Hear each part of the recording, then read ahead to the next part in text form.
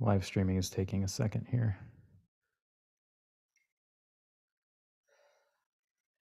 Actually, yeah, we won't start until that gets sorted. That's a good shout. Yeah.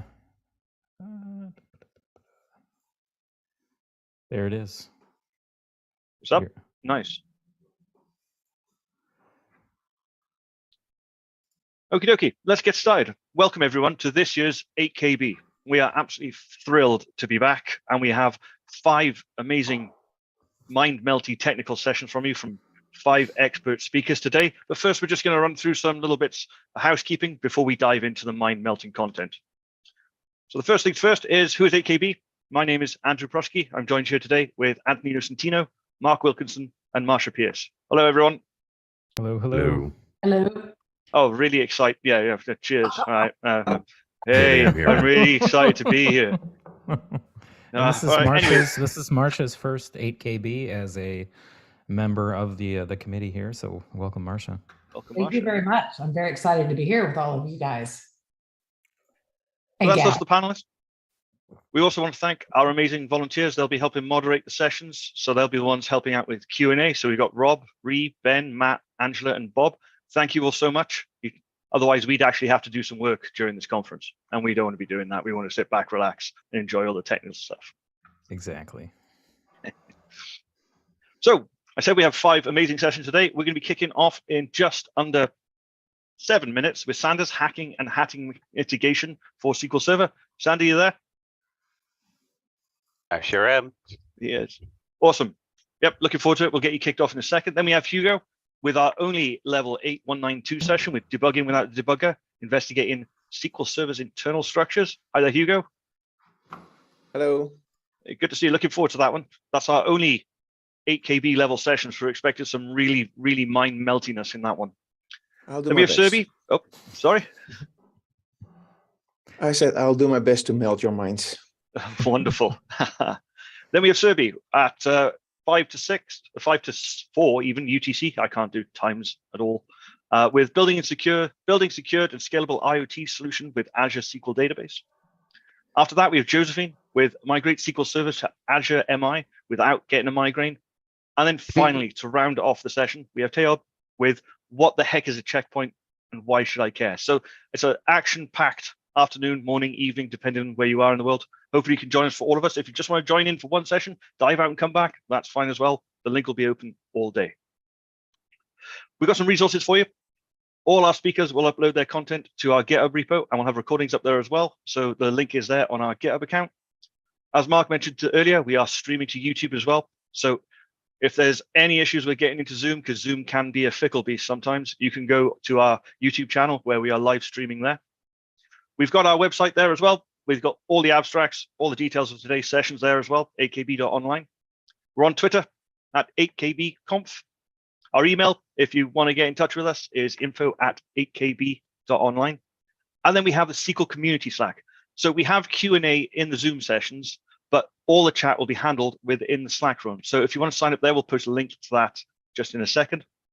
And then finally, the feedback forms. It's on our website, 8kb.online/feedback. We have feedback for all the individual sessions and for the conference in general as well. So please do leave feedback. Let the speakers know what you like, what you didn't like, and let us know what you like about the conference and what you don't like about the conference, because we're always trying to improve, make this better for yourselves. I mentioned the SQL community Slack. Here is the sign up if you're not already in there. All the chat will be handled in there. People will be hanging out all day. So that's aka.ms/SQL Slack. We've got a lot of people in there. I think we've got about 600 in there at the moment. So we've got quite a lot of people in there having a chat, talking about the sessions. But any questions for the speakers, if you do post them in there, phrase it with a question, and then we'll see if we can pick it up. But please try and use the Q&A within Zoom itself. And finally, I'd like to thank our spot. Oh, no, wait, we don't have any. We have absolutely no sponsors whatsoever. Me. So what we do is we sell T-shirts to support. I mean, it's an online conference. Basically, all of our costs are covered. It's just basically the Zoom license. So we sell T-shirts on our Bonfire store. If you want to check that out, the link is at the bottom there. Please help us. Please help support us. Keeps us continuing to be able to run this conference. I was just about to say how professional you sounded during this whole intro, and then you did that. What did I do? It's all Well, no, but downhill. the sponsors. Okay, so coming up in 3 minutes, we have Sander with hacking and hacking mitigation for SQL Server. I'm really looking forward to this one. Sander, you good to go, mate? Yeah, sure. Let me tell you see what if we'll I do. I will stop sharing my screen for a second. Yeah. Let's see if I can share my screen. And let's do a tech check with you sharing your screen. Ooh, Looks good to me. seems to be working.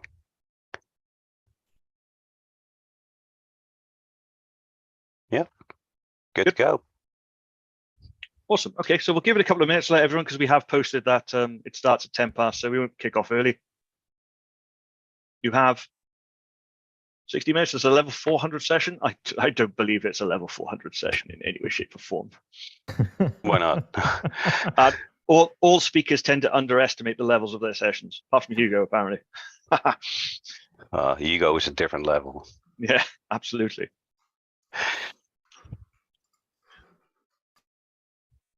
Okay, so we've got this. And then Hugo's, Serbi's, Josephine's, and Teob's. How's everything looking in the Slack channel? People Getting are busy. chatting. People are chatting away. Excellent stuff. There is chatting happening. Can confirm. Oh, and Bob is posting some sort of Calvin and Hobbes cartoon here as well. Only the best. Today is notification overload when we're looking at all these different screens. Yeah, there's quite a lot going on at the moment. So yeah. So just a quick side note about this session. I think in our community, security in general, I think is an underserved topic in the speaker world. And so we were super excited, Sander, when this popped in, because I think this kind of knowledge is stuff that our community needs. And so having this recorded, put it out there is fantastic. So thank you for the submission. Appreciate that. Yeah, I've been wanting to do this for a long time. So a lot of things can go wrong if you don't. It then all stacks up, right? So if you make one mistake and another, and suddenly you're in trouble. So you'll see that later on if how we do lateral movement and all those kind of things. So it's gonna be fun. I do want to say I broke my lab on Monday, so I recorded everything so I don't break it during my live presentation. So.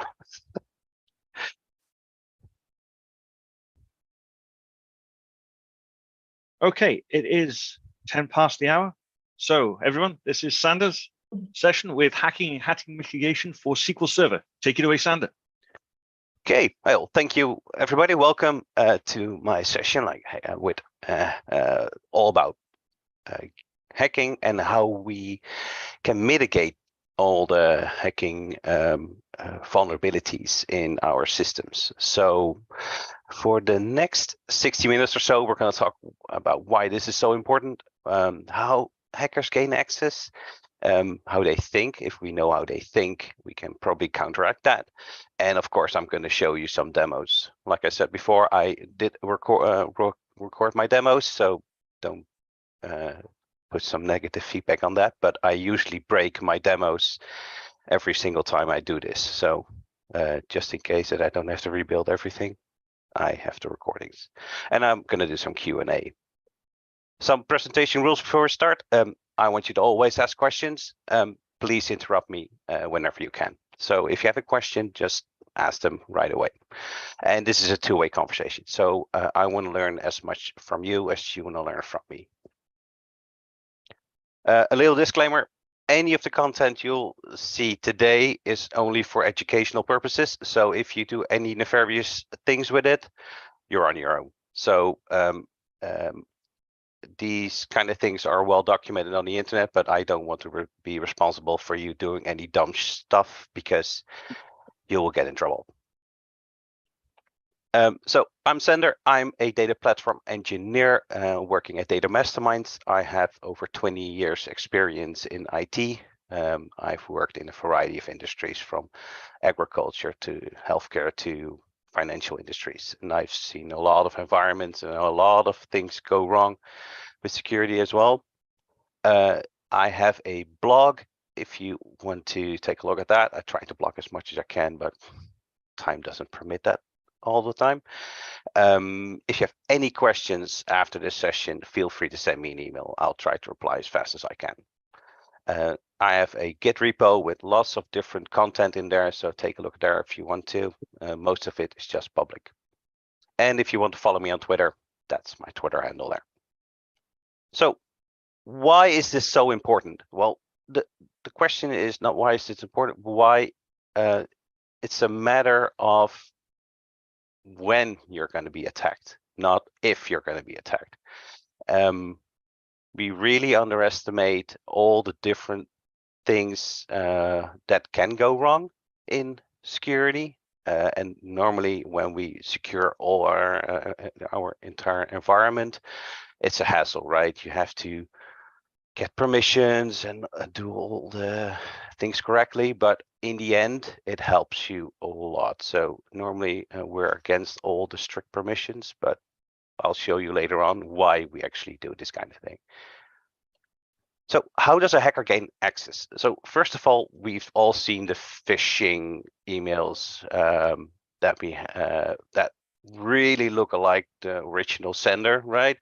Where they even do things with the logos and the complete same text, but just have a link. Don't click on these kind of things. Make sure you educate people in your company to make sure that people don't click on those kind of links. USB key malware. Don't put any USB keys in your workstations that you're not familiar with, right? There could be anything in there. I have a couple of these laying around. If I put that USB stick in your laptop, everything is mine on there, and you wouldn't even know it. Scanning networks for vulnerabilities. We have a variety of tools to go in there. We can use Nmap, for instance, to scan for open ports or vulnerabilities. We can guess passwords or socially engineer them. We can call up like I lost my password or anything like that, and then act like somebody else.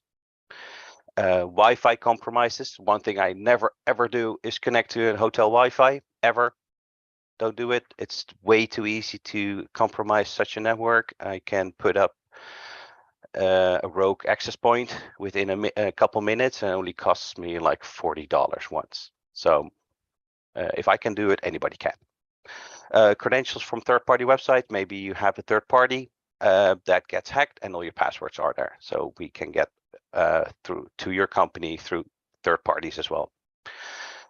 Compromising web-based databases. You might think that SQL injection is no longer a thing, but it's still very active, and still due to bad coding practices, it's still a thing since the 1980s, something like that. And insider attacks. So people from the inside are a big threat. So they probably know about your network. They know all the servers, maybe even some credentials. So you need to be aware of that as well.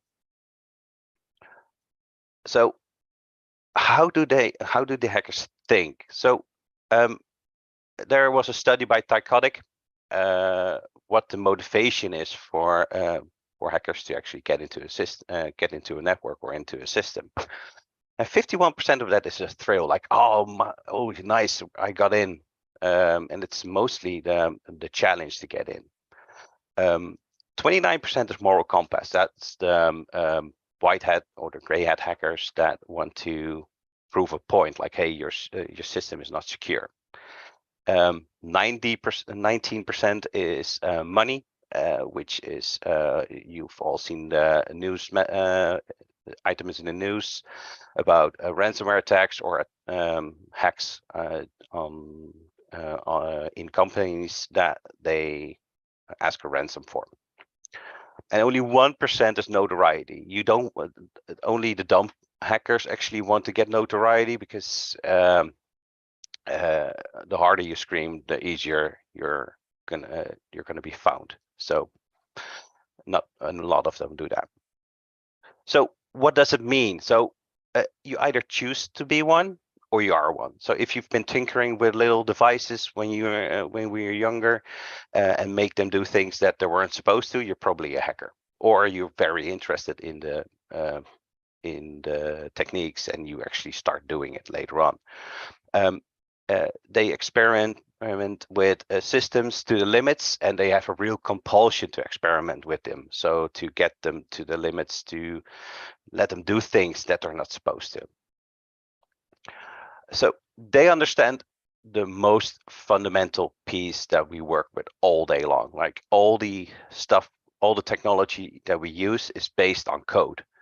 So if you understand code, you can probably tinker with a lot of, if you can talk with applications and let them do other things that they're supposed to. They want to control and command all the systems, and they learn very fast. So they learn during an attack, like, okay, I need to do, this is not working, let's try something else. And they learn very fast how to get into systems. So let's go into some demos, because that is the most interesting part. So the first thing we're going to do is something with SQL injection. And we all seen this cartoon of Bobby Tables, that he did something and suddenly all the entire database is corrupted. What I'm going to show you is using an application called DVWA, definitely vulnerable web application. It's freely available on GitHub. It works. This one works with a MySQL database, but it could be any database on the back end. The techniques are still going to be the same. So let's play this little thing, and I'm going to talk you through it, what's going to happen.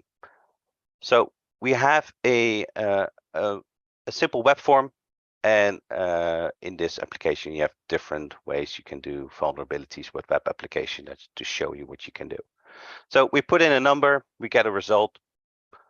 Very easy way to do this. 2, gonna get another result, and we can go on and on and on. What's going to happen next is we're going to try to figure out if that field is vulnerable for a SQL injection attack. So what normally happens with SQL injection is that you have a concatenation of text, and because you put in a certain value into a field, then suddenly it works differently with a query. So what we put in here, let me pause this for a second, is a percentage sign. So if we have a select star from users table, and suddenly where ID is, and then a single quote, and if you put the rest of the code that I put in the field right here next to it, it's going to say, okay, get me everything, and or 1 is 1, which is always true, and then it's going to end the query. So if I submit that and it's vulnerable to SQL injection, I should get something that the system is not supposed to do. That is basically what SQL injection is. This is the easiest example. We can do even more. So if we do stuff with the next part, what we're going to do is we're going to select some, I'm going to say 0, 0.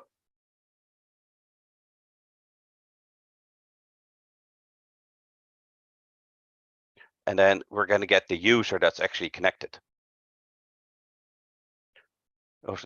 And that is the DVWA at localhost. You're not supposed to know this information, right? So that's only supposed to be on the web server. We can do the same thing for the database. So instead of getting the user function, we can put in the database function as well.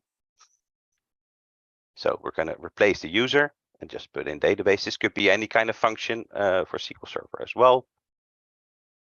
And there we've got the DVWA database. So the next thing we can do, we can even explore this further along. So then what we can do is we go in, and now we're going to get, if I'm right, we're going to get the tables, so the table name, from the information schema tables.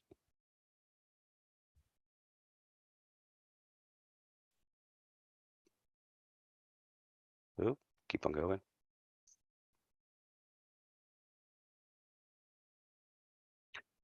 And there we are. So now we have all the tables. We shouldn't be able to get that information. So if so this is probably not going to be very effective. So we might want to look for low-hanging fruit. So what the next thing I'm going to do is I'm going to select anything that is start with user, something like that. Come on. Yep, we're going to put in a where clause. Where, there we go. Your table name is like user.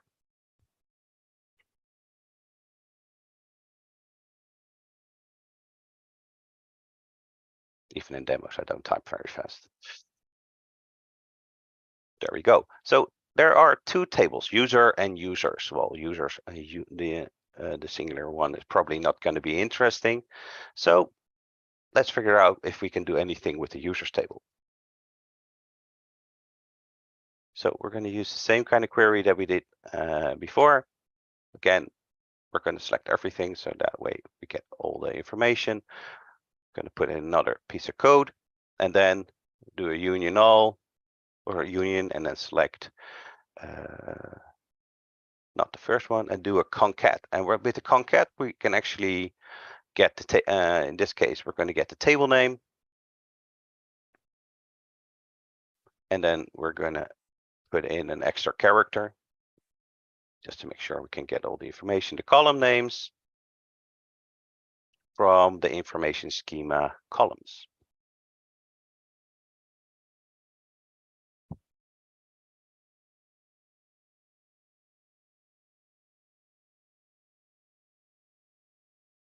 Where the table name is, of course, the users.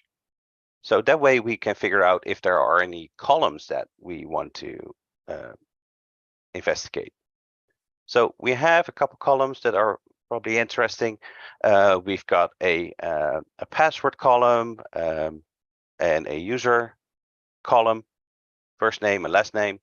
So the next thing we want to do is going to select the information from that table and get the password and get the username. Maybe that is a weak password, and then we can do something else with it.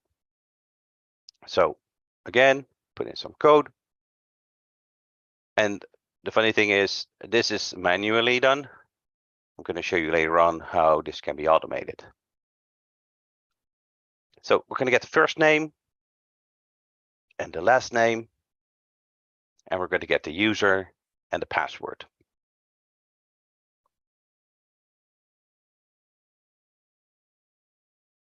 Go. Password and end it.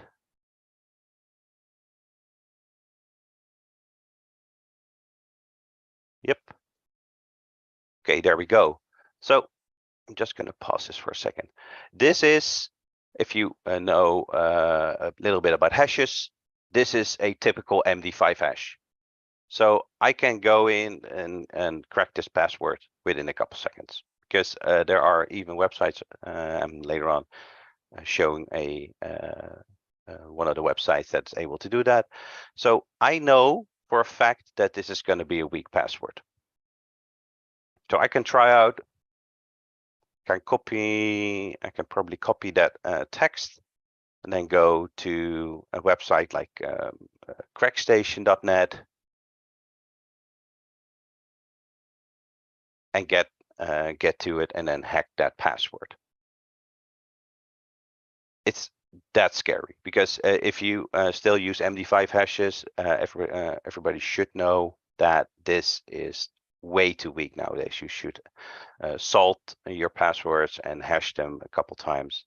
So you really don't want to use that technique. But in this case, it's a vulnerable web application, right? This is the entire goal of this application.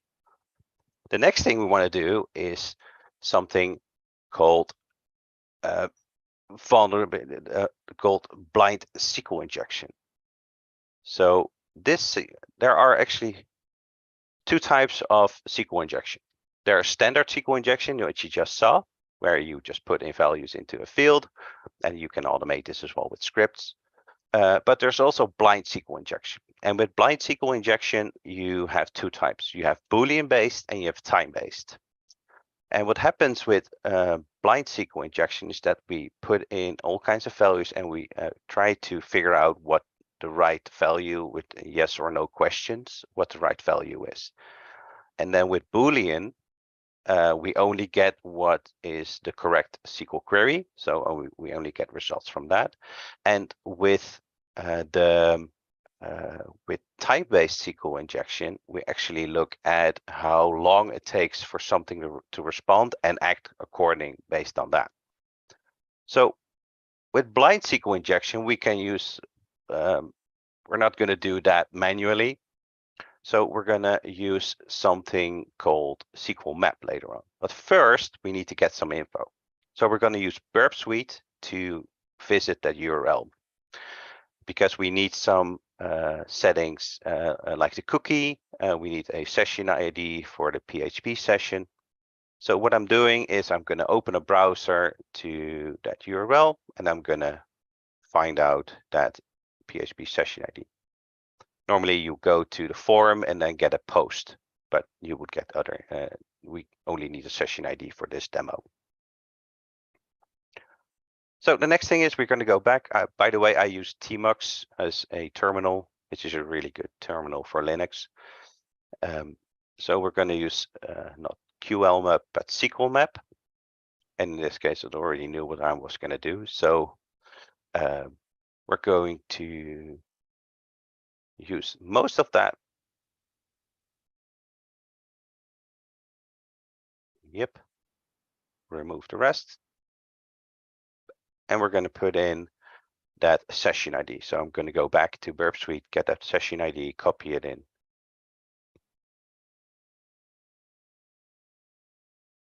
There we go. Copy that. And I want to emphasize these methods are well talked about on the internet. So this is not something new. So this is our cookie that we want to use. And we're going to put in some data because otherwise it's not going to submit anything. So we're going to put in an ID. It doesn't really matter which ID we put in, as long as we put in the ID, because we know the ID field, which is in the form, is actually vulnerable to SQL injection. Okay, so the -p is going to indicate which field in the database we're going to use. And then we're going to look up all the databases. And these are all the databases that are on the system. So in this case, we used it tried a Boolean based, which didn't work, and then it did an error based. But this with the time based, it actually got through to the MySQL server. Again, this could be any database system in the backend because this all works the same. So let's clear the screen. And we're going to do the same thing, but then we are going to get the tables.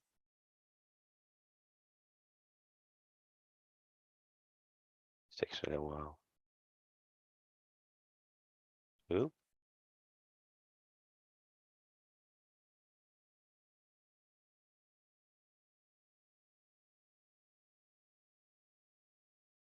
No, that's not it. Sander, do you have time for a couple of questions while you work on that, or do you need to wait a minute? No, sure, go ahead. Okay. One, so from the very beginning, when you first were introing your topic, what is the alternate to public Wi-Fi? I get calls all the time and I have to pull over and sign into work. Well, I may need to emphasize that. Don't connect to a public Wi-Fi without a trusted VPN connection.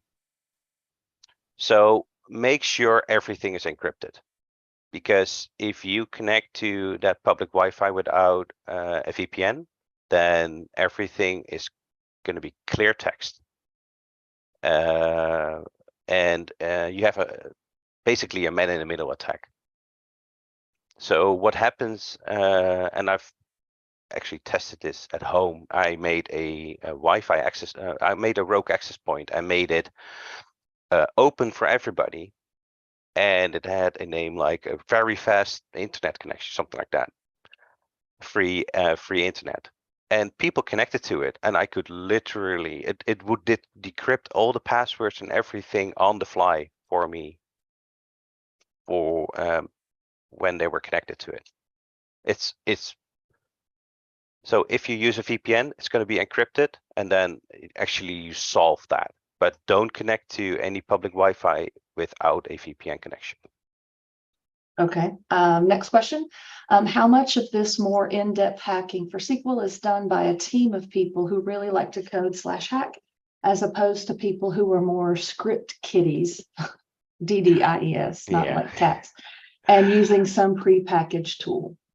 So most of the stuff that I show you is used by script kiddies as well. So they use articles on the internet and try to get in.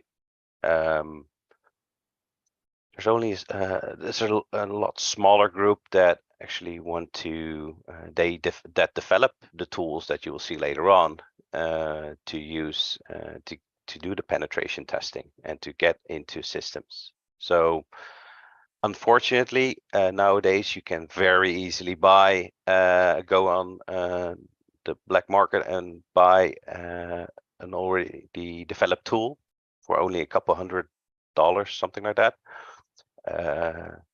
So yeah, there's a pretty big group that uses that, unfortunately. Okay.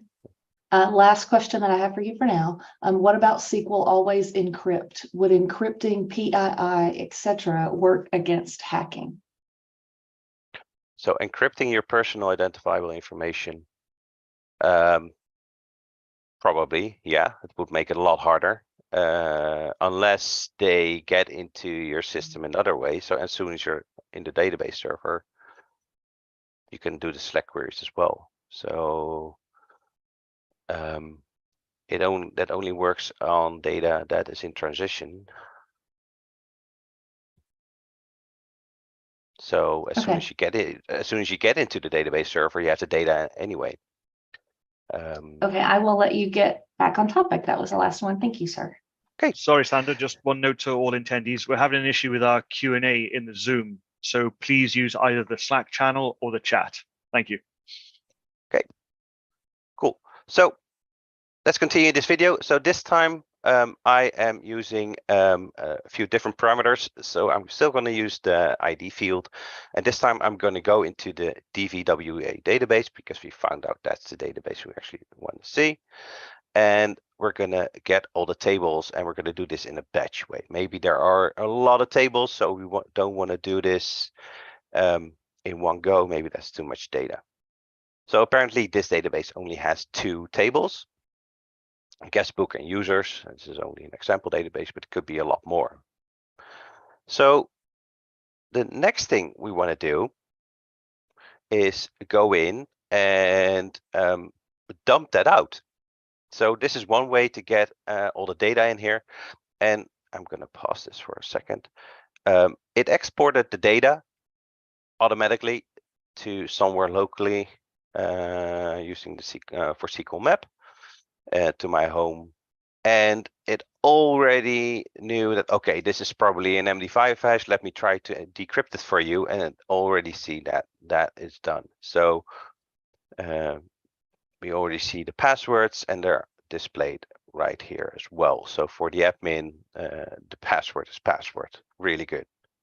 Fine. But this is how easy it is. So if you don't have proper hashing in the table of your passwords or anything like that, anybody can do this as soon as you get in. There's another way that we can do this, so we don't have to. Oh, I'm first going to show you how to what it looks like for the CSV. So it actually exports it entirely for me.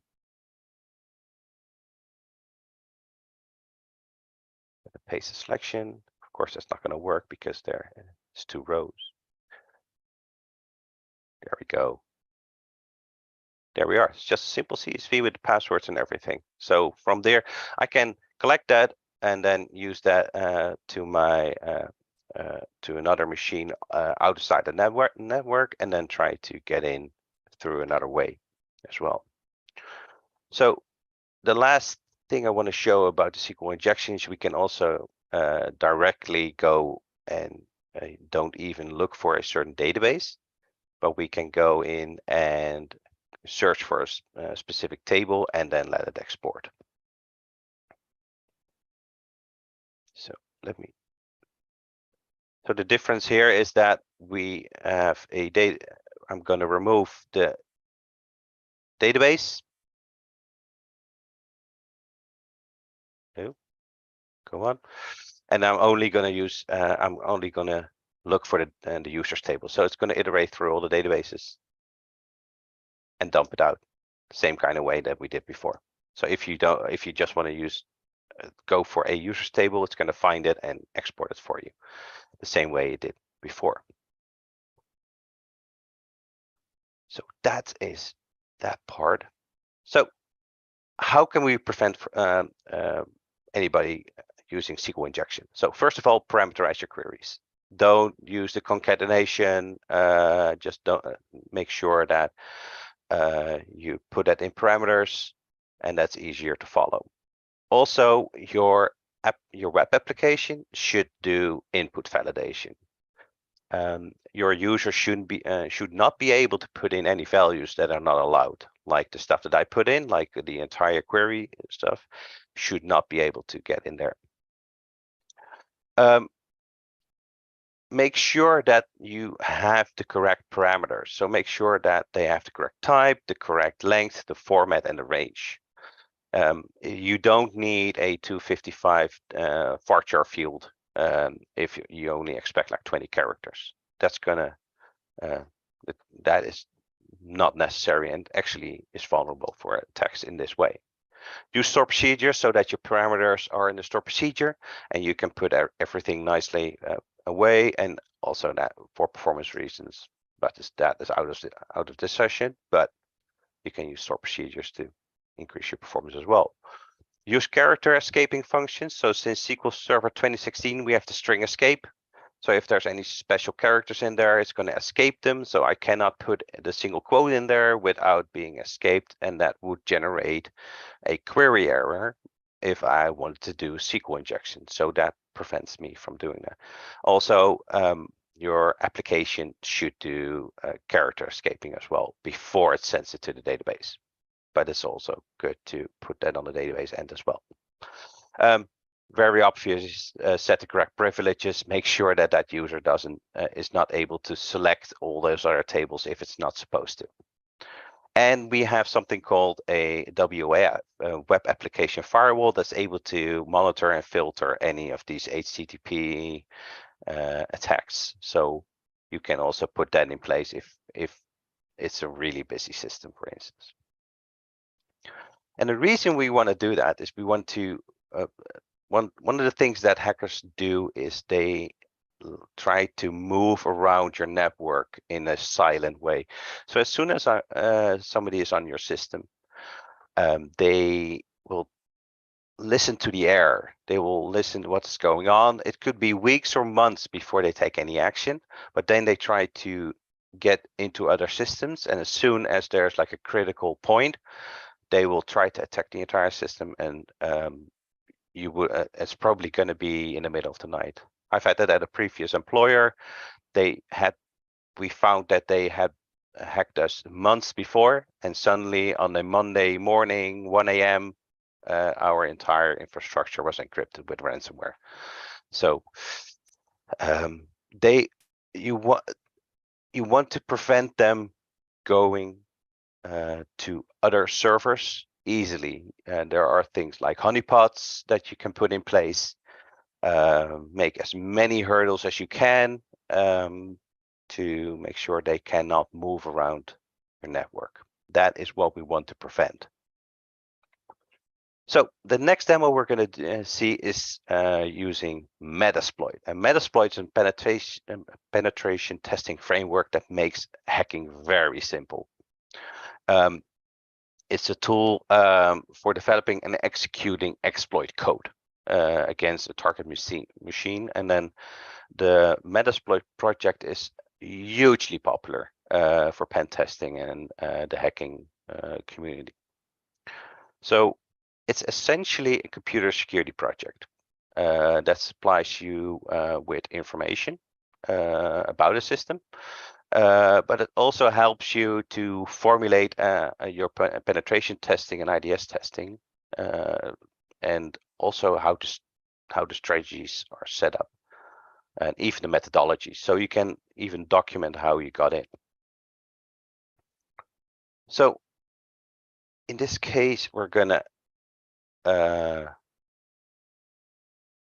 we go and play. This is really annoying. So first of all, we're going to use Nmap. We want to find out if there are any SQL servers in our network. In this case, we're going to use -sv, which is a TCP. Let's Nmap know we want to do anything with TCP. We can also do UDP if we wanted to, and then it will be SU. So, and we're going to scan all the addresses between 10 and 50 on port 1433. And this is going to take a couple seconds. And it's probably going to come back with 3 hosts and only one that has port 1433 open. There we are. So it gives us some basic information, the IP address, of course, and then the it's Microsoft SQL Server 2019. We already found that, and it has 1433 open. This is just one tool. We can also use Metasploit, which we start by typing msf console. And now we're in the Metasploit framework. And we can use something called MS-SQL ping. And MS-SQL ping enables us to essentially do the same thing. So we're going to use a scanner, MS-SQL ping. Let's change that. And then we have to set a couple options. So we're going to set the remote hosts. Well, in this case, we only have one, but you can put in multiple if you wanted to. We're going to set the threads, so we don't want to generate too many threads. And then we're going to do run. And this gives us some basic information about the database server. It's not clustered, which version it is, it has named pipes enabled, and that already gives us some information how we could probably get in. Maybe there's an exploit on that specific version of SQL Server. We can also do the same thing. We don't have to do it on a single one, so we can do this based on a subnet. So maybe we want to do the entire subnet and then do the same run, and then we can scan everything. The thing is, if you do these kind of things and you try to get into a system, you will probably be found, because that is something that comes up in monitoring, should come up in monitoring. So we found the same kind of thing. I just stopped it because otherwise it's going to go through all the 255 hosts. So we found the server. Maybe we can use something like password lists to log in, right? So maybe we already saw it wasn't a strong password. So we can use something called the MS-SQL login. And we can set it to a certain username or a user file. And nowadays, all the passwords and usernames are online, so we can download these lists and generate and use them if we wanted to. So in this case, I'm going to set the user file, and the next thing I'm going to set is the pass file. So I may have already known passwords, and it's basically going to iterate through it. So passwords txt. I'm going to set the remote hosts again, because that is which one we're going to attack. So if you're not monitoring on failed logins, we're probably not going to find out that there are a lot of failed logins. I'm going to set the verbose to false, otherwise I'm going to see a lot of failed logins. I'm going to set the amount of threads because we don't want to be too noisy. and then we're going to do run. And apparently admin has a really weak password. This is this could take a lot longer, but in this case I didn't have a long list, but otherwise it could take 3 minutes or even hours. And the next thing I'm going to do is I'm going to exploit. I'm actually going to use an MS SQL payload, and I want to try to get a connection to that database server without actually getting a connection. And that's what we call a reverse TCP. And what this is going to create is a Meterpreter session. So I'm going to set the L host. This is my local hosts. And I'm going to use port 443, which is not going to be noticed, right? It's going to be port 443 that's been trusted. And then I'm going to set the remote host. And then I'm going to set the username because we found that in the previous section. I'm going to set the username and the password. I actually typed this correctly in one go and do a run. And now it's going to execute a payload to that server, and we're going to see if we can get a connection. Something that shouldn't happen, right? And it's using all kinds of tools and all kinds of stuff in the background to do these payload deliveries to get there. So sending it, yes. So we have a interpreter session, and now I'm going to do sysinfo, which is a normal command in Windows, and I actually have information about this server. This is getting to a point where, okay, this is going to be a problem, right? So if we get to this point, and this is just one factor how we can get in, but there are many ways to get in. So somebody who wants to get into your system and gets to this point, you're probably going to end up with a compromised system. Okay, I'm going to jump in again, Sander, really quick. Go just ahead. A few questions before you move on too much. Yeah. How effective is SSL encryption? In what regard? I don't know. That's the question. You get to decide. Dealer's call. So SSL encryption only encrypts your connection to between 2 points. So I'm not sure what that would make it any better. If I can connect to your system. So the answer is meh. It's okay. It's not all you want to use. You better use other stuff, right? Yeah. SSL Okay. is not gonna. SSL is not going to be the only thing you want to do.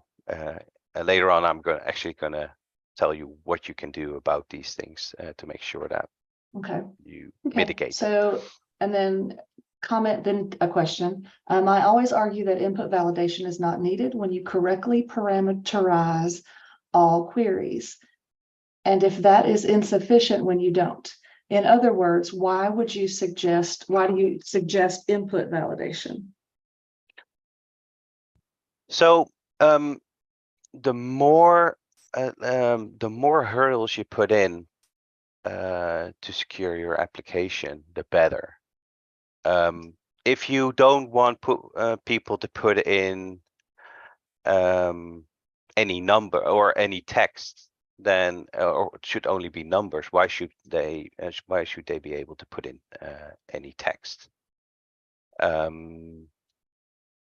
It just makes it more complicated to do these kind of attacks, to do SQL injection attacks, and it just makes your application more secure and better documented. So in the end, you don't end up with weird results in your database as well.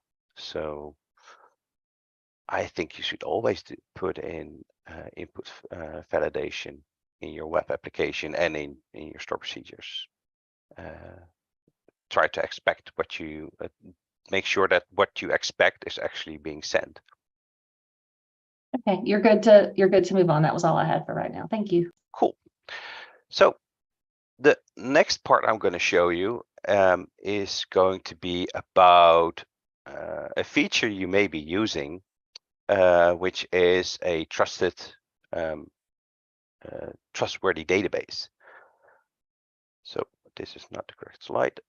So we got into we got some credentials. So maybe I'm using SSMS in this case, but I could use any kind of connection tool to get into SQL Server. But in this case, I'm using SSMS because it's more GUI and better to show what's actually going to happen. So I'm going to connect to that database. I already know the password because I got that extracted. And I'm going to connect. And I'm going to look at the databases. This is just a simple sample database with not many tables in it. They didn't need any tables. And we're going to look at the security. So there are a couple users. We're going to, of course, admin because we got in. SA is enabled apparently, and we got 2 other users. So let's take a look at user 1. User 1 is a SQL user, doesn't have any server roles, but does have a public role. It doesn't really have any permissions on the Trustworthy database, but it does have a user. So look, the database owner's SA, that's what we always put in, right? That is what we want. And then we go to the options, and you may have guessed in the options, the Trustworthy option, the Trustworthy configuration option is on. Okay, that is actually a problem because we can escalate this and then have a user who's not a sysadmin become a sysadmin. So let's check this again. He has no server roles in here. Let's go back to our Kali Linux instance. There we go, go down, yes. Apparently I was confused doing this demo. So let's go in and use another feature in Metasploit. So we're going to use something called the MS Escalate DB owner. This is in the auxiliary admin MS SQL and then MS SQL Escalate DB owner. Yep, DB owner.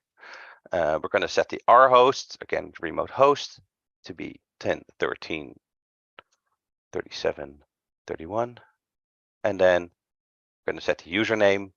And we found, just imagine that we found the same kind of password for the user 1 because we can already get in.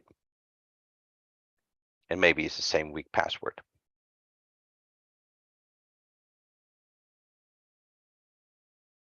So let me pause that for a second.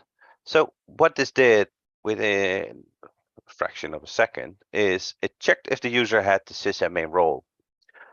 Nope, not the case. So let's see if we have a trusted database owned by sysadmins. That was actually the case. So that database was owned by SA. SA was enabled. We didn't have the SA password, so we didn't put it in. One affected databases was found on the Safe Trustworthy DB, checking if the user has the DB owner role in any of them. Yes, that's the case. And now you're a sysadmin. Congratulations. So let's check if that's actually the case, right?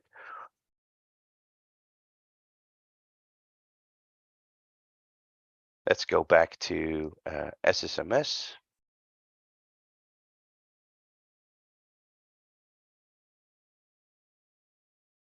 So let's go and look at the user. And of course, it's going to be a sysadmin. That was the sysadmin. The user wasn't the sysadmin. I just escalated it to be a sysadmin. And this is how dangerous trustworthy databases are. Because if I can get in and I put these scripts in, I can become a sysadmin if that owner is not set correctly. So one way you can mitigate this is by disabling the SA account or renaming it and making another SA that's actually your new SA account to use. So that was this. So do we have any questions before I show you the last thing? Checking really quickly. There are many. There's a lot of snarky crosstalk. Big surprise. Snarky crosstalk. No, snarky crosstalk. Yeah, that's the name of my college garage band. No, I think you're good for right now. Go ahead. We'll Okay, cool. we'll So wrap anything else up at the end. cool. Let me get a sip of water. Oh, while I'm So- unmuted, you have 13 minutes, sir. Yeah. I'm gonna make that. Okay. Okay, cool. So the last thing I want to show you is a golden ticket, and a golden ticket is a Kerberos ticket granting ticket that is manually created by an attacker that can grant any ticket to any service on the network. And to explain what that is, in short, it's the KRB TGT is the Kerberos Distribution Center service account used in a Windows domain to handle all Kerberos tickets, ticket requests. So that account password is used to encrypt and sign all the Kerberos tickets issued by the KDC. And with that, the account password is only known by the Kerberos service and the domain admins. So what we can do, and in this case, we have one thing we want to prevent is that normal users get into the domain controller system drive, because as soon as we get in, we can probably get the Active Directory database, pull that out, and then offline use other tools to decrypt that, because we can get all kinds of resources nowadays in the cloud, spin up virtual machines, and then use that to decrypt things. So what we want to do here, so I'm going to show you that this user 1 has no access to this domain controller. What we're going to do is we're going to use Mimikatz. And Mimikatz is one application that can be used to create this golden ticket. I can do this in Metasploit as well, but I wanted to show this in a virtual way. But I can just put this in memory only, so it doesn't have to be an application. So just go a little back. So what I did here is I used the DC sync function in Mimikatz to dump everything out. And one thing I want to use is the SID and the NTLM hash.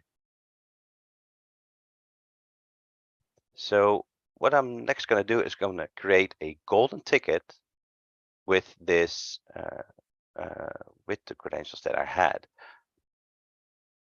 So I'm going to use the user administrator, could be any user. I'm going to use the domain, mlab.io. This is actually my domain that I'm in. I'm going to get the SID.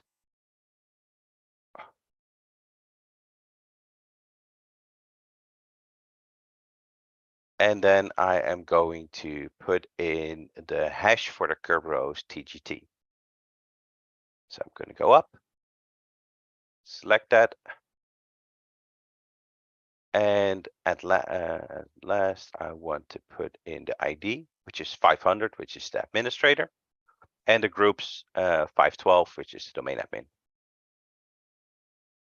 This is, by the way, default. I want to put in the renew max, which is 10,080 minutes, which is 7 days. A golden ticket. I want to save that ticket locally for reuse. And then I'm going to clear the screen. I'm going to list all the Kerberos tickets that I have, so I can show you there are no smoke and mirrors. I'm going to load that Kerberos ticket using the PTT, pass the ticket. That's what it's actually saying. And now it's loaded. I'm going to, it has the administrator.io, a normal expiration date, and it's using that domain. So the next thing I want to do is, of course, I typed this wrong in my demo, but it should be miscellaneous, not msic. So it's going to be miscellaneous, and then we're going to use another command and that pass the ticket that I had. So at this point, I'm going to do the same stuff that I did in the other command prompt. I'm going to copy the dir command because I'm just lazy and I just don't want to type. And now I have access to that domain controller. From this point on, you're in trouble because I can get that data. I can get all kinds of information from the domain controller. I can get the database, pull that out, and then decrypt that somewhere offline, and then not even make any noise on the network from that point on. So this is how easy it is. I can do this through Metasploit as well. And then it's called load kiwis, same kind of command, same kind of way to do it. I don't even have to change tools, but this is just one way I can do it. So how do we prevent this? So one thing you want to do is change your Kerberos TGT password regularly. So Stake is one of the centers that has a lot of standards. Says it to change it at least 180 days, but Microsoft says do it regularly. But I wouldn't do that too many times because you have to be aware that changing the Kerberos TGT password will affect almost all Kerberos operations. So any tickets that have been issued are going to be invalid. So don't do this too regularly because all the it's going to wreak havoc in your network as well.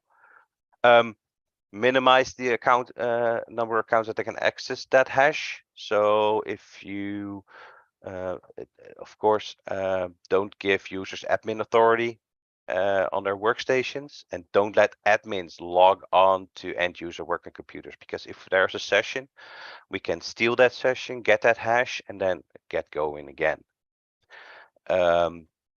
Monitor your environment. So one of the things you want to do is to check for long TGT lifetimes. So by default, if you create a golden ticket, the lifetime is 10 years, which shouldn't make sense. Normally, a ticket is like 7 days. Don't go in controller activity if there's a lot of application replication going on, or if there are any executables on your domain controller like PowerShell scripts or VB scripts, then you really want to monitor for that. Any changes in privileges, especially the stuff that I did with debug the privilege debug that you saw, that is shown somewhere. So if it's suddenly enabled, you should investigate immediately, but you need the right tools for that. One thing we have within Data Masterminds is we don't use legacy antivirus. We use something called CrowdStrike, but there are other applications as well, like Sentinel-1, and they do really sophisticated memory scanning as well. So where legacy antivirus scans for files, you should really look into other tools like that use something like they actually use AI to learn how the viruses or how the attacks spread. So pointers to remember: security is a mindset, right? You need to make sure that you have the correct mindset and make the right choices from the beginning. Hackers think differently. They're not admins. They will try to break everything and make sure and to get in.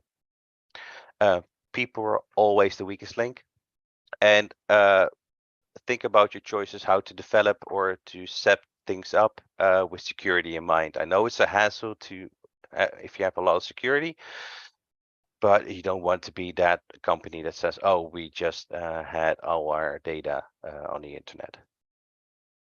At last, one thing I always what I like to do is use TryHackMe. TryHackMe is a website that lets you spin up labs and then have something like some sort of capture the flag kind of construction where they give you little assignments and you learn how to get into systems or even protect them as well. So this is a good learning resource if you are interested in it. CIS is the Center for Internet Security, has a lot of standards, how to do things, how to set things up.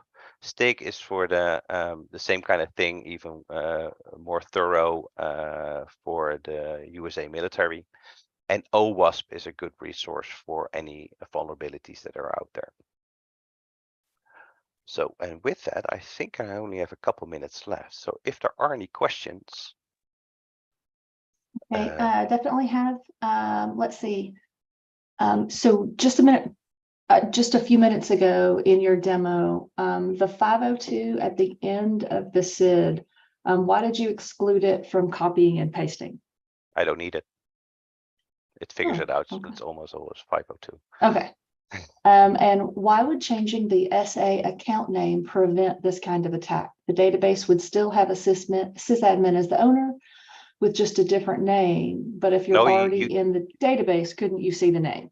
So you keep it as A, but you disable the SA account so it can't log in.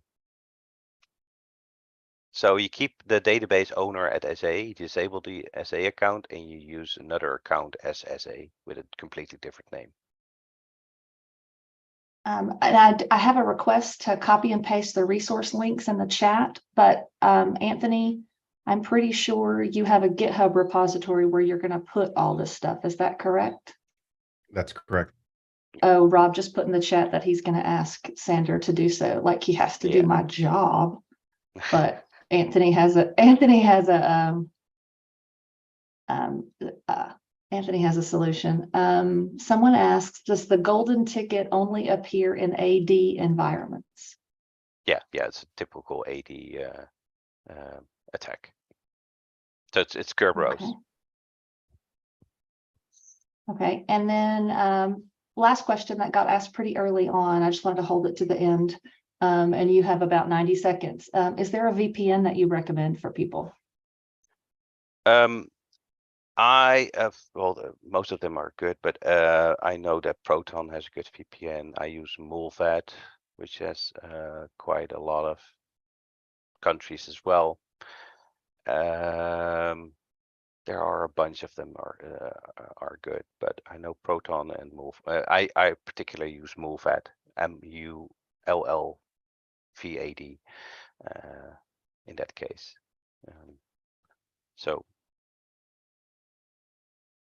But yeah, make sure that you have a VPN connection when you are on public Wi-Fi all the time. And otherwise, don't connect to a Wi-Fi connection. Cool. Okay, and then that was it. I think let me check YouTube really quickly. Let's see, how does Zero Trust change things around related to the threats just covered? And this will be the last one. How does Zero Trust? So if you don't trust anything coming in, then there's no way to get in, right?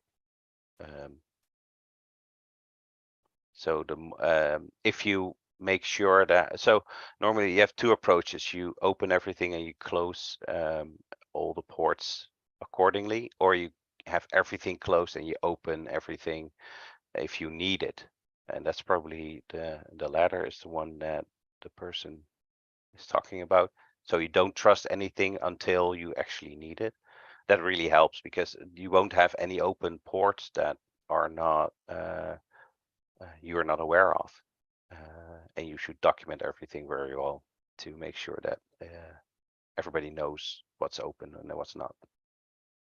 Awesome, and we are at time, so I will Good pitch it back over, I guess, probably to Rob. I'm going to send you a question in the chat that I'd like you to answer, please, sir, and I'll answer it on YouTube since we're done here. Cool. I'll stop sharing my screen then. Wonderful. Thank you so much, Sander.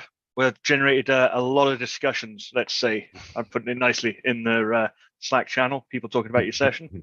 So thank you so much for presenting for us. Cool. How's everyone doing? Is that mind melty enough? First session of the day? Yeah, it's a good. Let It's a me good, share good my start to the screen. conference. Very good start to the conference. So we just want to say to everyone before I share my screen, we've had an issue with our Q&A box, our Q&A abilities in Zoom. It's the issue is called Mark Wilkinson. We're really sorry. Oh man, so we that don't have issue- Q&A available. So yeah. please ask in the chat or in the Slack channel. This is the second time. Mark, that issue has popped good up. intentions, Wilkinson. How does that bus feel, Mark? Ben, can I share Yeah. my screen, please? Yes. I Thank was just trying to get the message out that Anthony tried to send through chat, but it got out to a rather limited group of people. Yes, 100%. We will be uploading everyone's. That's also Slack. Mark's fault too. So. No, What? It's We will Mark's also fault be- that you couldn't reach everybody, but it's your fault that you were just sharing it with the organizers. So, I mean, talking about being inclusive and stuff. And we had it already sorted online in YouTube on Slack, but apart from that, perfect. yeah. So all the speakers' resources will be available in our GitHub repo after the conference. We get them all uploaded, and we'll have individual recordings of all the sessions. I think the full conference will be available pretty much immediately after we finish, because we're streaming live to YouTube and it just stays there then. But then we'll get Anthony to go ahead and do some editing for us, the editing genius that he is. So I let me can grab the copy and screen there, Ben, paste. and I will get the next session slides up. Here we go.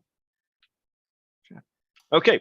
So am I sharing the right? Yes. So please do leave feedback for Sander at 8kb.online/feedback. There's also a link there for the entire event feedback. So please leave feedback there if you have to drop out now. But if you are attending for the rest of the day, please do wait till the end for the entirety of the event to leave feedback for that. And then on next, we have Hugo. We've got a few minutes, so we will give it a little bit. But at 14:25 UTC, we have our only level 8192 session of the day with Hugo debugging without the debugger, investigating SQL Server's internal structures. So this is going to be good. This is going to be some mind-melting content coming up for us in about 10 minutes, I think. So we got a bit of time. Well, we do have another question that came in via Slack. Oh, go ahead. This question is for Ben. It's William Durkin wondering if you have a real job or if you just hang out at conferences all day. Neither, because at some point I have to build Legos, and he should know that. That's true. That's true. But to be There's fair, there's a been a few people on this hashtag. panel that question could apply to as well. What? Have you even met me, Durkin? I actually think it could apply to William, given Right. how many conferences he's no, involved in. Yeah, but I mean, he's mainly there for the food. He's not really doing any work for it. So, Oh, okay. Wait, Ben, when we're talking about being there for the food, that's like the pot calling the kettle black. well, You enjoy a good meal. I enjoy a good meal. what is happening? So what distro was Sander using there? Was that Kali Linux? Yeah, it looked like It was Kali Linux, was it? Yes, it was. Yeah. I still get made fun for using Ubuntu. as you should. I like my purple terminal.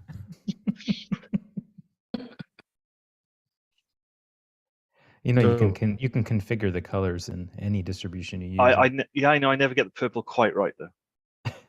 Mark just writes his own terminal. Oh my gosh. So serious question. So picking VPN providers, aren't you just handing your trust over to somebody else? Yes. So then how do you know you can trust that person or that group? But isn't it? VPN server? It depends on your risk profile, doesn't it? Right. Because Well- your risk of a public Wi-Fi is that somebody is sat at the the local coffee shop outside No Santino Industries, outside Pure, waiting to catch everything that you all do. Can we Yeah, stop if talking you about then use a people using VPN, public Wi-Fi? You're hiding inside, many more. So it's much harder for Anthony No Santino Pure stuff to get attacked. And I think that's Right. the thing. That's the value. So do any VPNs come with any kind of financial guarantee? I mean, sometimes services do, right? That they have insurance for if you get breached or whatever. And I'm asking seriously because I don't know the answer. I don't think Don't they know. do. Right? That would be like, I mean, no, not that I am aware of. They do not. Okay. Most But of the They might time, have. why you pay a lot of due diligence to who your VPN is, like, and what their rating is, and who their CISO is, and what they're doing to keep track of it. Yeah, but William puts in the chat a valid point is a famous VPN company was acquired by somebody, and then there you go, right? And so that then ownership changes, direction changes, and I guess you just cancel your subscription then, right? And you change, but you're just Yeah. handing your trust over to somebody else. So Well, and just to give Anthony more ammo to make fun of me, you could also run your own VPN server at home if you trust your home connection. Yeah. Do you do that, Mark? I absolutely. Come on. Hey, to be fair, I do that as well. It's nice and simple to get one up and running on a VPN on a Raspberry Pi. Nice and easy. Connecting. We do Same. the same thing. My husband was a security guy. We have our own VPN at the house, but they have to have a security expert to make that own VPN. I I'm guess saying when I'm- that Raspberry Pi is It's rather not hot, so it rocket could be science. mining crypto at this point. So.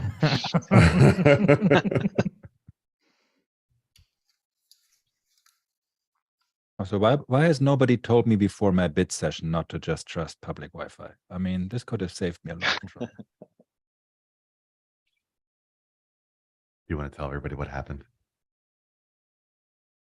No. He does not. No. Talk about it. Oh, there's a story here, huh? Hold on, There were before I Hugo was gets using started, There were Wi-Fi and accusations someone made, by the called. way.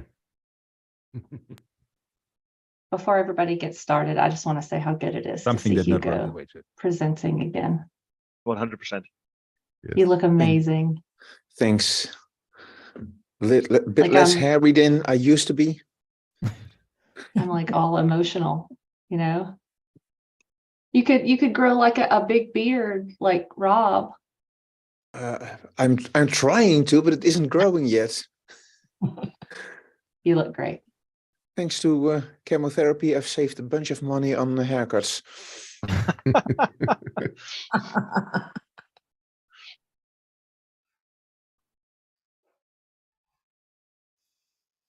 But thanks. It's good to be back. In the chat, William says, hairstylists hate this one trick. You know, that clickbait you always get. So cancer. Oh, yeah. Awesome. Works all the time. We have about 5 minutes. What I'll do is I'll stop sharing my screen, Hugo, and you can grab yours. We'll do a quick tech check, make sure everything's working okay, and then we'll wait for. Sure. Let me see if this works. I think I have to share screen too.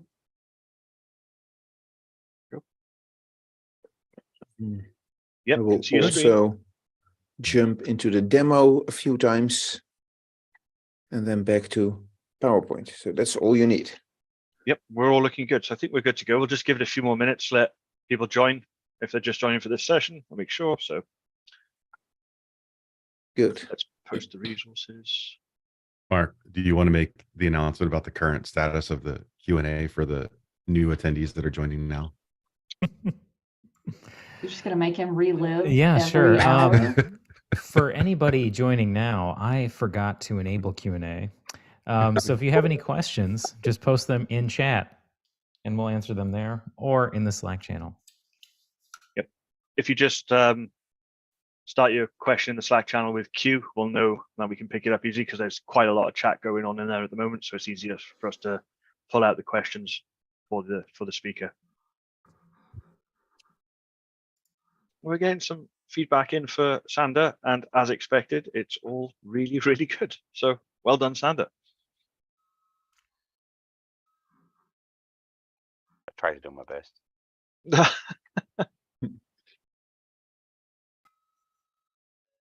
Oh, also, if anybody has any feedback about what I could do wrong for the next 8KB, just let us know. You're creative enough. Why not just keep doing what you're doing, Mark?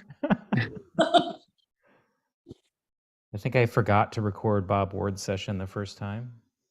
There's Oh, that. session, don't forget. Well, we're all ex-DBAs, so we have redundancy here. So when when Mark forgot that, we were actually streaming live, so we managed to get the missed bits from the live stream, so that was fine. And then we've also got the Slack channel and chat. So yep, we're all good. So what you're saying is you didn't put on the Q&A on purpose because that would just be a third way of getting questions, and that's confusing. But we're Right, DBA, Mark? so it gets added to the checklist next time because, right, we just never repeat the same mistake twice. Well, to be fair, it was on the checklist this time. So perhaps you should add to the checklist that you should check the checklist. Ooh, that's a good one. Shots fired. Wait, should the first thing on the So Andrew, checklist be Mark, how long create have the you been friends checklist? not counting today? That is the first thing on the checklist. What's that, Ben? I was wondering how long you've been friends not counting today anymore, given all the shots getting fired here. Yep. I don't know. How long have we known each other? I don't know. It's been a while. Yeah. Longer For than the I- record, he did not Oh, ask how by the long way, you've known listen each carefully. other. I He asked how long have you you've been friends? Well, right. I mean, Thank you. Oh, I'm immediately Ree. friends with everybody that I meet, so it's just how long I've known you. it's just the reason why I just got kicked out of Zoom and had to come back. Oh, we started talking about friends. What's So that? we decided to kick you out. Yeah. Well, I just checked, Anthony, and I don't have permissions to do that. So the obvious suspect was not it. I was going to say, Ree would have been my first guess for reasons. Also, Mark, I'm friends with everyone Wilkins. I just kicked Anthony. Just Yeah. leaving that out there. Things can change. It's very fluid.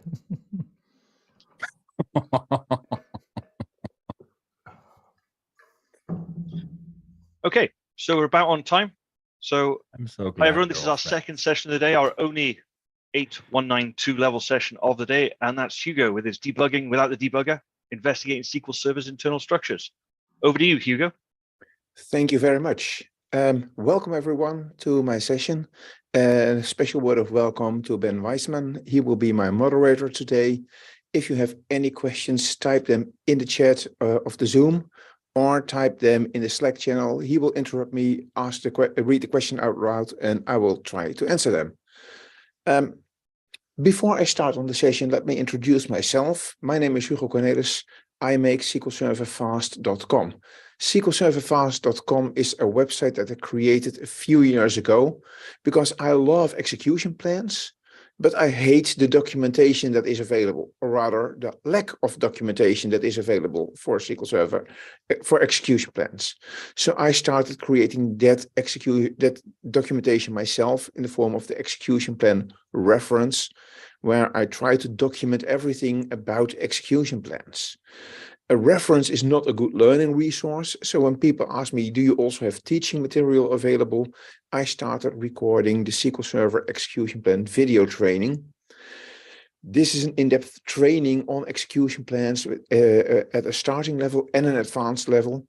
Some of the videos are available for free. Some require a small amount of money to gain access. That access is then for life. And if you are watching this and you are a fast decision maker, then you can buy access to all my videos with a 10% discount if you use as code the name of this conference, but of course in true geek style, converted to bytes. I also have other content on SQLServerFast.com, like my blog, like some longer articles and resources. I will later upload the slide deck and the demo code to this the GitHub resource of 8KB, but you can already download it now just by going to SQLServerFast.com, then click Other, click Presentations, click Presentation Resources. You will see a list of all my presentations. Just click the one called Debugging Without Debugger, click the download link, and you will have the PowerPoint and the demo code. I do a lot of other stuff as well, but nobody really cares about that. The only thing people really care about is how to contact me. If you have questions that you do not get around to asking now, if I go too fast and you can't even keep up with question asking, or if you watch this video later and you have a question then, mail me or tweet me. I'm always happy to try to reply to questions from the community. So these are my contact details. Use them as appropriate. The main attraction of today will be the window spool operator. The window spool operator is one of many operators you can find in execution plans. And what it does is it stores incoming rows in an internal work table and then uses those stored rows to send that data multiple times to its parent operator. Now, this is a rather generic description that goes for all spool operators. It also goes for table spools. It also goes for index spools, and even in a way for a row count spool. But the window spool is specifically for use with windowing functions. So before we dive into the internals that will be the main attraction of today's session, I will first give a short explanation of what the functionality of the window spool is. That was the wrong screen. I need to be here in the demo screen. So first things first, I have created a special instance of SQL Server for testing purposes, for this specific test, where I have a TempDB with just a single file. That is not a best practice, but it's easier to find stuff in a TempDB of one file than in a TempDB of multiple files. I've created it large enough to make sure it won't auto-grow, to make my environment more stable, small enough to prevent IAM change. It also simplifies my search. I will get back a bit later to this a bit later. And for the demos in this session, 10 megabyte was enough. I also have disabled parallelism by setting the system-wide max DOP to 1, another absolutely not recommended setting in a real production environment, but I've done that to facilitate some of the tricks I'm going to use and make my life a bit easier. So here is a query where I use an aggregate function in combination with the over clause.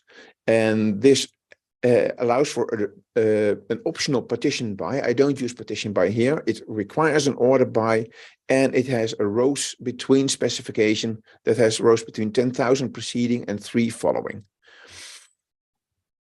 If I execute this, and I will enable the live query statistics, I can talk you through the execution plan while the query is running. Now, what happens, starting with the following the data, we do a clustered index scan on the sales order detail table. And if you look at the details, it helps to click in the right spot.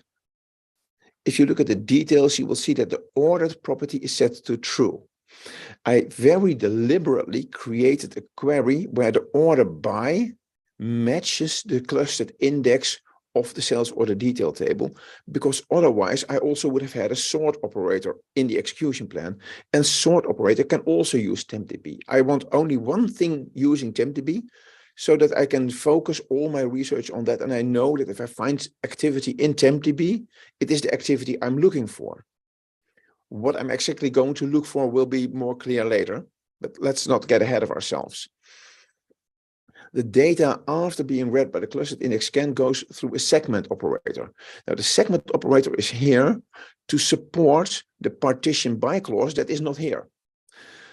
The reason that there is still a segment here is that internally, a partition by clause is always added, even if it's not there. So internally, this is converted to, it's hard to type when there is a microphone just above your keyboard, partition by an empty list. This is not even valid syntax, but internally it is valid. So we have a partition by an empty list. The entire data set is considered a single partition. And that's why there is a segment operator here, a segment operator that does not have a group by property. You see here, it is listed, but it's empty. So there is no partition by, everything is one single partition. And the implementation of segment is that it will create a column called segment 1008 that is set to 1 on the first row of each partition and 0 on every other row. So in this case, it's 1 on the first row of the entire data set and 0 on all other 120,000 rows. That data is then fed to a sequence project, and this sequence project computes a few values, or rather one value, a value row number 1005, that is computed as the row number. This always resets on a new partition, but because everything is one partition, all data is numbered with rows from 1 to 120,000 and a bit throughout the data set. That data is then used in the compute scalar here. Let's look at the defined values of this friendly friend. Here we have a computation for a top row number 1006, computed as the row number minus, and that's unreadable because of the rectangles, minus 10,000. And we also have a bottom row number, let's do that again, that is computed as the row number plus 3.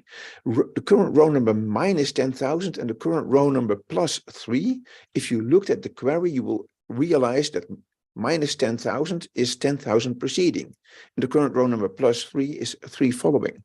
So those two computed columns, top row number and bottom row number, specify for each row the first and the last row of the window that the max function is going to look at. Then we have another segment. This segment operator is really not needed because it does the same partitioning as the previous segment column. If I add a partition by here, partition by something, then both segments will use that same partitioning. And we already had a segment column with that same partitioning. So this is basically a useless operator. I am not entirely sure why it's there. It might be because this is simply a standard pattern where the optimizer always creates this pattern of two operators, a window spool and the segments. Or it might be that window spool for some internal reason requires a segment operator as its child and cannot work on a segment column that was computed elsewhere in the execution plan. Either of those explanations is possible. But what we do here is once more compute a segment column that will be 1 for the first row and 0 for everything else. But if I would add a partition by clause to the over clause, then it would be 1 for the first column of each partition. And then we get to the window spool, the operator we are going to talk about today. This window spool actually returns, let's use the output list here, that's slightly more readable. Rather, no, it's not. Let's look here. It returns several columns. It returns the sales order ID, the sales order detail ID, the carrier tracking number.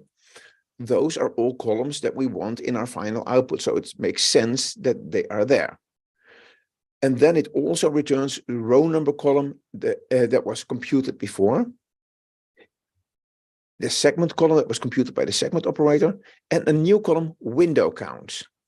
To compute all that, it uses its input, which comes from the segment.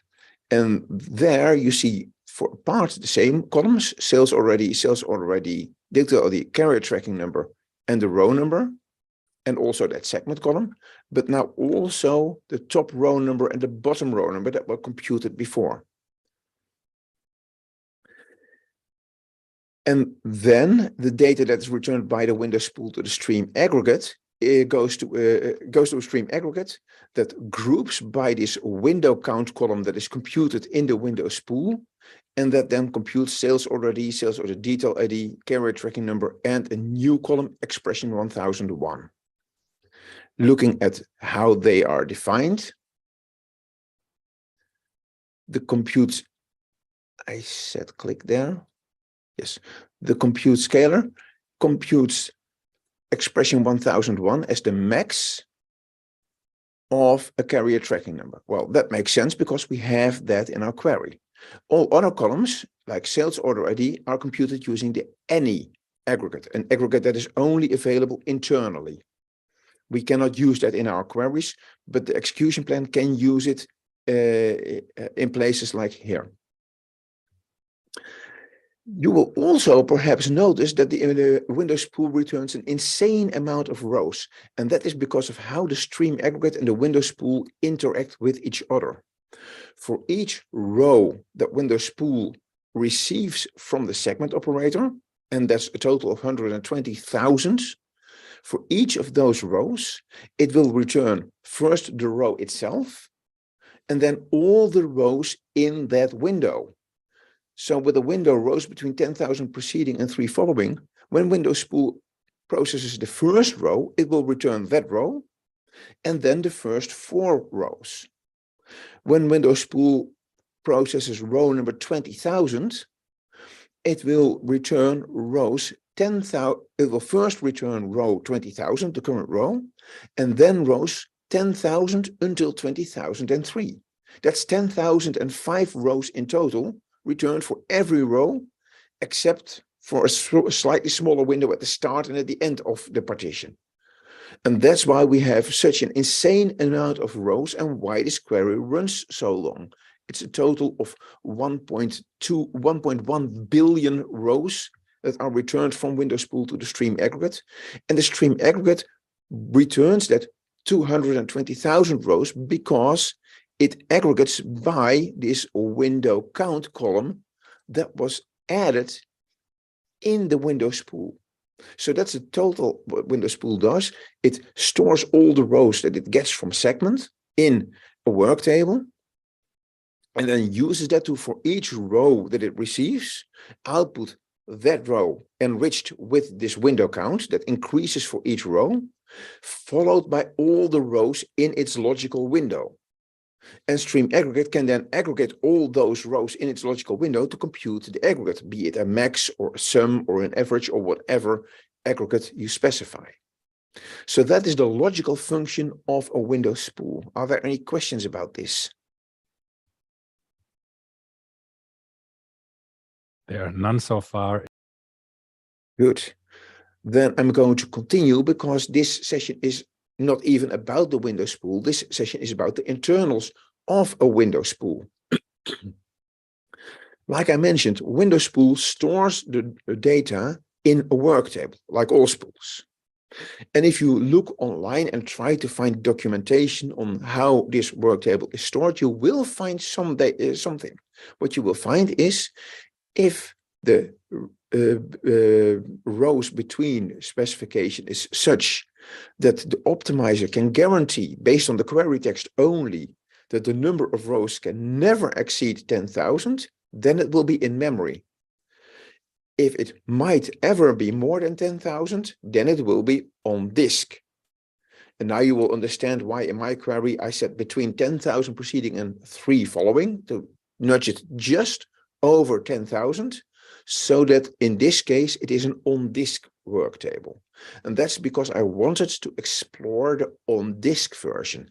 How is this on-disk version stored? That was the question I asked myself. And when I tried to answer it, I ran into a few problems. The first problem is it is a temporary structure. As soon as the query finishes, it will be released. The query I just ran, it took 7 or 8 minutes, but it has finished now. So some of the structures used in TempDB might still be allocated and still have that data there.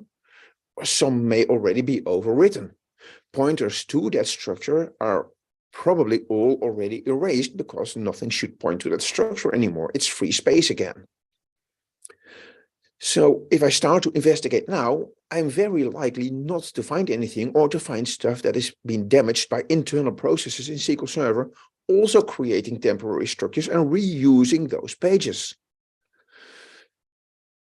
The investigation can take a lot of time. The first time I started to do this kind of investigation, and the first spool I investigated was actually the table spool, but I had to solve the same problems. It took me several days before I finally had an idea of where to find the data. Query duration is limited. Even a slow query like the one I executed runs for 7 or 8 minutes, and then it's done. So how are we going to fix that? I can start investigating and then rerun the query, but the problem is it's not stable. It's all temporary. It will be somewhere else. So one option that I definitely considered is use the debugger to halt the process. Now, I have never used the debugger.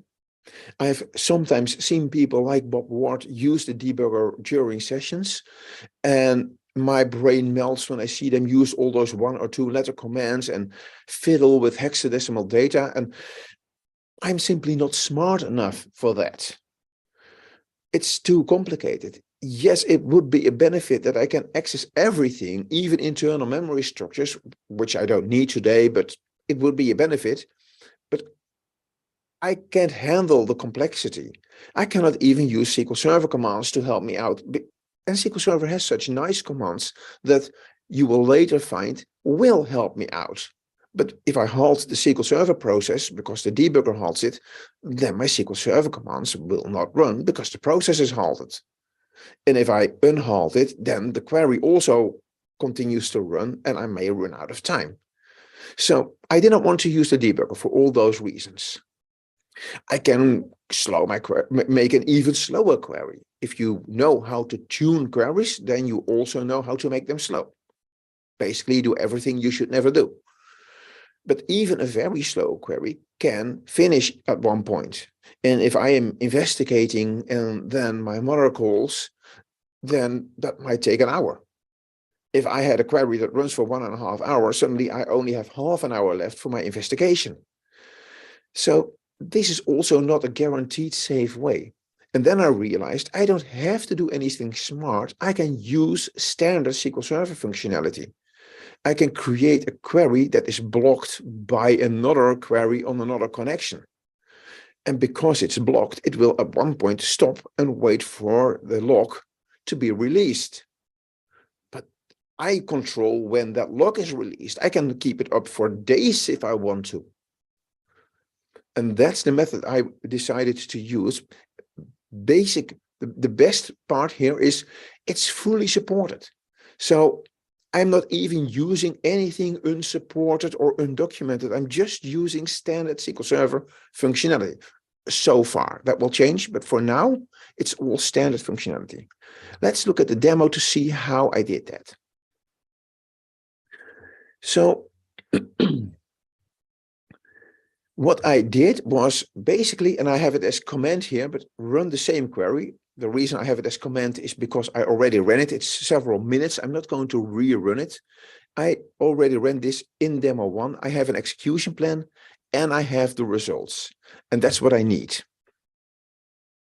Now, based on the results, I know that there are 4 columns in the result: the sales order ID, sales order detail ID, a carrier tracking number, and another carrier tracking number, the max carrier tracking number.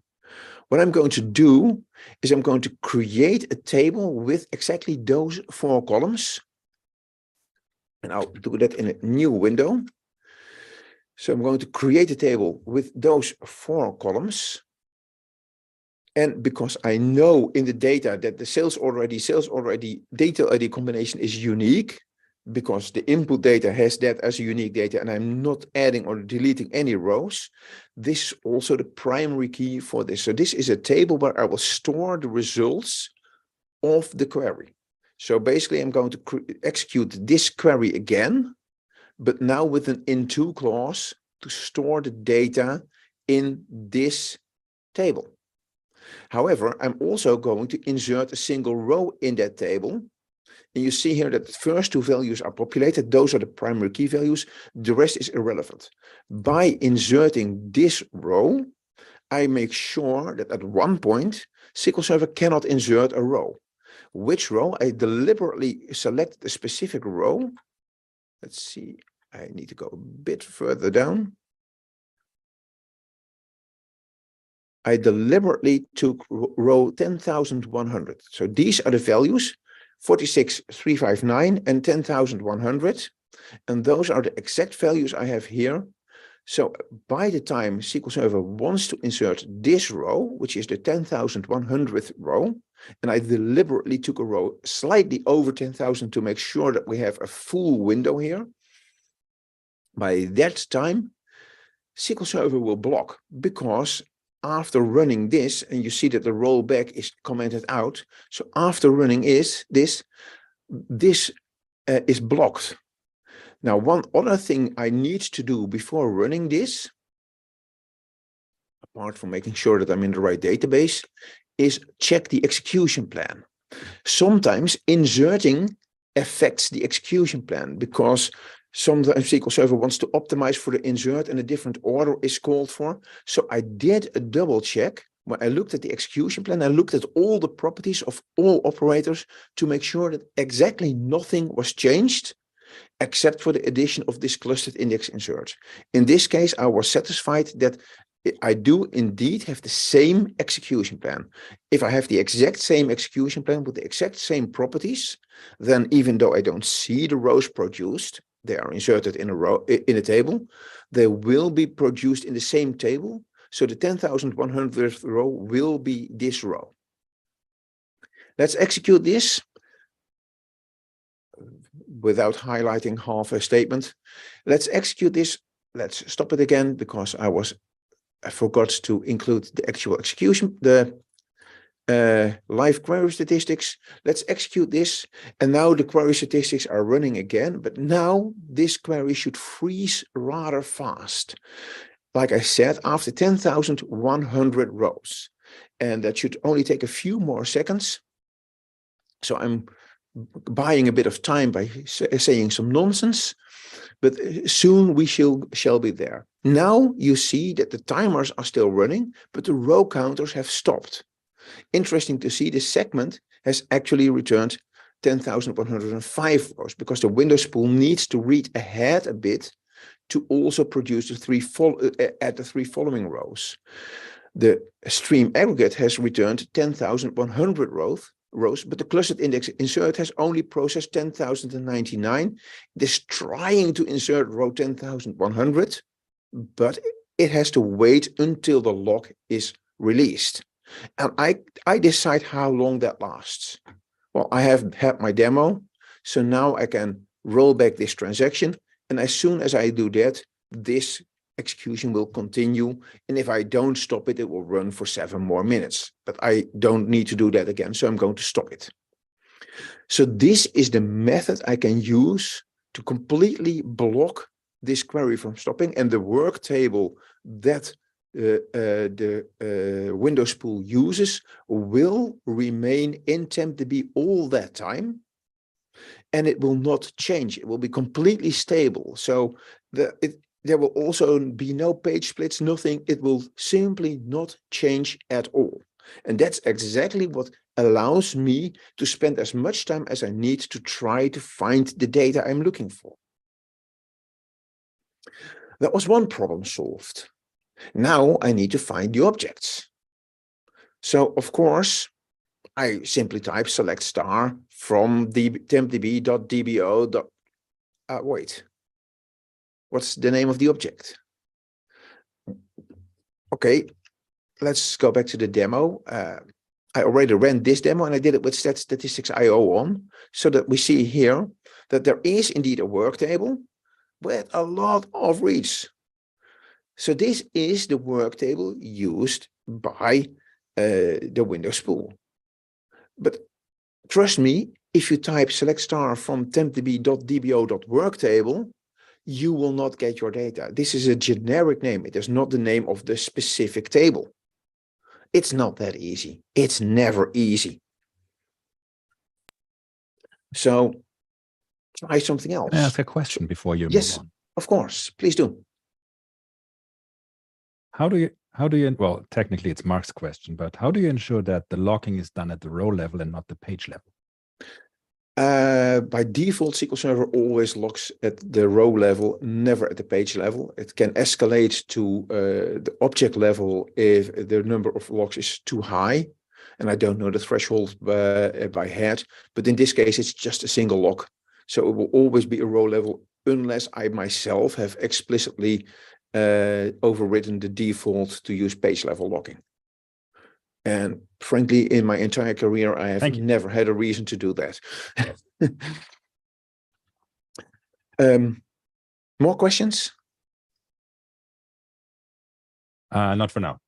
Okay, so the next thing I wanted to do was query sys indexes, or if that doesn't work, the deprecated sys.sys indexes, which has some more internals.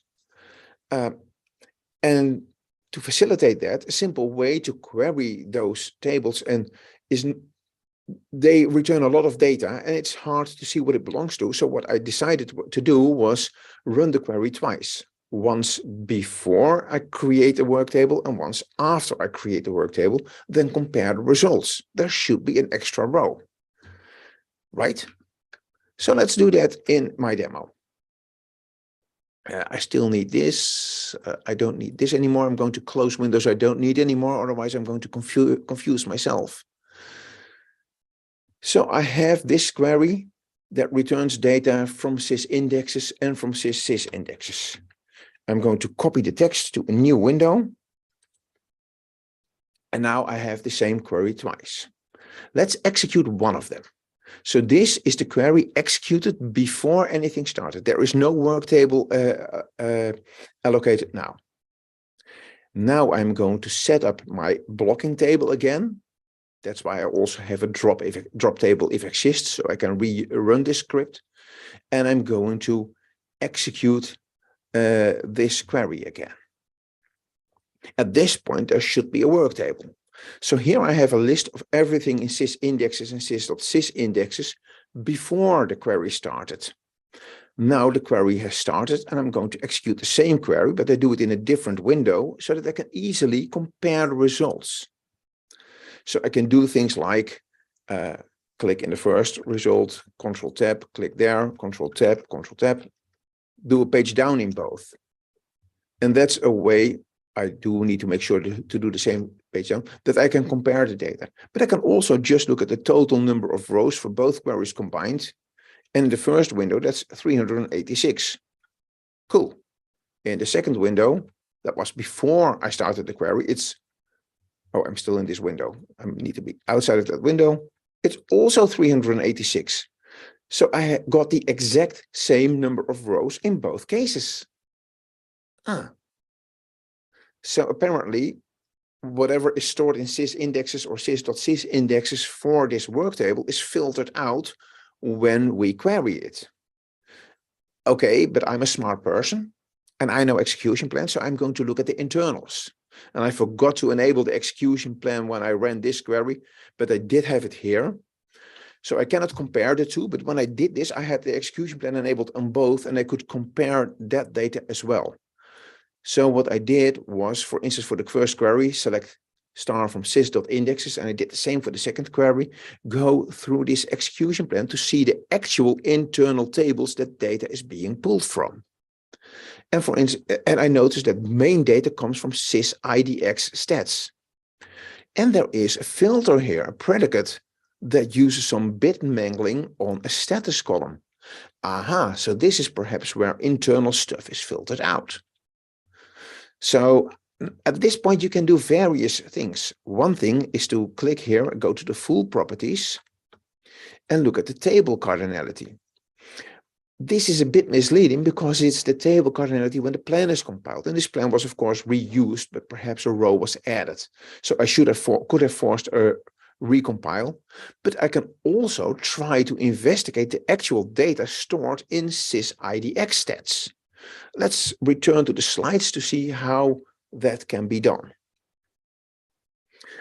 So the answer is already on the screen. The object is not stored there, but how did I find out?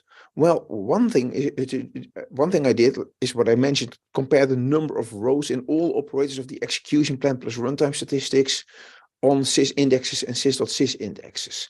I looked at but then I also wondered, perhaps the data is there, but it's filtered out, like I mentioned. But then you can look at the actual data in the system table. There are two ways to do that. One is to have a separate dedicated administrator connection to the database. On a DEC connection, you can actually read the internal system tables. Another method you can use is to use dbcc page to actually inspect the contents in the system tables. Then you first have to figure out on what pages they are stored, and then you can inspect those pages. That is the method I actually used. And it turned out that there was simply nothing stored there. The internal object for a window spool is not stored not even in the internal system tables for indexes, because SQL Server doesn't need it there. And then why would it store it there? It can just keep it in memory for the query that is using that window spool, and it doesn't need it anywhere else. So at that point, I had spent lots of hours and I felt like I was running into a brick wall until I realized, even if SQL Server doesn't need any pointers to this temporary object outside of its current connection and can just leave it in memory, it still needs to protect those pages. You don't want another process thinking this is a free page, I can write something there. So objects like the page free space, yeah, that's the demo I just did, sorry. Objects like page free space should still be maintained because the page is not free anymore when it's used for this work table. So that was my next approach, to go to the PFS page and use that to detect differences. Find a page that was not allocated before you ran the query that is allocated now, and that is very likely to be a page that belongs to this spool, to the work table for this spool. And then I struggled once more after I found the first page to find the next pages. I can use the next page and previous page pointers to find pages on the same level, but pages on a different level are not easy to find, until I came across a post somewhere that used DMOS buffer descriptors to find pages based on an allocation unit. I had the allocation unit available in the page, and it turned out that this system view works even for internal tables. So that saved me a lot of time to quickly find all pages. Let's use this in a demo and then use DBCC page on all the pages of this work table to inspect the contents.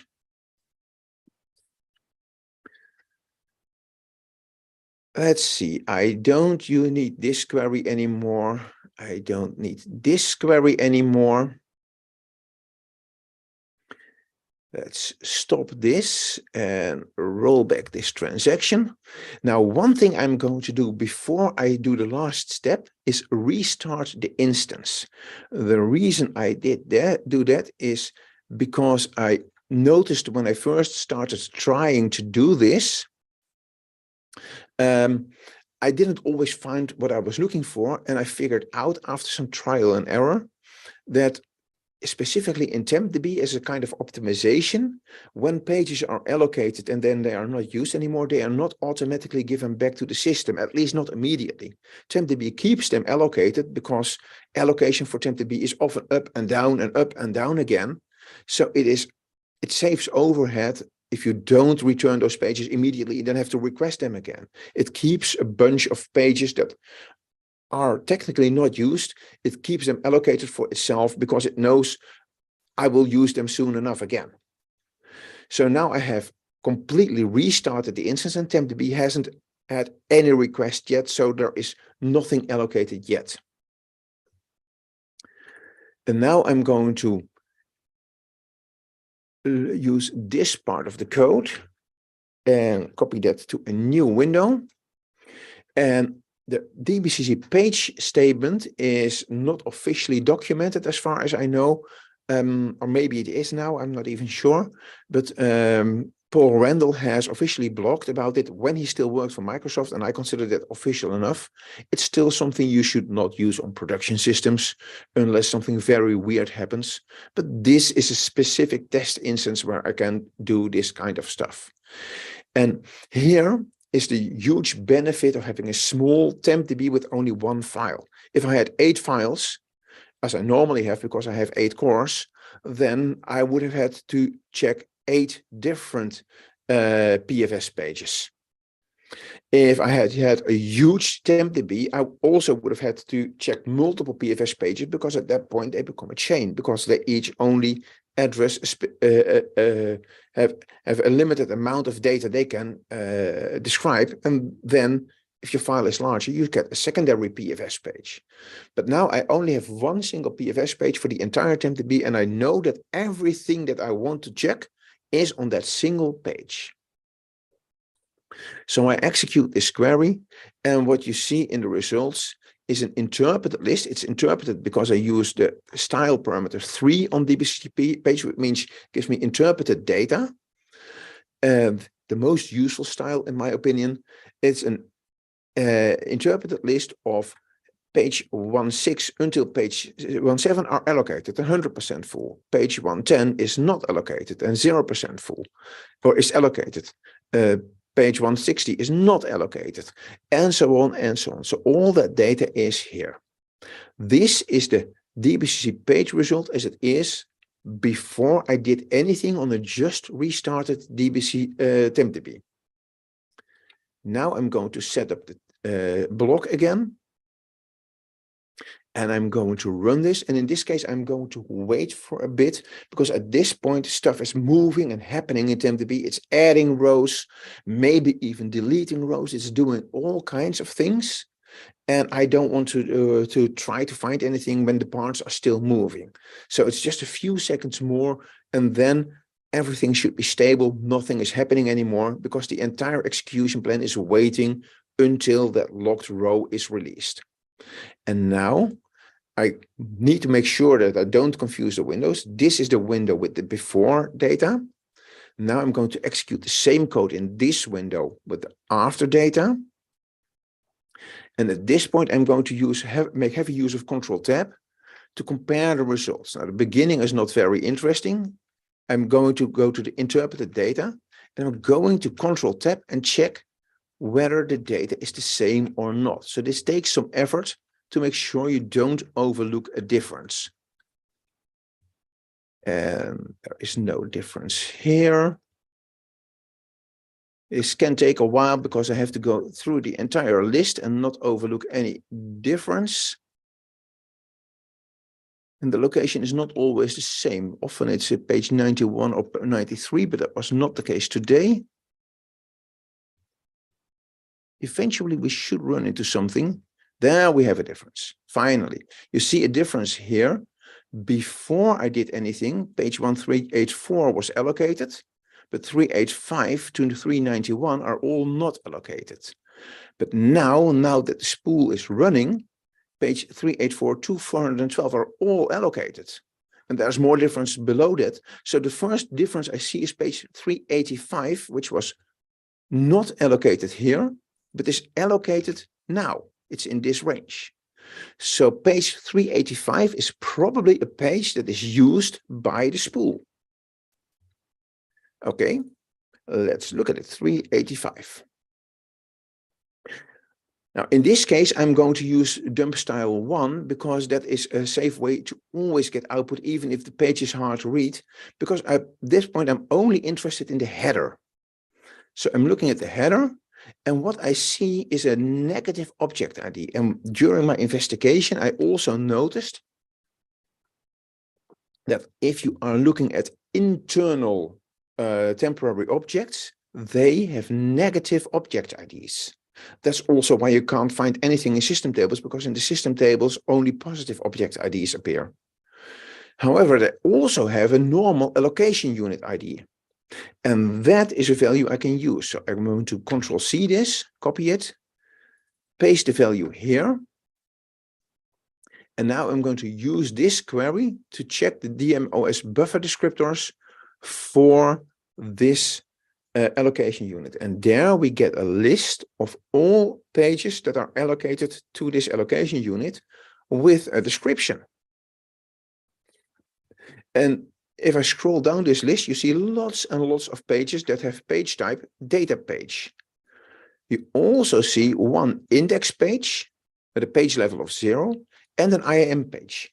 If I had waited like 6 or 7 minutes until and make sure that the window spool would block at the very end after 100,000 rows, and I did that as an experiment when I prepared this session, then you will see multiple index pages. One at page level 0 and multiple at page level 1.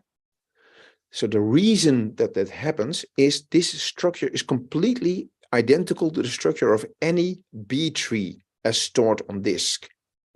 An IAM page to track where everything is stored, an index page or multiple index pages to implement the structure of the B tree, and the data pages for the actual data on the root level of the index. This is a B tree. And we now know that the index page is page 385 and the data pages are 384, 386, etc. And we can look at any of those pages to get more information. So let's pop in the number of the index page first. And because there's only a single index page, this is the root page. And I have, in this case, dump style 1. Now, dump style 1 is not very user-friendly. Dump style 3 is much more user-friendly, but unfortunately, when I try it with dump style 3, I get a nice description of the page header and then an error message. DBCC page presents the data in a user-friendly view by using data in sys.indexes and sys.tables and sys.columns. I don't know what the exact names of all those tables are, to understand the structure of the table. But this index is not described in all those objects. So even DBCC page cannot decode this data because it doesn't have access to the metadata. The metadata is only available to the process that runs the Windows spool, not to this DBCC page. And that's why I used dump style 1, which is less user-friendly, but at least it outputs the data. Now you see the same page header, but then below that, you will see that here is the data for the first row. Slot 0, offset so much. This is the length. Dump style is byte. That's this one here that says dump style byte. Just give me the bytes. And here is the actual data that is stored. I will return soon to the slides where I explain how this can all be deciphered. But this is the first row on the root page of the index. This is the second row on the root page of the index. Slightly more bytes, slightly longer data than the row after that. And it continues like that. There's lots of rows here. I'm not going to show them all. Now, one thing I do need to do now, and I need to bring up my calculator for that and make sure to set it to the programmer function. I'll bring it back soon. But one thing I need to do, and I will repeat it on the slide, is that I have to look at the last 6 byte pairs for this row. So that's 3 and another 3. Those 6 bytes are 2 values. This is the file number. And we need to reverse the notation. So you read it as 0, 0, 0, 1. File number 1. Well, we only have one file, so that makes sense. The other value, those 4 bytes, are a page number. Once more, reversed reading 0, 0, 0, 0, 0, 1, 8, 0. 1, that's the wrong window, 180. So we have hexadecimal 180. That's decimal 384. Hey, we saw the page 384 in the results of the previous query. Remember, when we ran this query, we saw that page 384 is allocated. It's a data page. And now we see that the first row on the root level page points to 384. So indeed, 384 does also belong to this object. And again, dump style 3 is not supported. In this case, you don't get an error. You simply get no results at all, which is very misleading. But dump style 1, again, works perfectly. And if I check page 384, you will see that it is indeed allocated to the same allocation unit, the same object ID. And here, and this is the first time I actually almost shouted my happiness. My wife was asleep on the couch, so I didn't actually shout it, but I was so happy when I saw this because I saw 4911-4033C-98. Why does this make me so happy? Because in the results of the original query, If I go back to the first row, the carrier tracking number is 4911-493C-98. This data here is the carrier tracking of the first row of several of the, there were multiple rows at first with that number, but this is the carrier tracking of one of the first rows. So this was an immediate visual confirmation that I actually had found data that is stored in the work file. In the work table, sorry, it's not a work file. So now it was time to start deciphering this data, and how I did that will be shown on the PowerPoint, because that's easier to highlight everything. Can I interrupt for another question? Oh, great. And Yes. Of course, again, it's not my question. So I hope I'm saying that right. Kai Mikhail, they're wondering, I wonder if it is possible to analyze problems that one would normally analyze with a debugger, like stack traces and memory dumps, using this method as well. Probably not due to the fact that all the data you need is no longer in RAM and you cannot use that trick to block the process, right? That would be one issue. You would need to know exactly when the problem occurs and stop it there. But if you stop it just before the stack dump, then you're too early. If you stop it just after the stack dump, you're too late because you just had a stack dump. Also, most of that data comes from memory and not from disk. This method cannot be used to investigate in memory data. I can use it to investigate on disk data because I can use DBCC page to analyze the data that is on disk, even if it's not actually on disk. If the data is still in the buffer pool, DBCC page will either track it from the buffer pool or from disk, but it will always give me the data, and I don't even have to figure out where it is. But if I wanted to investigate the in-memory version of the work table of a Windows spool, then this method would be useless because there are no SQL Server commands that allow me to, at least none that I know, that allow me to inspect internal memory structures. I hope that answers the question. Thank you. So figuring out the structure, an important part when you try to understand how all the data is exactly stored is knowing what you should expect. You probably remember that I just said I was very happy when I realized this data is exactly one of the carrier tracking numbers. This is data I have seen in the result set, so I have found the correct data. That was a confirmation of my expectation that I should at one point see a carrier tracking number somewhere. And I did. So that expectation was confirmed. But now I'm going to look at the complete data that we expect. And to do that, I'm going to first return to the relevant part of the execution plan. If you look at the segment operator and look at its output list, you will see that it returns a total of 7 columns. I already talked through that at the start when I described the operator. Sales order ID, sales order detail ID, carrier tracking number, the row number, top row number and bottom row number, and the segment column that the segment operator produces. The Windows spool also has its output list where it returns sales order ID, sales order detail ID, carrier tracking number, the row number, a new column window count, and once more the segment column. Now, if you see that the first 4 columns are exactly the same from the segment to the Windows spool and from the Windows spool to the stream aggregate, then it makes sense to expect that those columns will be stored in the Windows spool. I'm sorry, in the work table of the Windows spool. Because otherwise, where else would Windows spool take it from if it has so many rows and it even needs to read ahead because there are rows after the current row that are also in the window. So that makes sense that they are stored in the work table.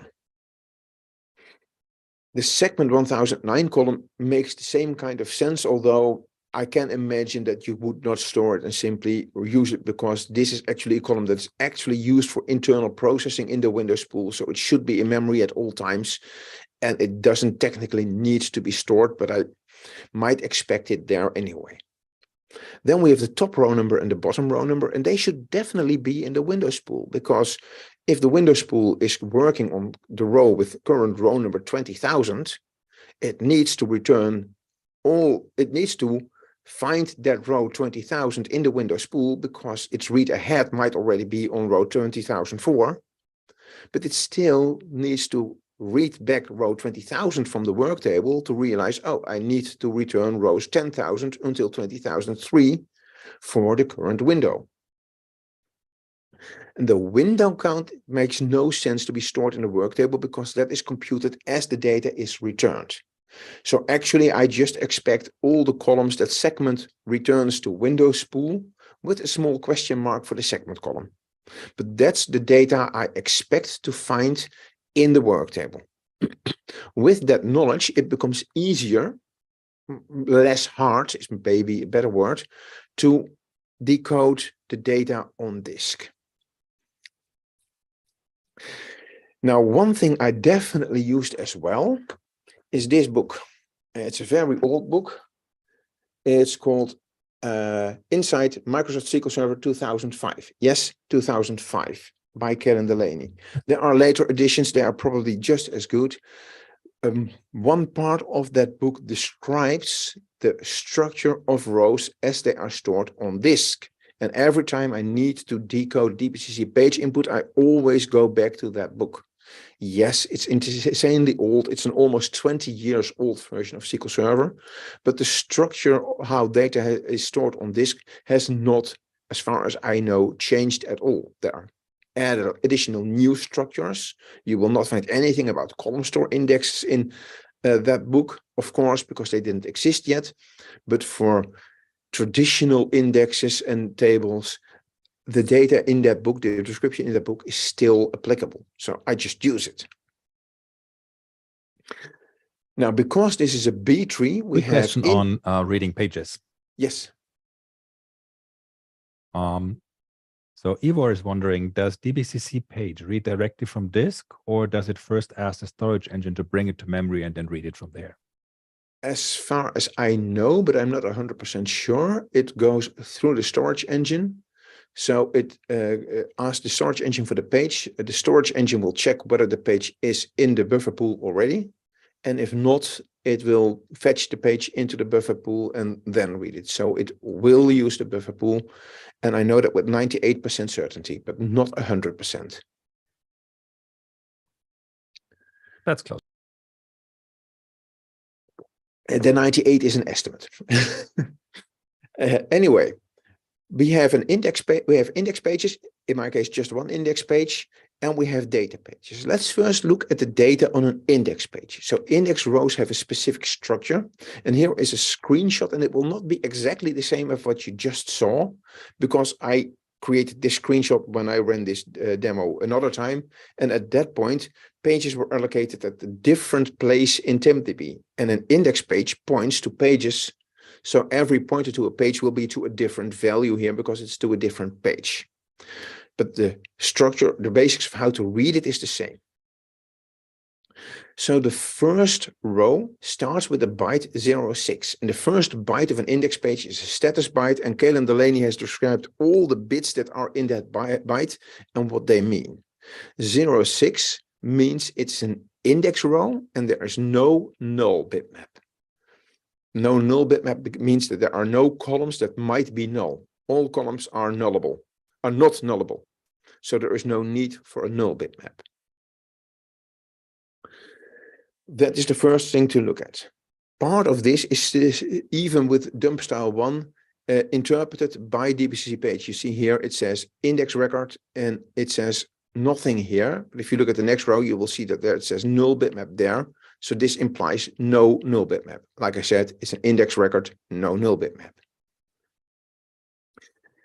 Then I went to the far right because I know those 2 bytes are the pointer to the page where the first page of the next index level is stored. Page 1, file 1. Well, there is just one file, so we expected that. And this is the part what we already did. And then we also have the 4 bytes that point to the page. So this is a pointer to either index level 1 page, or if there is no index level 1, to a data page. In our case, it was a data page.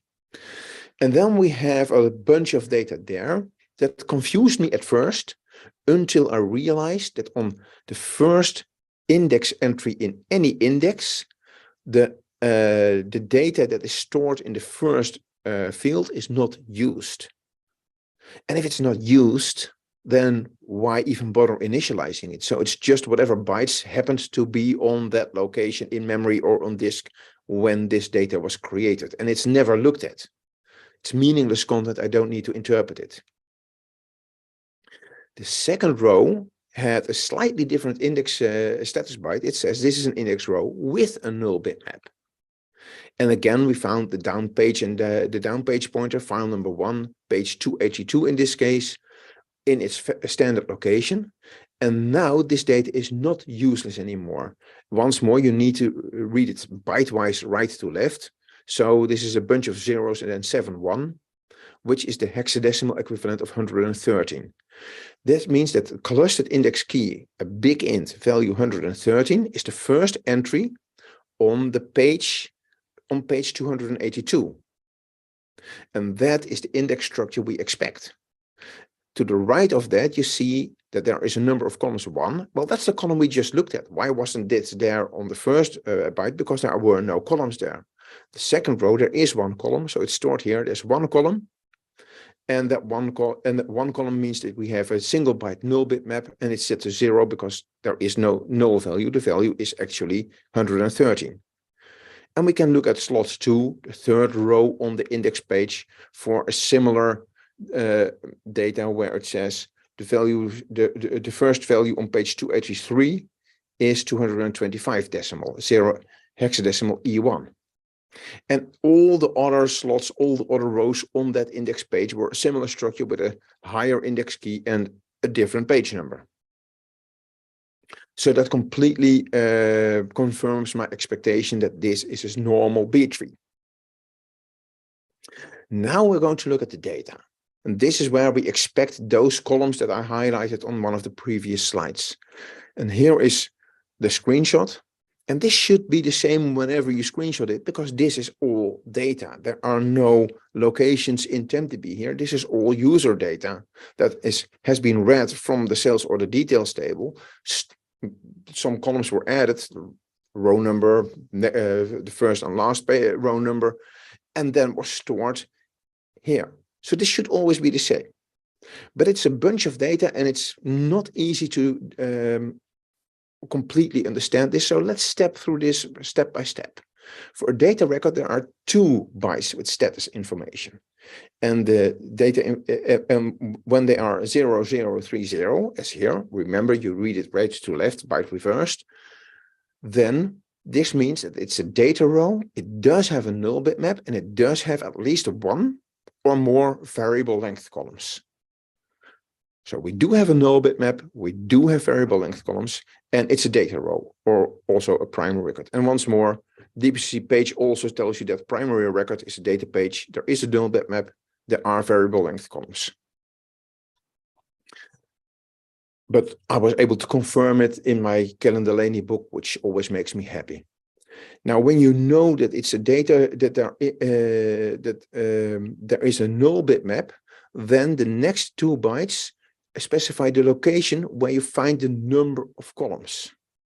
The end of fixed data is also called, because the structure is we first store all the fixed length data, then 2 bytes with the number of columns, and then the null bitmap, and then the variable length information.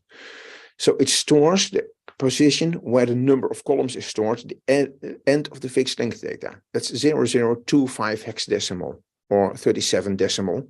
So I count which byte that is, and these 2 bytes is the number of columns. So we have 8 columns total. There were 7 in my expectation, with, well, one had a question mark, the segment column had a question mark, but in reality there are 8 columns. A tiny surprise. 8 columns means that we still need only 1 byte for the null bitmap. So 1 byte, if there had been 9 columns, it would have been 10. This would have been 2 bytes. Now it's just 1. And it's all zeros, so nothing is null in this case. All data is there. There are no nulls. And then the next 2 bytes is the number of variable length columns. That's just 2. So we have 8 columns total, 2 varying length, 6 fixed length. And then we have 2 pointers to the end of each variable length column. So this is a pointer to just after the first variable length column. You could also say to the start of the second varying length column. And this is a pointer to just after the second varying length column or to the start of the next row. 002E, the end of the I got first another variable. question. Yes. Is it possible to use a select statement to directly select from the work table? No, not as far as I know. Like I said at the start, the first thing I tried was select star from tempdb.dbo. And then I didn't know what to type because this temporary structure is not stored anywhere in any system table. It doesn't have a name. And in a select statement, you need to provide a table name. That usually helps. I think that answers the question. So, like I said, I was looking at 002E right here. And that is the end of the first length column. 002E, I counted it, and that was, just after the second length. So this first varying length column has zero length data in at least this row. That makes it hard to reverse engineer what's stored there because nothing is stored there. It's a zero length string or a zero length varying data. It doesn't even need to be a string. Most varying length data is strings, but it doesn't have to be strings. Keep that in mind. The second value, 0046, is the end of the row, and the data there, it's easy to understand if you look at the ASCII translation to the right. That's the n-varchar representation. That's why you have 2 bytes for each character of the carrier tracking number. So we found the carrier tracking number. That's the second varying length column. And we found the first varying length column that we don't understand yet. Maybe we'll figure that out later. But let's first look at the fixed length data. Starting at the start of the fixed length data, I see something that's easy. I see 0, 1, and then a bunch of zeros. I remember byte reverse. That's a whole bunch of zeros and a 1 at the end. That's a representation of the value 1. Given the number of bytes, it's a big int. It's a big int value 1. That has to be this row number column, row number and then 1000 something. I just call it row number for ease. This is the first row in the work table. It's row number 1. If you look down, the second row in the work table has row number 2, and so on and so on. That was easy.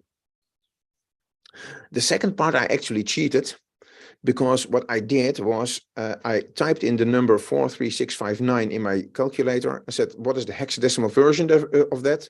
That's 0xAA8B. Okay, I'm looking for 8BAA because I know SQL Server reverses the bytes. 8BAA, hey, that's there. With a bunch of zeros because it's an integer, not a small integer. So it's 4 bytes. 8 bytes, I mean. And those 8 bytes are there. So this has to be the sales order ID, because I knew that I expected value 43,659 from my data that I still had open in my first result set. Remember, in this window, 43,659. That's the number I was looking for. I also expected the sales order detail ID as an integer of the value 1. So that's once more a bunch of zeros ending in a 1, but now an integer, so just 16 bytes. 8 bytes. I keep confusing myself. And that's, of course, there. So that were 3 easy to identify columns that I had down quite quickly. And then I looked at the start of the next line and says 05F1D8, and I scratched my head and I couldn't make heads or tails out of it. So I was a bit stuck. And then I decided, you know what, I'm going to approach this problem from the end and narrow it down by approaching it from the 2 ends until I'm in the middle. So I started at the end of the fixed length data, just before the 0800, that was the number of columns. And there I saw once more 16 bytes, a big int with the number 4. That's a row number plus 3. We saw in the compute scalar that the bottom row number is computed as row number plus 3. Well, this is exactly that value. And once I realized that, I saw that just to the left of this, so the fifth fixed length column, starts with a bunch of Fs. That's a negative number. That's how SQL Server stores negative numbers in reverse binary notation. So those 16 bytes, if you reverse the byte pairs again, you get 0xFFFFFFFD8F1, and my calculator told me that's minus 9,999. 1 minus 10,000. Once more, exactly what we expect for, in this case, the top row number. And now I know that the fourth fixed length column isn't 05F1D8. I was confusing myself. The fourth fixed length column is just 05. And on the second row, it is FE. So it's a single byte, but I still don't understand the data. I've made a lot of progress, but I'm not 100% there yet. So let's focus more on the single byte. And I kept trying things, changing things, rerunning things, breaking my head. At one point, it was time to go to bed, and I stopped my SQL Server. I closed my laptop. The next day, I started again. And then I noticed that there was different data in that fourth byte. And that should not happen, because it's the same data that we're storing. So how come that DBCC page suddenly returns different data? And when I ran it multiple times, sometimes it was the same, sometimes it changed. But one thing never changed. The first row in the work table always has an odd number there. And all other rows, okay, granted, I didn't check all 10,000 rows, but 10,100 rows, but I checked a fair amount of them. All other rows have an even number. And that's when it started to dawn on me. I had this question mark on the segment column. The segment column is a single bit. It's not a byte. So that's my theory, that 7 of the 8 bits in that byte are unused, and hence they are just left as is. They are not initialized, and that's what explains why they sometimes have different values when rerunning the query, because it's on a different page. They had different data there, and it was not initialized. But the 8th bit is initialized, and that's why the first number is always odd and the rest is always even, because that's where segment 1009 is stored as a single bit, and the other 7 bits unused. Now we only have one column left, and the reason I was able to figure out this column is because I saw an analogy with the table spool and the index spool that I had investigated earlier. Based on the index structure, I already knew this is a B tree. It's an index that is built on the row number column. But based on the analogy with the table spool and index spool structures, I realized SQL Server has declared this internally as a non-unique clustered index. And what does SQL Server do with a non-unique clustered index? I forgot to tell you this, but I looked at a bunch of rows and it was zero length on all rows. I couldn't find a single row where it had data. So my theory, because it is a non-unique clustered index, is that SQL Server has a uniqueifier column. There's always a uniqueifier column in every non-unique clustered index that is used to make duplicate entries unique. So the uniqueifier column is always empty for the first row for any value. And then if there are more rows with the same values, then the uniqueifier column gets used and is populated with a 4-byte ascending integer. Now, in this case, the clustered index is on the row number. The row number is generated internally by an operator that never generates duplicates. So there will never be duplicates. But SQL Server still stores it as a non-unique clustered index, which means it always accounts for this uniqueifier column, but it never has to store data there because there are no actual duplicates. And that concluded the last problem, reading and interpreting the data. I had managed to decode, to find all the pages, to decode the index page, to decode the data pages. And my conclusions were, if a Windows spool creates a work table on disk, then it uses the structure of a clustered index. That clustered index is built on the row number column that is generated elsewhere in the plan and is provided to the window spool by its child operator.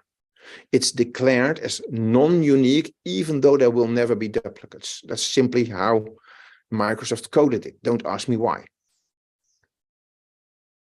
And all the columns that are in the input, even the segment that technically didn't need to be stored, are stored in the work table. So those were all the conclusions I found after using almost completely documented, DBC page is partly documented, but otherwise completely documented SQL Server statements and not using a debugger to debug the internal structures of SQL Server and find out stuff that nobody needs to know and that Microsoft never intended for us to find out. If you try hard enough and know your way around the system, you can sometimes uncover information that you don't need. That concludes my talk. Ben, are there any questions at this time? I have one question. What is happening? You're finishing 3 minutes early? Yeah, it's amazing, isn't it? However, we may reconsider scheduling you in the last session for our conferences. However, there are actually questions. Good. Then I'm going to use you... those 3 minutes. Yes, please. How can you find this temporary structure if you have more spool operators or more work tables in your query? That's exactly why I created the query that followed the order of the clustered index, so that there wouldn't be a sort operator. Because if you have a sort operator, then it might spill to tempdb, and that also creates structures. And I'm not sure if the structure is created even without a spill, just to have it there, or whether it's only created when it's needed. I didn't want to risk it. I just didn't want to have a sort at all. If you have multiple spools or multiple other operators that use those structures, then you can still use this technique, but you will have a lot of extra work because you find a page that is allocated to your query, because it has just been allocated and cannot be allocated to anything else, but you don't even know what structure it belongs to. So you might be looking at the wrong page. And there is no easy way other than figuring out the data and then saying, oh, this is obviously the data for the second window spool. I was looking at the first window spool. But there's no reason to ever do this in practice, except when you want to document the structure of a window spool, and that has already been done. So if you want to know the structure of the window spool, just go to the execution plan reference. I have described the conclusions there. So the short answer is don't do that. What made you sure that you would even find the work table on disk in tempdb? What if it was just a memory structure? I knew it was not a memory structure because that is actually documented. And I tend to trust Microsoft's documentation if they are so specific that they say if it's more than 10, if it can be more than 10,000 rows, then it is a structure in on disk structure. It's also very noticeable from the performance difference. And you have, of course, also as another confirmation, this row that also confirms that there was actually access to a work table. So I had several confirmations that there was indeed a work table. Did that make me sure I would find it? No. I wanted to find it, but I wasn't sure I would succeed. But I did give it my best, and I'm very happy that I did eventually succeed. I was going to say, at least you were sure there was something to find. Yes, I knew there had to be something in tempdb. That was absolutely clear. There had to be something in tempdb. That's a great title for memoirs, I guess. Camila is still typing from what I can see. Also, I highly recommend you go back to Slack after the session just to read some of the first feedback there. People are complaining that their brains are not melted, but people are also pretty happy and excited and impressed about what they've learned today. My goal with even with a level 8K session is never to melt brains. My goal is to present brain melting material in a way that does not melt brains. I'm glad I succeeded. That's a distinction without a difference. I'm just throwing that out there. That's the same thing. They're the same. I was going to let it slide, but okay. I disagree with that. You can make it your goal to melt brains by describing stuff in ways that are deliberately hard to understand. And you will melt brains, but you will not help people. I try to do the reverse. Okay. I appreciate your content, Hugo. That's not a slam. Thank you. By the I way, still if there recommend are- you go back to Slack, but I want to read one comment to you from Frank Gill, who just said this is the best session he has ever seen. Thank you so much. So I thought you should know that. I don't have a And- hat on but I'm tipping my hat. I And I wanted actually to, got 2 more questions for you, and I've gotten permission to go 3 minutes over. So let's use that for these 2 questions. By the way, I Um, have advanced the slides to where my contact information is repeated. So any questions that I don't get around to now, just mail them and I will take my time for you later. Perfect. Thank you. So And what does scan count 1, 2, 3 in the statistics output mean? Does that mean SQL Server scanned the table that number of times? yes, not necessarily the whole table, but it did a whole or partial scan. And in this case, I assume it's a partial scan. A partial scan And- means it does an index seek to the start of a range and then scans until the end of the range. And Which just to of course makes clarify- sense because we need to return rows 20,000 until 30,005. So it uses the index structure to go to row 20,000 and then scans until it has hit row 30,005. So question from Camilla, just to clarify, with the smallest set, so less than 10,000 rows, the work file would still be present, but not on disk? If the data happens to be less than 10,000 rows, it will be on disk. It might be in the buffer pool and not actually hit the physical disk, depending on whether there's a checkpoint or not. There's a session later about checkpoints, so I'm not going to explain them further. The table will only be in memory when, based on the text in the over clause, independent of the actual number of rows in the table, SQL Server can guarantee it will never be more than 10,000 rows. So even if there's just 2 rows in the table, if I type between 10,000 preceding and 3 following, SQL Server looks at the query and says, oh, this table might one day grow. The execution plan might get reused. I'm going to use a disk-based work table. But if I type between 5 preceding and 8 following, that's a range of total 14 rows. That will go in memory and not go on disk. Cool. And with that, we are at time. Thank you so much. It was my pleasure and honor to be moderating for you today. Thank you, everyone, for your great questions. And I think Mr. Matt Gordon will be taking over the moderating spot up next. Yes, I may thank you be so much, completely Hugo. off on That that. was absolutely fantastic. We're getting some fantastic feedback in the Slack channel as well. So well done, and thank you so much for presenting. My I was pleasure. just gonna say, Hugo, that was an amazing session. And anybody who references Kaylin Delaney's internals book, which is one of my favorites, she's my spirit animal. I love it. You're welcome. I'm also a huge fan of her. Okay, can I grab the screen there, Hugo? Yeah, I'm trying to figure out where the stop sharing button is because all Just kinds of insult buttons Mark, he disappeared will when kick I you out of the started meeting. sharing. Now. Isn't it at the very bottom? It was at the bottom of my screen, but that screen disappeared when I started sharing. Oh, I can turn it off. Oh on wait, my end. it should be here. It'll be over in the little box. Yeah. Now my sharing is paused, but not stopped. That There we should go. be There we go. enough. Perfect. Thank you. Sorry for being a bit dense. Oh, that's I'm no good- problem. You should I'm- you should I'm- see I'm me trying to use Teams. I'm good at SQL Server, and that's where it stops. So everyone, thank you so much to Hugo. Please do go to the link there and the feedback for Hugo's session. We'll forward that on to Hugo probably tomorrow once we've collated everything. I'll leave that on there for a second bit. Let him know what you liked, what you didn't like. And then, of course, there's the event feedback as well. Let us know what you liked, what you didn't like, so we can always make this event better next year. How's everyone doing? Everyone just still processing what we've just seen? Yeah, I got a question, Andrew. So stuff that goes into the event feedback, will that end up on the checklist? Probably. Depends. Okay, I got a bad feeling about that one.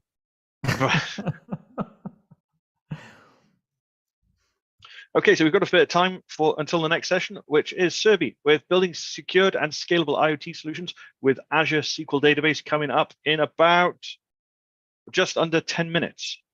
Subi, are you there?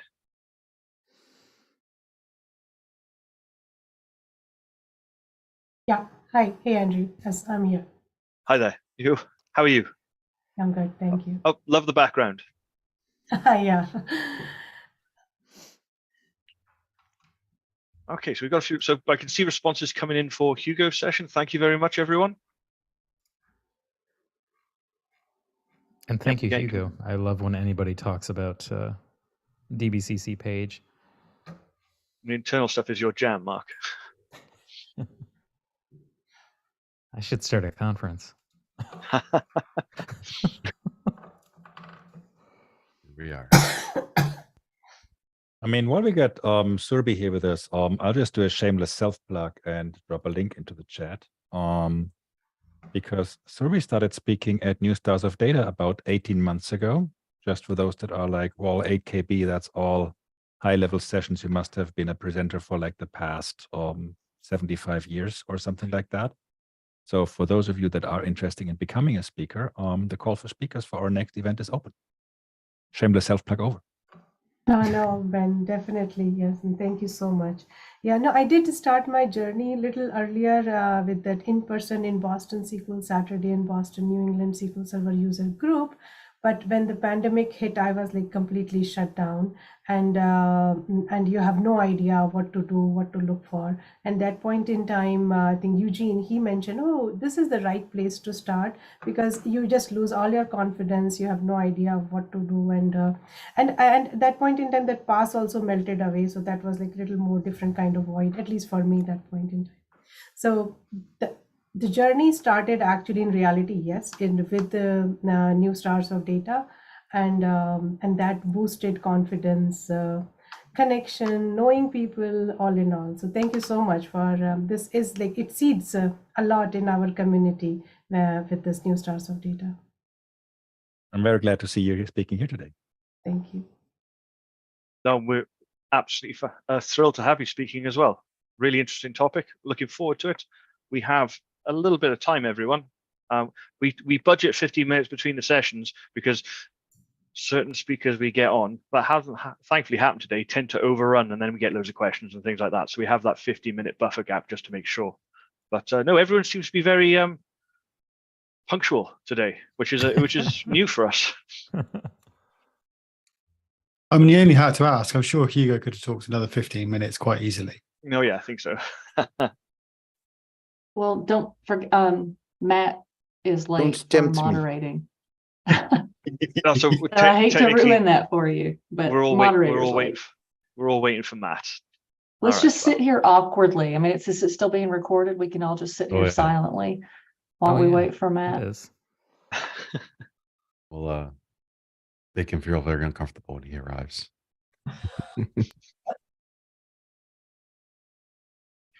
No, someone did say that you got a Zoom force an update on him, so that's why he's not turning up on time. You got to love those automatic Zoom updates. We've all been. I feel that, yeah.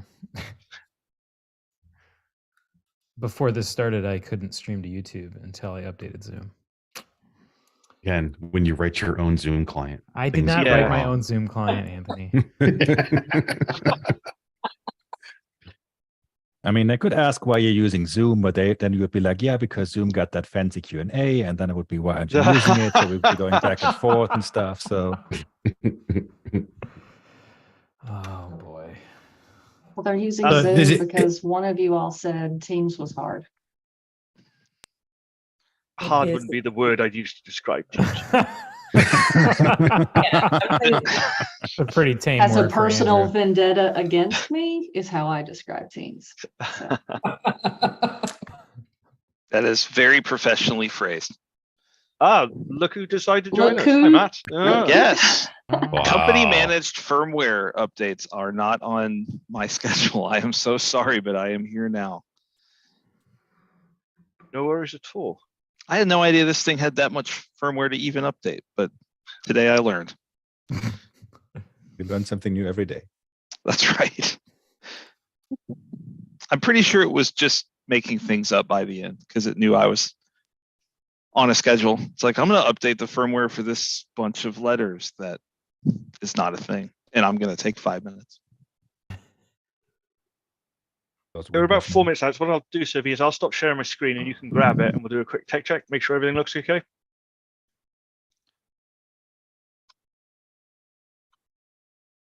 Yep.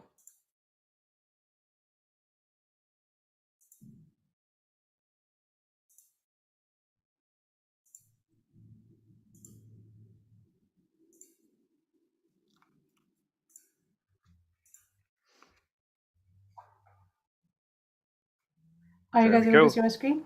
Yeah, we can It all looks see your good. screen. That's It good. looks good. Mhm. Question wise, how would you like to handle those? We know, right, in IoT solutions, there are too many moving parts. So maybe as and when there are questions, you can just, stop me and then we can take that question and then move on. Because, Okay. yeah, otherwise later on, like, you tend to start forgetting like from where we started journey and where we are. So, yeah. And just for anyone who's just joining the Zoom call, we don't have the Q&A option enabled. So please either drop your questions into the chat, or if in the Slack channel, please prefix your question with just a Q so we can pick it up and Matt will relay to our speaker. Indeed.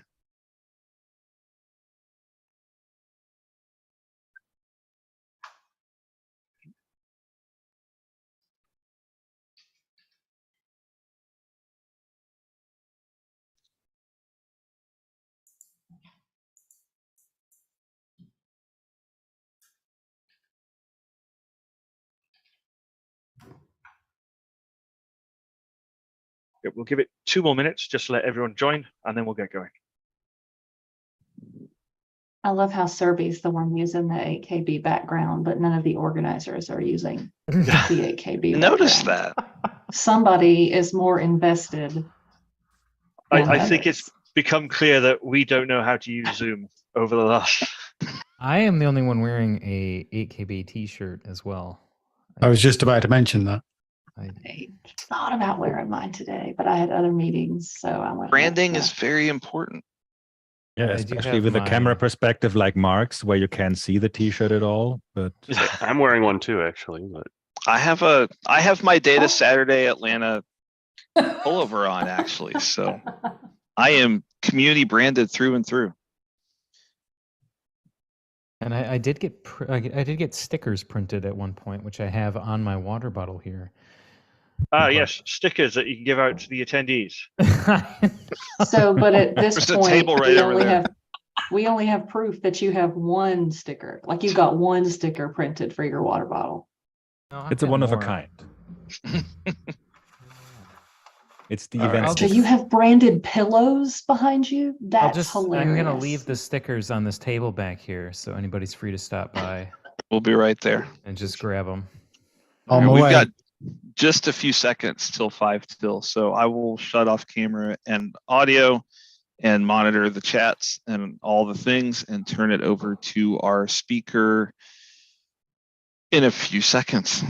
Sounds good. Yes, everyone. yeah, This is Serby with building secured and scalable IoT solutions with Azure SQL Database. Please take it away. Sure. Hello, everyone. Good morning, good afternoon, good evening, depending on where you are. As you know, I'll be presenting on about building secured and scalable IoT solution using Azure SQL Database. Quick introduction about me. I'm a data professional with 20 plus years of experience. In my current role, I'm involved with enterprise scale cloud data migrations and leading a global data platform delivery and analytics team. I'm one of the board member of AnySQL user group in Boston. AnySQL New England SQL Server user group is one of the largest and oldest user group in the country and I think internationally. Also, I'm one of the lead part of leadership team member in DBA virtual user group, DBA VUG.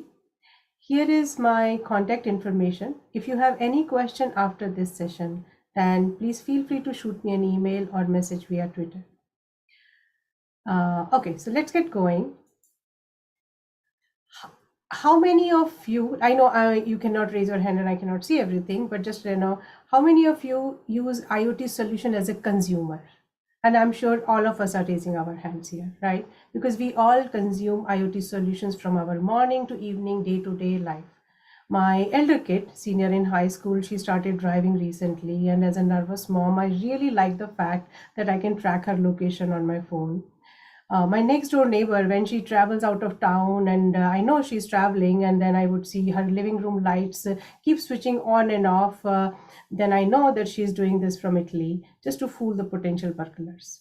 In nutshell, we all are using IoT solutions in our day-to-day life. But when you see this picture from the lenses of data, what do you notice here? What do you see?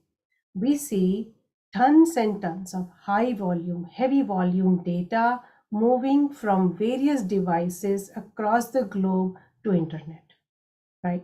That is, and this is what is something like, okay, well, now our data mind gets activated. There is a lot of data. And what kind of data? High volume data. Decision making. We want to know what's going on because based on that, we are making a lot of decisions. So all in all, this picture, it gives that how important it is from the data perspective to go and then see the further picture if we want to go and understand this picture. A typical IoT solution, it would be, this is like, there are many components, right? As you can see in this picture. There are devices and then various methodologies to consume the data. So IoT solution, it includes several components. We can see that, right? From the device communication to management. Let's walk through from high level some of these components. What do they do? And maybe let me switch off my camera so you can get the full view of screen. Sensor or edge devices. Sensor or edge devices, these are the devices, they are lying where they are actually collecting the telemetry data and they are moving that to the cloud gateway. The cloud gateway is the next piece, which is basically, it is managing the bidirectional communication. Now, this is the piece when it comes to any cloud in a solution. First thing you would see, oh, okay, that communication should be seamless. That communication should be secured. That's the first thing it comes in our mind. And please make a note of these double arrow key because here the communication is both ways. Now, the data is heavy volume, too much data, but at the same time, the data is real time. It's critical that the data moves to the next level where it is actually being processed real time. That real time is the key thing, because if I'm driving somewhere and I want to know, oh, that is somewhere like, oh, how is the traffic is going to be? Shall I take that route or maybe I change that route? So that means that this is important, that the stream processing, wherever it happens, it should be lowest latency. It is processing the data and deciding based on the data, making some actions and the decisions which are critical for the folks who are dependent on that. So then moving along, the next piece comes into this picture is warm storage, because obviously when there is data, there should be some place which is going to store that. And what is the critical piece here when it is a warm storage? We already discussed low latency, too much data, and heavy data processing. And events and messages, how are they getting ingested? Are they coming like one at a time when they are getting captured across the globe and then too many devices and a lot of data? No, they are coming in volley. They are coming in a pattern which is a stream or heavy data ingestion. That means that our warm storage, we should pick a solution which can keep the lowest latency possible. And at the cold storage, like your water consumption meter, right? Towards the end of the month, all the devices, they would be collecting the data, put it somewhere, and then accordingly bills would be generated and sent to every household that this was your water consumption. So there is no real-time data processing involved there. At the same time, there is too much data when it is doing this heavy aggregation and then generating the report and sending that to every household. So that can be the cold storage. How do we consume the data towards the end? Yes, you are looking for some dashboarding, reporting, and if it is something you are doing some kind of trend analysis, hey, last year in summer you consumed very less water compared to this summer. So what's wrong or what's going on? So from that perspective, your machine learning algorithms, they help a lot. So these are the typical IoT solution, various components involved, starting from devices to the end site where you can see that visualization or the action part. If we look at this piece from the layered approach, there are things, devices, there's insight, which is super critical, that we do this in meaningful information we retrieve from this data, and then based on that we take our next action. How that translate when, like, what do we have in Azure? How that translate if we talk about, okay, let's build some solution in Azure, right? So now what are we trying to do here? We are just trying to understand this heavy picture solution architecture from the high level perspective. We are not going in detail. What we understood from the things side, there are devices. Right. Now the devices can be, and I would show you some of the devices what I have, and we actually have captured some pictures also here. So the devices can be like a one device, or if it is a water meter, a water bill, water meter, which is there installed on every household. That means it is a bulk devices. And then there are some devices which are super smart. They have a little bit of processing power at their own end. They can run a little bit of analytics. They have a little bit of their own memory. That is called IoT edge devices. So we have like a varied form of these things. And then we already discussed, right, the cloud gateway. Now, when we translate now from the concept which we learned in the previous slide to what do we have in cloud, in Azure, then we can, again, there is no dearth of options available in Azure. There can be multiple options. There can be multiple recipes. But from the high level thing, when you see the layer which is things, device to cloud gateway, that can be IoT hub or that can be IoT central application. We will see when we do our demo, what are we going to pick and why are we going to pick that. But in this case, okay. So with the IoT hub, secured communication, your data reaches here towards the within cloud, and now it should be it should go through the stream processing or the data pipeline, which should be super quick, which should be able to handle the burst, huge data ingestion, and at the same time smart enough to start running and execute the analytics. And obviously there comes Azure SQL database. It plays really good role, how it can peacefully, nicely sit and then handle all these kind of various workloads, and then, and then provide the low latency results. So we have things, insights, and action, these three layers, which we just saw in the previous, these are the core architecture layers, things, insight, and the last side, which is action. Any questions so far? Do we have any question on this architecture side? I have not seen anything as of yet, but I will let you know when one rolls in. Okay, thank you. Moving along, right? We spoke a lot about devices. So devices can be Raspberry Pi, which is like currently, right? If you are, it's so difficult to find. At least I could not buy a Raspberry Pi as of, in today's market because of the chip shortage. But yeah, I could get something from friends.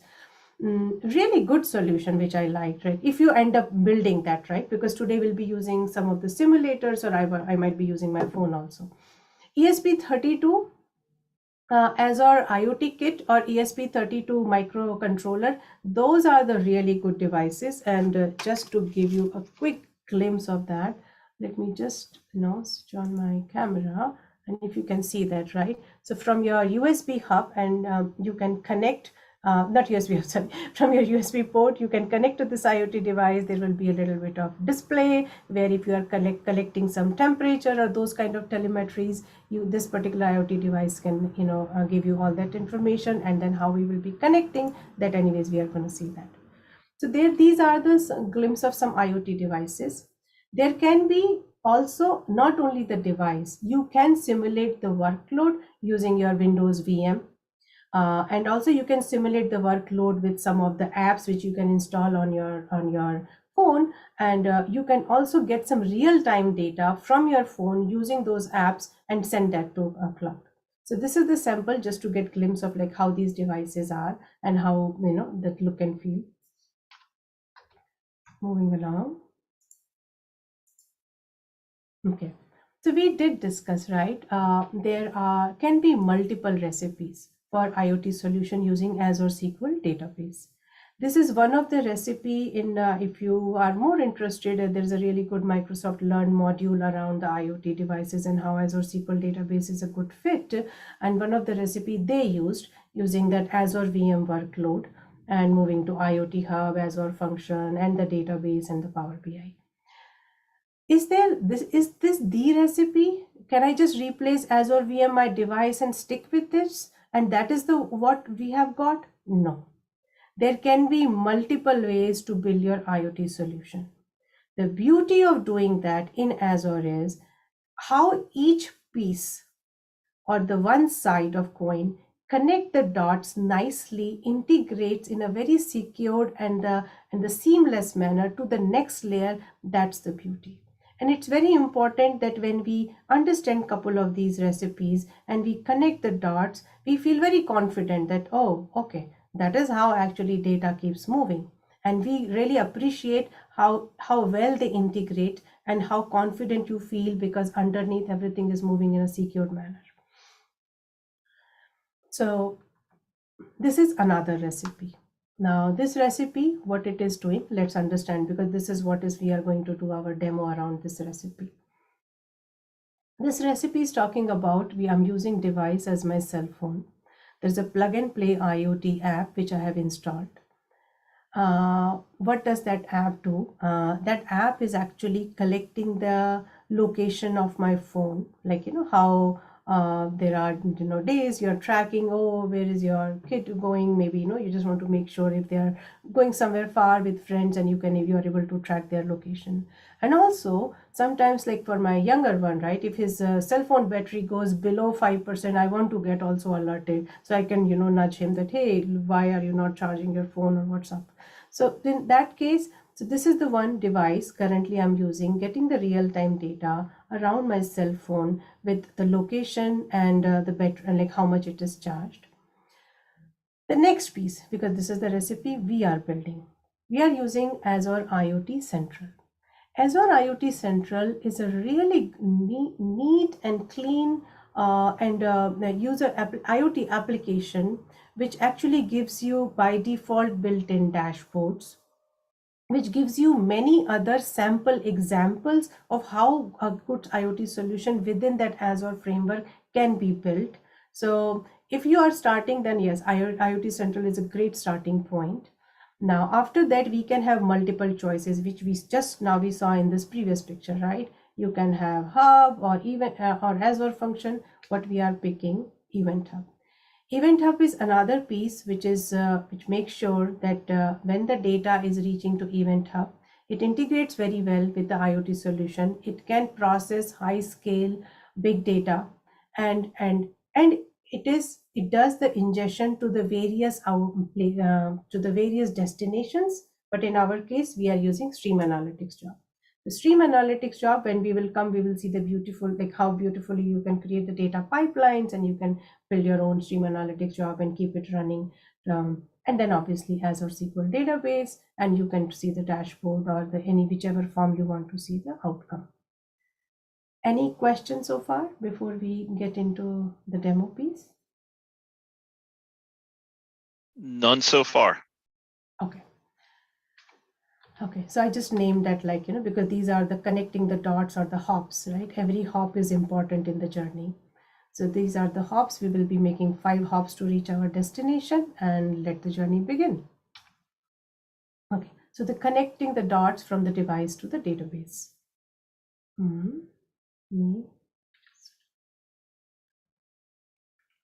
Yeah. Okay, are you guys still able to see my screen? Let me see if I can just... Yes. Yeah, it's showing IoT Central DevKit 11. Yeah, right. We are good then. Okay, great.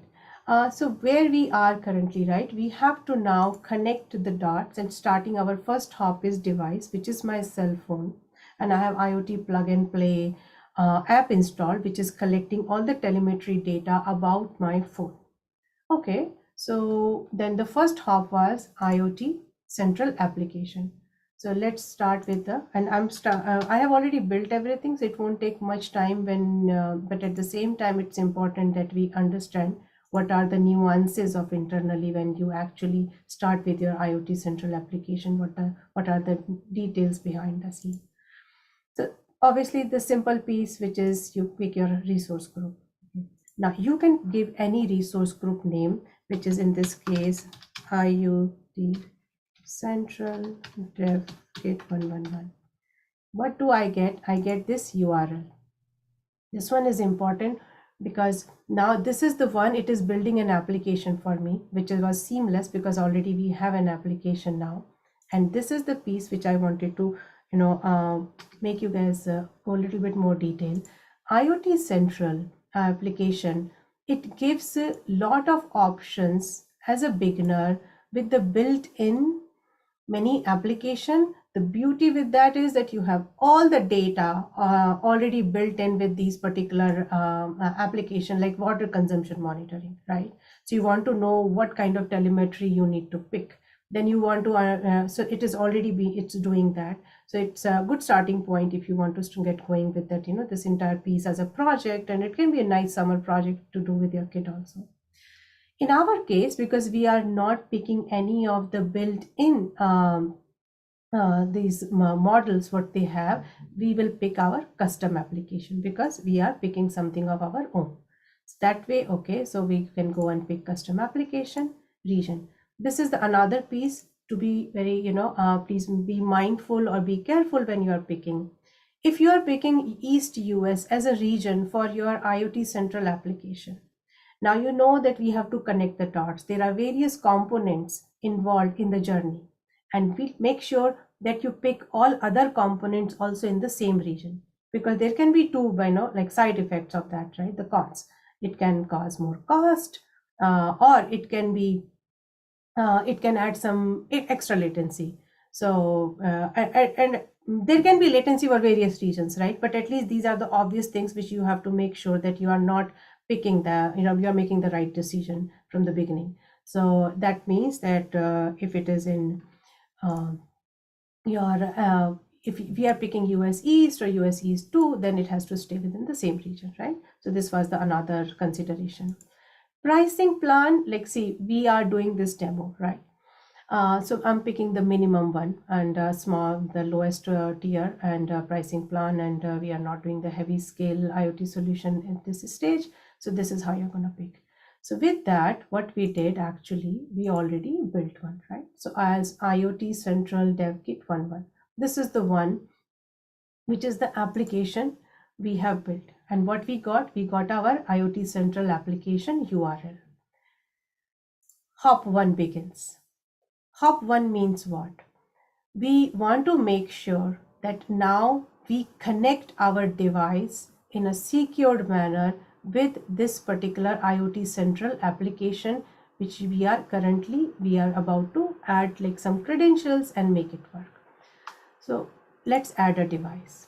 Okay. So the device name, you can name whatever you want to name, right? Like my phone device or something, like if I have 3 devices of my own, one for one kid, for another kid or something here and there, I can do whichever way I want to do.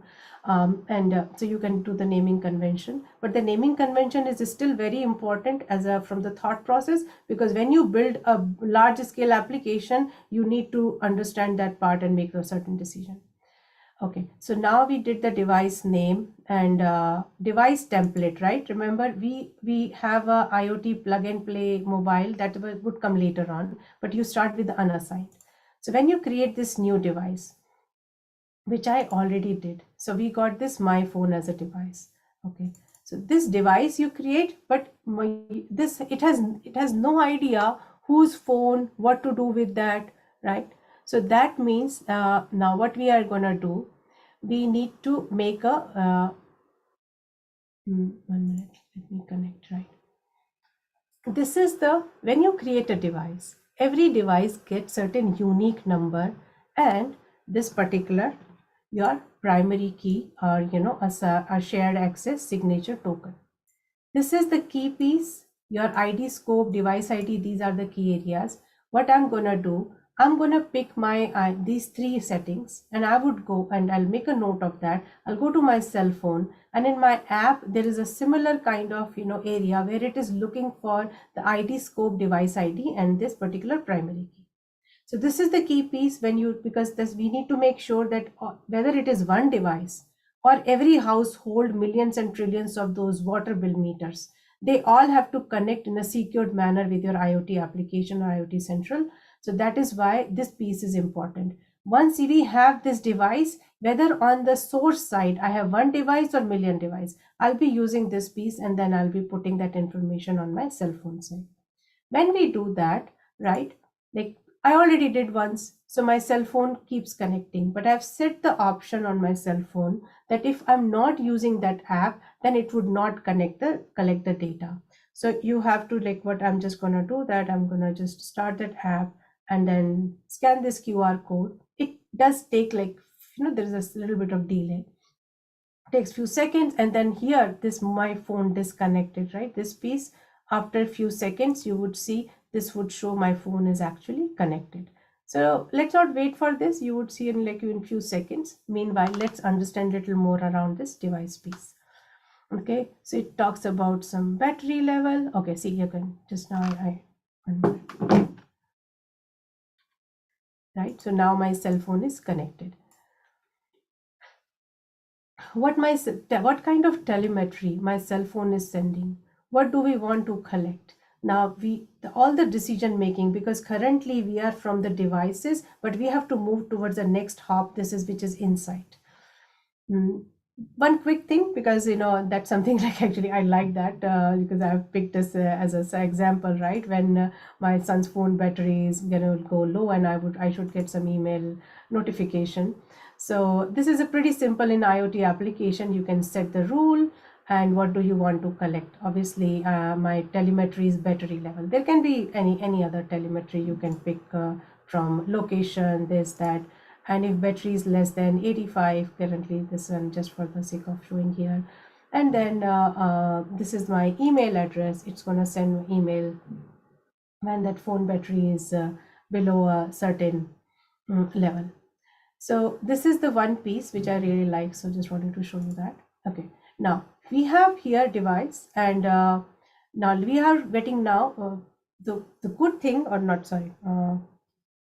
What tells that your device is correctly configured and you're ready to move to the next hop? When you see the device status provisioned.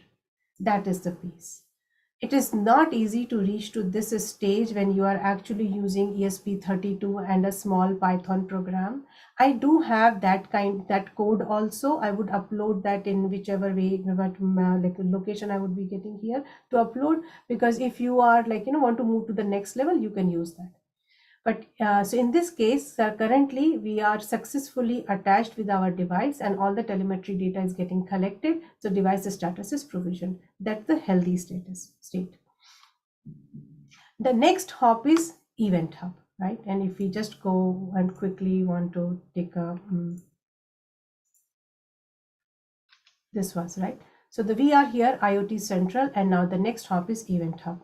So the methodology and thought process, which would be exactly same, that we will be now creating one event hub. So you can go and then just go for the event hub. Event hub is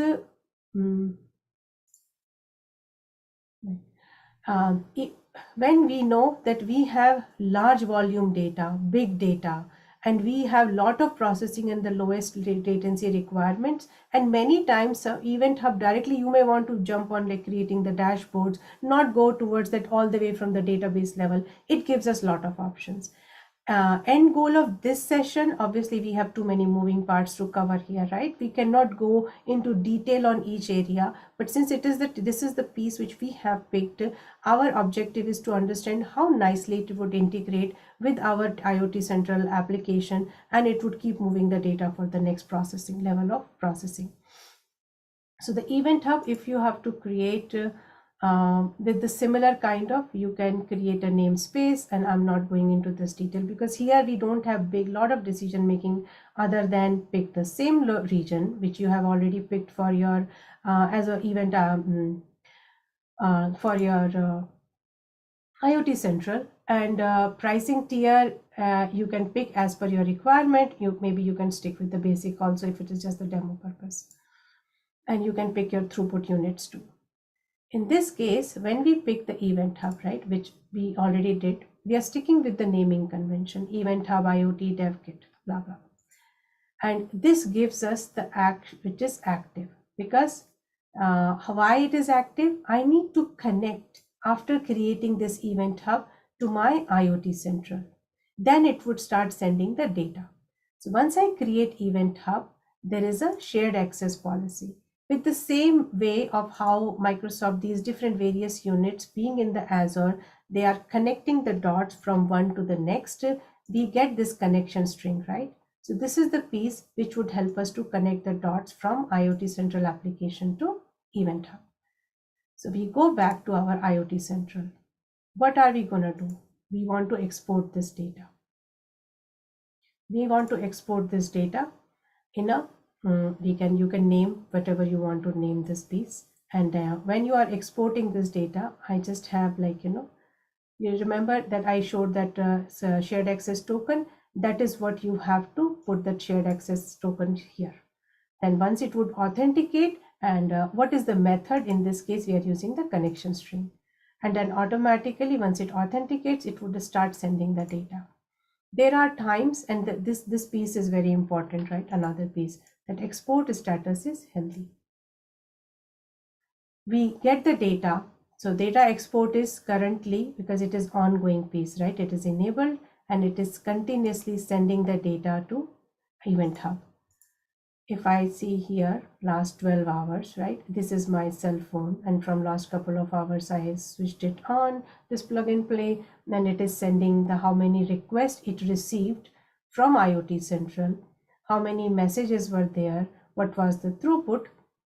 And the good thing is, so far, like if you see that there were requests, but we did not have any failure in receiving the request. This is the second hop. So if we just go back to this piece, we reached Event Hub.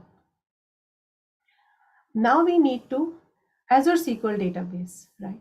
It's gonna get this heavy ingestion of data.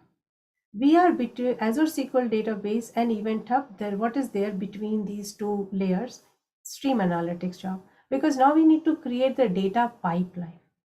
Data pipeline, but what kind of data pipeline? What should be our thought process? Because now our data, we are starting to wear our data hat and starting to design. So one aspect. Up till this moment, Event Hub, you might have got trillions of types of telemetry data. Here is something based on your requirement. You have to see what matters.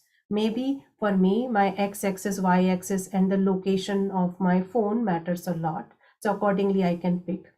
Then Azure SQL database, the really great thing with Azure SQL database, like geo-referential special data types, JSON data types, like lot of data types are so well integrated in Azure SQL database, and without any bias. Actually, more and more I work on this thing as part of an interesting various projects. I genuinely feel Azure SQL database is like one of the best fit for all these solutions. It can handle various data types, and we'll come to that why Azure SQL database when we reach there. We'll go in like more detail around Azure SQL database. So the stream analytics job, we have to now create a data pipeline which can receive the data from Event Hub and which can send that to the Azure SQL database. Let's talk about the stream analytics job in more detail. Let's go back to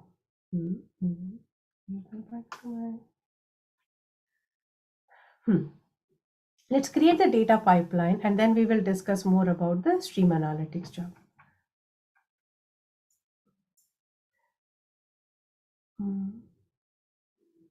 I have to make this a little bit of,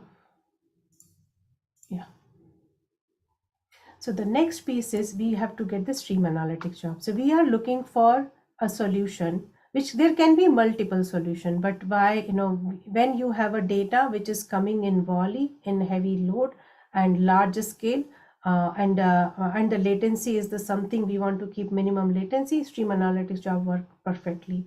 it gives a lot of flexibility with the various types of sources and various types of destinations, and we'll see how it does that. So when we pick our stream analytics job, this is something we already have one, but let's create one. So in that, when you create a new one, again the similar thing, you can pick your resource group, whatever is your resource group, and here all it is looking for the name of your device. So not too many, and how many streaming units you can at this stage you can pick, because we are making a small scale demo, so we can pick how many streaming units we are looking for, but not too many decisions at this stage other than picking a region and the size. Okay, so we do that, and that is how we named that, and here we get one stream analytics job. We have to build our data pipeline. Now the first decision will be, okay, what is your input? Good thing with the stream analytics job, it can directly connect to IoT Hub, which was one of the recipe coming in, my previous, the recipe one, which was there in one of the slide. Did we pick IoT Hub? No, we picked IoT Central Application. Okay, so in that case, what is the previous hop from where as our stream analytics job has to connect? That is Event Hub. Okay, so this is something that what is the input here from where we have to build our data pipeline is Event Hub. Okay, so we can pick here Event Hub, and that is what we did for while making our data pipeline from the input stream. Naming convention, I'm just doing it to make it very simple, Event Hub to Stream 2. Okay, so if you do that Event Hub to Stream 2, and obviously the similar methodology, right? So now we need not to go back and in each screen, but the point here is when you are connecting the dots, this is the one piece. It works very well. That's a beauty. That's a really great thing within Azure. But you need to make sure that we make a decision how we are going to connect. If it is connection string, and we pass the correct connection string, and accordingly it's going to make sure that it is going to be connected. You can test these things while building itself. Some of the lesson learned when you are connecting the dots from the device to database, each layer, it's a project on its own. Do not move forward if your previous layer is not working, because then it's very difficult to troubleshoot. So this is the piece which we got. So now, what is the decision? What do we want to pick? That's the key thing, right? And we'll discuss a little more detail around that. But now, since we are building the data pipeline, what is our output? Your output can have various destinations. You can pick Azure function, because if you have to do further logical data decision making process, and based on that further aggregation or some other kind of insight you have to run. You can directly dump the data into some blob storage if you are looking to just collect the data throughout the month, and then towards the end of the month you have to just generate the water bill, right? So you can do that also, blob storage. If it is Cosmos DB, then if you pick Cosmos DB, just for to give that, yes, your source is coming from JSON, you picked Cosmos DB, no relation, like no SQL database or non-relational, it goes. But after that, if you have to do further aggregation, further processing, then you may find a lot of limitations there. So in our case, so the point here is like we have various kind of destination. So this makes definitely stream analytics job. It stands out when to build the data pipeline gives you a lot of flexibility from the source and the destination. What are we going to pick here? We are going to pick, and for the output is the SQL database. So in our case, we already have like whatever the alias you want to give that, stream to Azure SQL DB, and whichever way you want to connect, SQL authentication or the managed identity, and then you can test that piece too. So in this case, let's see what we have done here. We have picked this one of the Azure SQL database, and before picking that, right? Yeah, okay, I missed that part. We want to make sure that now we have already made our mind. We have already decided what all columns are going to be inserted in Azure SQL database. What would be our table structure? In this case, because now currently we are connecting the dots going through the thin layer demo piece. And then we will come to that heavy layer. We will see, oh, now we have too much data. What do we do? How to reduce latency? But with this thin layer demo, which all we need is one single table, which can actually but pick the columns which are of our interest during the decision making of this data pipeline and insert that data in Azure SQL database. What I'm going to do, let's go and create that. So let's go to the Azure SQL database now. So we do have a question I think is relevant to kind of that last step. Sure. And it's from Slack. It says, could you please briefly explain again why we cannot connect Stream Analytics directly to IoT Hub and need Event Hub in this scenario? Oh, okay. Why we cannot connect Stream Analytics with IoT Hub? We can connect with IoT Hub. Okay, so let me go back to this particular diagram. Actually, that explains this particular.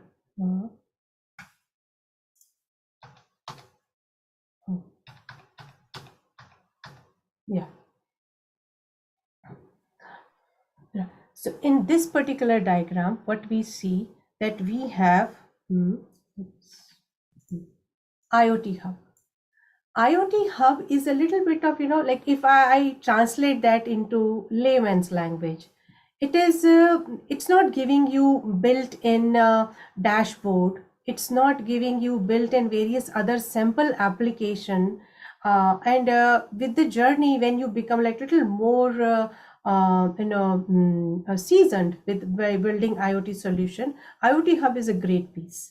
But there can be multiple recipes, right? So in our recipe, we did not pick IoT Hub. We picked IoT Central Application, because with that, it gives me some built-in dashboards. It gives me a better control around from all the devices. It gives me a better management, and also it gives more options, because before creating your own IoT application, you go through many sample applications. You feel confident about that. So in our case, we picked IoT Central Application. So now, if you ask this question, that why Stream Event Hub cannot connect to the stream processing, that was the question, right? Yeah, it was phrased as so they've just responded, said, thanks, missed this difference. So I think we're good to go. Okay, yeah. I think there was something like, because this piece, right? IoT Hub, IoT Event Application, they all central application, they all sound similar. So, yes, they do. Yeah. Thank you. Yeah, no problem. But again, right, just to show that, so if stream processing, if we are picking this solution, from where it can take the source, what all sources it can accept the data from. So if we want to pick that piece and want to go back to this piece, the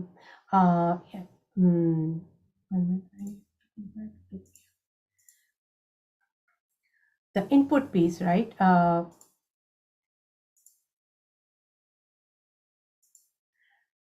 Stream Analytics job can accept the data from source IoT Hub, but in our case, we were not IoT Hub, right? So that is why we could not do that. It can pick from Event Hub. In our case, we are Event Hub because we are assuming our data is large scale, high volume, and it needs like a big data solution. So we picked Event Hub. If we would have just, throughout the month, just keep collecting the data, put in some dump storage kind of piece, then we might have picked the blob storage also. So that is why we picked the Event Hub as a source. So that is why you can see that we are connecting the dots from Event Hub to Stream Analytics. Okay, so then this is the connection authentication mode, and then the Stream Analytics. Here we are able to come, we have input to stream set, we have output stream set. On both sides, we understood we have, in order to build this data pipeline, we had many options. What do we want to collect? And we have decided, I'm assuming currently, right, that what is important for us. So device ID, which device, because there can be multiple devices. And from my telemetry, okay, my certain type of x-axis, y-axis, few things are like, not to be honest required, but because while I was studying like what all kind of phone data is important, I might have like, later on realized that I may not need this gyroscope data, but you may see some 0 rows, so ignore that piece. But before that, we need to create the similar kind of table, right? In Azure SQL database, what do we want to capture here and build this data pipeline? So we have already done that, and let's move to the next piece, which is Azure SQL database. So now how the data would move and with the stream analytics job, let's just spend 2 minutes to understand what are the capabilities we have with the Azure SQL database. What are the important decision making we need to do in order to build, because typically we know all about the Azure SQL database. Oh, these are the capabilities. But now we have to design our solution or pick the capability based on IoT solution requirement. So when you this one is already built in, deployed, Azure SQL server and the database. In this database, what are the capabilities if we would be deciding for building a high scale, heavy ingestion Azure SQL, and to be able to handle high volume data in real time? We should be picking either premium, business critical, or hyperscale. And I would come to that why, because we will be discussing about some of the design consideration, and the top 3 design considerations when we will discuss, they are like, yes, we have to do that. So the premium business, hyperscale, if your data is huge, right, it can go up to 100 terabyte in this space, 100 terabyte in space, and up to 128 vCPU core. So hyperscale gives us a lot of flexibility when you have to scale up. In currently, since it is just my demo session, I have picked a serverless and the bare minimum option, which is something which should not cause a huge cost. But when we actually go with the build some next level of design consideration, we need to move and scale up our deployment. Okay. So in this, if we see this particular database, we have some database, right? But this is the table, which is important that we create this particular IoT dev kit. And we have already decided the table structure, what matters to us. And in that case, some of the float columns and the device ID. Since this table is already been created, you may see this is already there. Okay. Now we go back to, I'm sorry for this to and fro, my alt tab had some issue.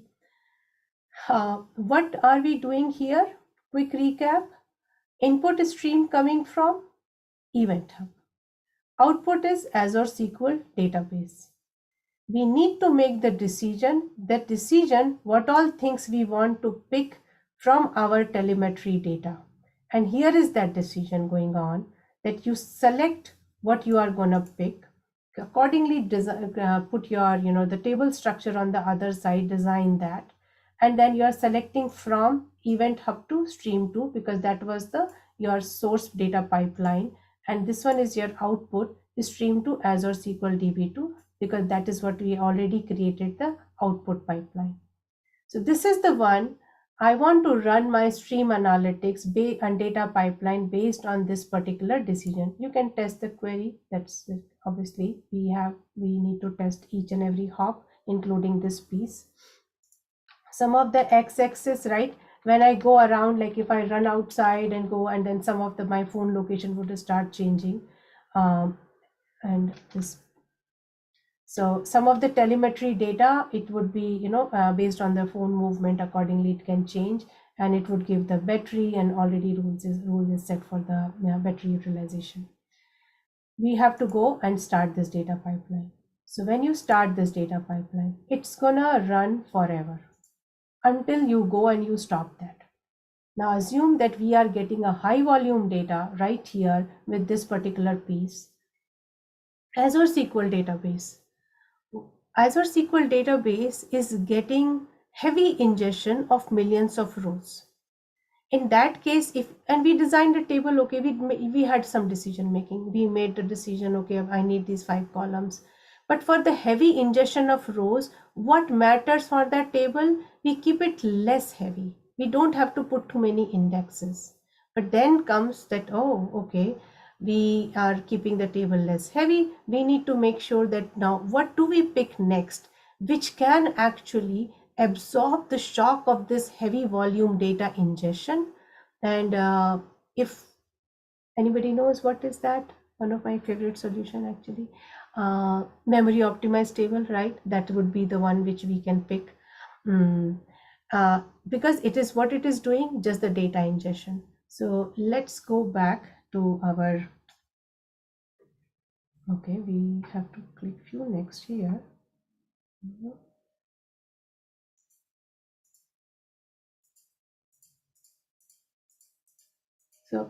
So far we went through these many hops in our journey, from the device to IoT Central to Event Hub to Stream Analytics job, and then ingested data into Azure SQL database. When we started executing Stream Analytics job, it's gonna not stop, it's gonna run forever, and it would keep inserting the data into Azure SQL database. And we went through this small demo around this connecting the dots. Now we have to scale our solution. We have to scale using the Azure SQL database. There can be a couple of more scale up and scale out options, to be honest, right? But I wanted to pick like what are the most striking ones. What are the ones which actually makes Azure SQL database stand out by any and every means, and also gives us a lot of flexibility. And we already touched base with the data type, right? Like a multi-model database, like geospatial data types, JSON data type, all that, handling that, those pieces are important, and they help with the scale up solution. So we 128 core, 100 terabyte in memory table. So in memory table, they are that the how much it increases our capabilities of increasing that number of transactions per second, how much you can increase with the minimum latency. So that is the one when you're designing your table, right? Now what you do, design the two part. One is the landing zone. Design it with the table which is actually taking all the blow of stream analytics and taking all the ingestions. That should be heavy, that should not be heavy, that should be light. And then memory optimized table is one of the really good side of that, which you can pick and bring that. Other side, now, do we want to keep all the data in that little memory optimized table? No. After some time, we want to keep moving data somewhere else, right? So that's where you can have that, and maybe let me not do the further talking. Let's move there. So the one side, right? This methodology is nicely explained in Microsoft Learn module with the IoT solution, and this particular piece, and then all the links are also there towards the end. And this methodology with the building your landing zone, like because we work on the data warehousing side a lot, and the same thought process, you create a landing zone, create a table, how many columns we need, and then make a table that has a memory optimized table. So this way, this particular capability with the Azure SQL database, it is helping a lot with that, handling the heavy ingestion of data. And this is called like a shock absorber pattern also for the Azure IoT solution, if you want to pick that way. The second side, right? After a certain time, like maybe after a week or maybe after a day, you do not need that data in memory optimized table. You need to move that data in on a different table, which can contain large scale historical data, work with that machine learning and analytics, etc. So for that piece, we can pick the column store index based table, which is something we know, right? If you go in detail, it's a logically organized as a table with the rows and column. That is how when you see that column store. But physically, it is stored in a column-wise data format. So the bulk loading, that is such a simple bulk BCP or the bulk loading, you can keep doing from your landing zone memory optimized table to this column store index table on a routine basis, continuously, or every end of the day kind of process, whatever works. So this column store index, it is in the column store, clustered column store indexes, it would reduce a lot with the storage footprint through compression up to 10 times, and then improve the performance. So these are the two most important design considerations we must be doing, creating our sort of landing zone, and then further storing the high volume data for further analytics. And as I mentioned, right, the JSON data type and varchar, max, they all the data types, they go gel well with the Azure SQL database. Any questions so far? There are none in the chats as of now. Okay, is that bad, or I hope it is okay? But anyways, let's keep moving. Honestly, I think it's so clear, it's so well laid out that you're not sitting there like, well, gee, how did that happen? Just you're explaining everything so well. So I think it's very good. Thanks for the encouragement, but yeah, so let's keep going. Okay. Now, if we just go, this is a big slide and too much text, right? Need not to read that, but it is basically giving us all the tools and high level things which we should be looking at for the scale out and scale up. And this picture is it's sort of, it gives us the nutshell kind of thing with the devices we did, and it's a concept, right? So we have devices. We did the event management layer with Event Hub and Stream Analytics job. We could have picked something else also, but now we are here. Landing zone, we picked the memory optimized table. Landing zone, we also made a decision what all data, what all data we need here in Azure SQL database for our further processing. And then we did the further offloading using evening, like everyday BCP outcome into the column store index partition tables. That is where you can have, and then we used scale out option. When you are deploying these environment, these are like the super easy to deploy. And when you are using that as a consumer, they gives you maximum bucks out of your, of your money. One piece to remember, if it is memory optimized table, you have to pick premium or business critical minimum, because otherwise memory optimized table cannot be part of your, they cannot be, you cannot create in general purpose or lower tier. However, it is an IoT solution, right? We are in a big deal. So anyways, we have to do the premium, business critical or hyperscale. We are talking about heavy volume, larger scale data. So anyways, we are already part of that tier from the Azure SQL side. So we have memory optimized table, then the clustered, and the evening BCP. So I have these script numbered, layered one by one, because I knew that this, when 60 minutes, right, that how much you can cover, especially when you have too many moving parts. I'm happy to share each and every script which would actually create a database, exact database in Azure SQL, same as IoT, with the too many, like some trillions of events and the devices, and you can and it would create a memory optimized table and do the, and then plus the clustered column store partition tables. Now we go with the scale out option. We want to offload our reads from this heavy ingestion business, what is going on in memory optimized table. Get your read only, read scale out, and move this particular table copy, which can be accessed or consumed, dashboarding, machine learning, whichever way we want to, from your read scale out option. Any question? As we are moving towards the end, I would leave a few minutes for the questions. None as of now. There are some comments in the chat saying how well this is laid out, and that's the reason they're not asking anything. Oh, okay. Yeah. Yeah. Okay. So far we did all our hops. We reached to our destination, and there can be multiple scale up and scale out pieces. That's why I would just go back to this particular screen, right? So there can be multiple options, which you may find, oh, temporal tables are also good. Let me do this, do that. But at the same time, you just stick with this thumb rule of in-memory tables and the column stored indexes, and then have the ingestion or the data landing zone, and then further stay in the next level of zone with your analytics. You just stick with this particular approach.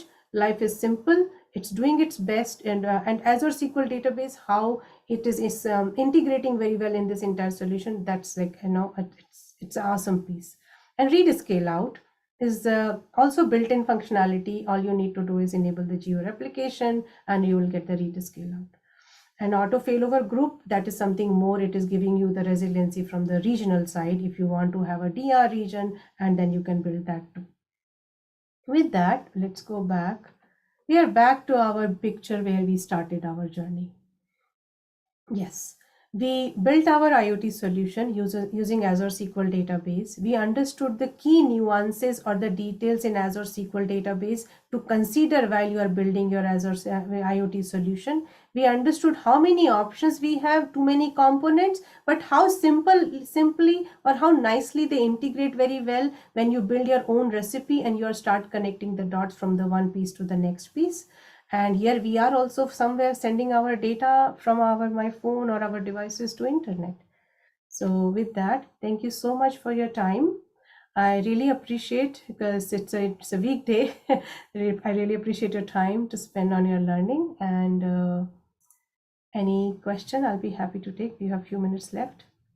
There are. So there's one from chat. It said, for scale out, would you recommend read access GRS or read access GZRS? Read access GRS. Yeah. And if somebody else says, because that is what, based on but like what I think that should be the right option. If somebody else has anything else, I'll be happy to discuss here. Yeah. And we have one that just came in off Slack. It says, when offloading historical data into column store, have batch sizes been optimized? Batch sizes, like you would see number, like, recommended number, 100,000, like, multiply by 1024. So whatever the number would be. Yeah. So yeah. Pick that number. That's a good way to, start. Okay. There are no other questions in any of the, there's a handful of chats to monitor. So let me just triple check here. Yeah, it looks like we're question clear everywhere else. I thought that was awesome. There you see a lot of IoT presentations where they talk about the gathering of the data, and a lot where they talk about the destination. And in the middle, there's like the cloud magic, right? And that kind of gets skipped. So I like the way you laid it out hop to hop, because it's easy to get lost in this stuff. Like you said, there's tons of options to gather the data, move it along, where to put it, and all that. Right. And I like the way it made a lot of sense to me, and based on comments and chats and stuff to others as well. So really, really nice job. Thank you so much. Yeah, that's totally agree. There are too many moving parts. This is like just few reference links which I went through because it's just a couple. Just a couple. Because nobody is giving like a one picture, right? How you start from your device and you reach to the database and that next step. So you have to keep connecting the dots based on like too many videos and too many, knowledge building and plural site. But yeah, exactly the same thing. Nobody was giving the full picture. So I thought, okay, let's build the full picture. And but more I went into this, more I felt that, really Azure SQL database is great choice. You feel confident and it is connecting the dots from all perspective, and Azure solution, how they are built, integrate very well. So there is a question that's more of kind of a comment question, but it said, wonderful job. Would certainly try this out someday if they could. Did ask if you could provide those links somehow, throw it up on a blog or something, because there look like a lot of helpful things in there, but it was too much to screenshot. Yes. Yeah, no, I know, definitely. Yeah, even I put that slide with that intent only, that this was gonna go wherever we have to give, all slides and scripts. And yes, I would share that definitely. Yes. Awesome. Yeah, I've always had an interest in playing with this stuff, but the presentations I've watched on it was never clear. It's basically like, all right, there's still a gap here that I'm going to have to figure out, and I'm too lazy to do that. You kind of cleared those gaps. I feel like I can walk away from this and be like, all right, I need to figure out what I want to monitor, but I now kind of know all the steps to take to do with the data what I want to do. So really, really cool. Thank you. And I think that is the... Yeah, thanks. Go ahead, sorry. No, I was just saying thank you so much to everybody for the time. And if you're in the Slack, Andrew's just noted that all the resources from all the speakers will be uploaded to the GitHub repo, which is listed there. But it's github.com/8kb/2023-May. Yes, Also, absolutely. We try and get all the speakers to upload their stuff in the next week or so, and then we'll tweet that out saying that all the resources are available. Just want to say that was an amazing session, Surby. Thank you so much. Thanks. Okay, if I grab the screen. Oh, hang on. No, I need to sort out my. And while Andrew's doing that, I had a question, which you may have covered already, and I apologize if you did. But what got you interested in this topic, Surby? That's a really good question. It started with that, like, so we have, obviously environmental issues, right? Or what's going on currently globally, it concerns us as a human, and what we are leaving for our kids, that even like concerns me a lot. So we have Nest, which gives us that our, like how we are using our heating and air conditioning. Then we have a couple of other devices, but I'm not able to see as a family if we have these 15 devices in my house collecting too much telemetry data. But as a family, are we like a carbon free or the zero carbon emission family who is? Because I feel the change starts from a home, from a unit level. If every home start, making sure that you are becoming like a zero carbon emission family, then the next home, then the township, and then the state, and then the next and next.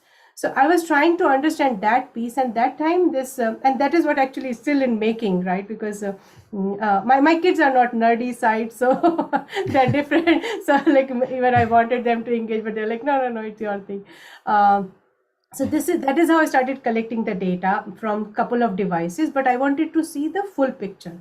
And then I started looking around, and then this Microsoft Learn came. It is in 2021. I used a couple of those things, and then some of the college kids, I met them, and some of the guys who are doing IoT business. But all in all, nobody was giving the full picture about all these things. So I said, okay, let's start just going into like deeper dive, and like maybe and this is just the tip of the iceberg kind of thing, because the one, if I really reach to that device which I'm trying to make, that would be I would write more, and everything is going to be Azure SQL database, because that's as a database site, it is now you feel comfortable with. Yeah, so that is how journey started, and it is still going on, but it just made you interested, and it's like a sidey project, but became like a big thing now, because I feel very driven to finish this thing. Very cool. Thank you. it was exciting to see it here too, because I always wish there'd be more IoT sessions at data conferences, because as you mentioned, like any kind of sensor like this, like all this stuff generates tons of data. So it's a very data relevant session. But yeah, there just aren't that many. So I was thrilled to see it here, and it was great. Really nice job. Thanks, Matt. Okay, everyone, for everyone who's joined, please do leave feedback for Surby and us as a conference. Let us know what you liked, what you didn't like, so we can make this event better. The link is there on the slide there, 8kb.online/feedback. And then we'll be getting going in about 10 minutes with the next session with Josephine and her session. So we're just going to wait for now until that gets started. How's everyone doing? Everyone's minds melted enough? We've had 3 very good sessions so far. We've got 2 more to go in this conference this year. Well, back to the point that Matt was making just a second ago, very relevant session in the last one, right? 50%, I think, of the data growth that's going out there or more is going into this IoT data that we're starting to collect. So something that we really need to think about, in our data professional careers.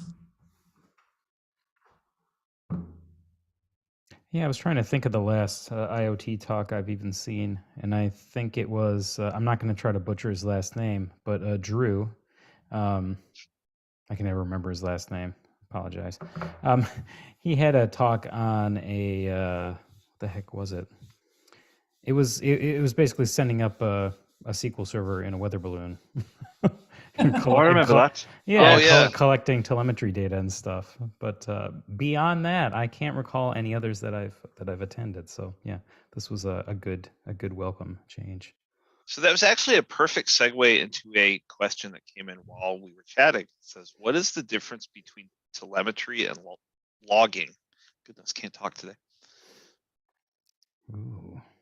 I don't know. I think they're kind of the same thing, aren't they? If you think about it, I mean, telemetry data is a lot of like logging information basically about whatever that sensor is collecting or what you're doing. I think of it as log data. But I think it usually, where I think it's kind of interesting, and Anthony and I talk about this sometimes, is that people think of telemetry data as one thing, IoT data is one thing, and stateful data is something else, like your relational data. And I think a lot of times, in order to get good insights into your telemetry data, you're bumping it up against your relational data. Yeah. I mean, the way I kind of look at it from a racing perspective, because that's where my mind spends about as much time as it can, is telemetry is what the car is telling you right then. Like, hey, I have a tire going flat. I have an engine issue. All of that data is being logged for analysis later. So for me, logging is almost, or should almost always be, the end result of what it's telling you real time. But yeah, that's an interesting point you made about states and stuff. My answer to that question would be that logging is a type of telemetry, but there is telemetry that has nothing at all to do with logging. That telemetry is a larger umbrella, and logging is a piece of that. That makes sense too. I could see that. Not gonna. So the committee agrees we're good. That's okay. There's a fair amount of chat in Slack as well. I won't try to read all of it off, but that has kicked off a bit of a discussion there. Well, let them know I just answered it and they're done. Hey, we're supposed to foster conversation.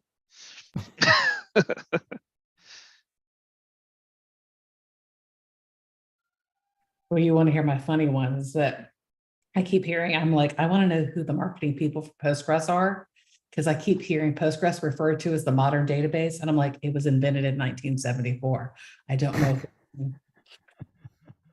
They probably leave that out of the marketing. Do you mean Microsoft managed Postgres or just Postgres in general? Postgres was invented in 1974. No. I mean the marketing people. Oh, no. Just Postgres in general. Postgres. Oh, yeah. I can't help you with that. Okay. Yeah. Does a really good job as like marketing themselves as the modern database. I feel like that means, like when somebody declares themselves cool or has to say that they're an ally. It's one of those things that you shouldn't have to qualify. It should just naturally follow. Yeah. That's true about that ally part. I feel like that kind of falls under, you can't give yourself a nickname, right? Like everybody should start calling me whatever. T-Bone. Right. That has to be a natural thing. You can't just say our database is the most modern one. See, that's a nickname that I didn't make up. So it's a real nickname. So, shout out to Chrissy Lemaire that we call you Mark, the guy in the lower left. Great nickname example. And Chrissy was definitely listening. Definitely had YouTube on earlier. So, hey, Chrissy. Hey, if you're talking, turn your cameras on. We're in the break. Come on. Yes, boss. I have my camera on. Boss of me.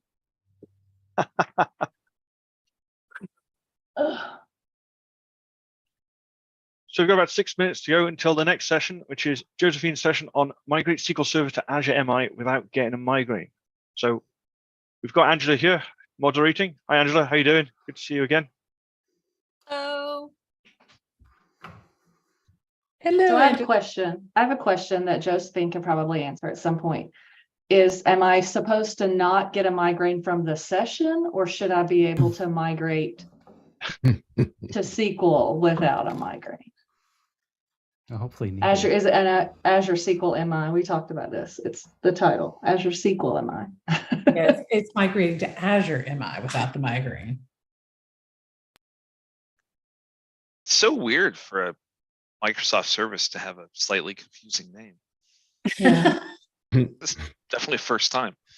Or have it And we for never, so long. Microsoft never reuses names or acronyms. They're all, No. Yeah. yeah. I We're think, great at naming things. I don't know if you know, there's an BBC event was- going on this yeah. week. We're great at naming things.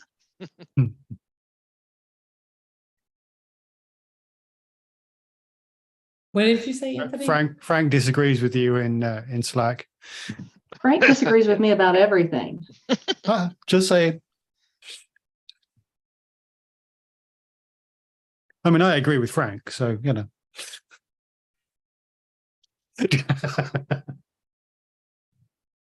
So for those of you who aren't seeing the timing, I said Frank disagrees with me about everything, and Frank responded, also not true. Well played. Right? So if you're hearing the background noise of an angry cat, my oldest cat has decided that it's lunchtime and is standing next to me meowing loudly. So if you're not hearing that, yay headset. If you are, sorry. Your headset's doing a great job. Yeah, not hearing anything. Fantastic. Yay, headset. Moose was Huzzah. snoring so loudly yesterday that I got the giggles during a meeting.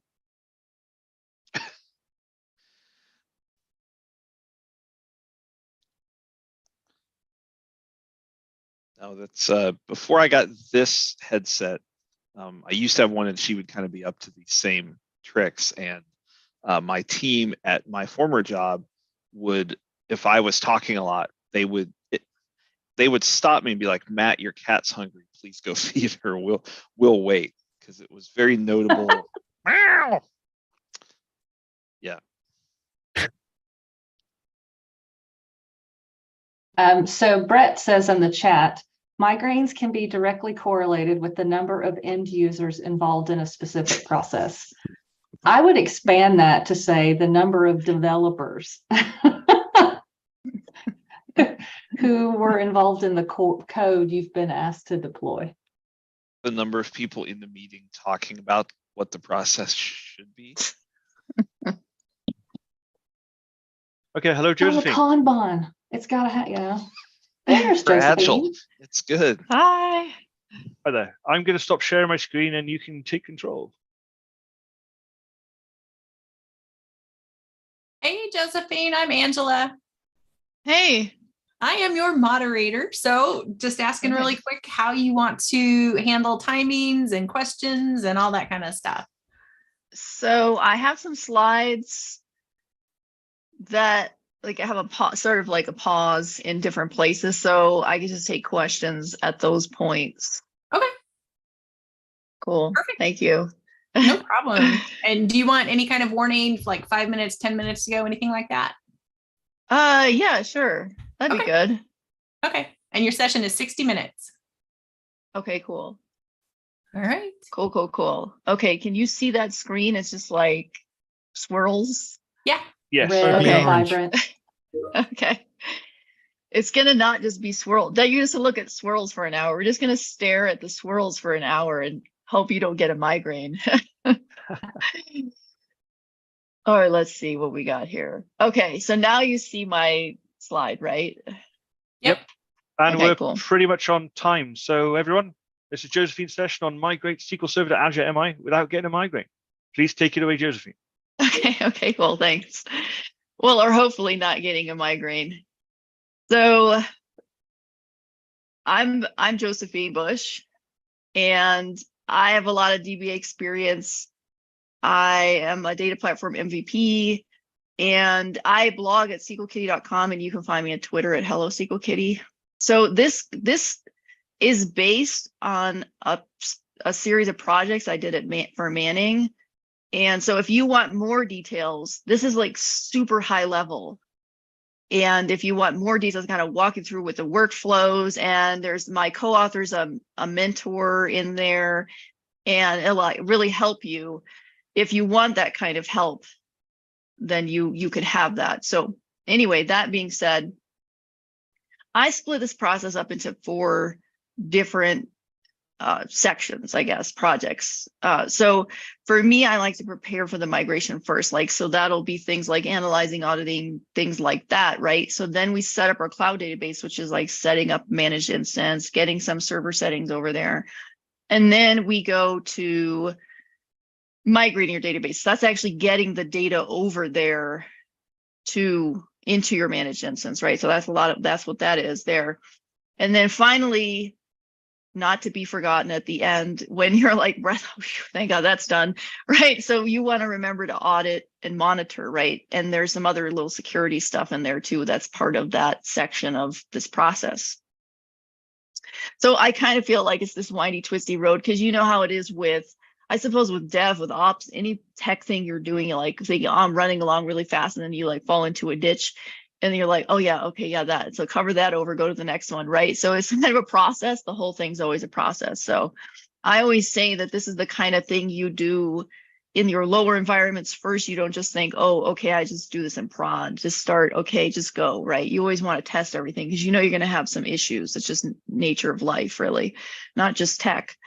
So to begin with, we prepare for the migration, right? So we're going to analyze and audit stuff. So that's like with SQL Server Audit, and in particular, the Microsoft Data Migration Assistant is going to help you figure out like what might be unsupportive. Well, that was like a slip of my unconscious, because I maybe have felt unsupportive.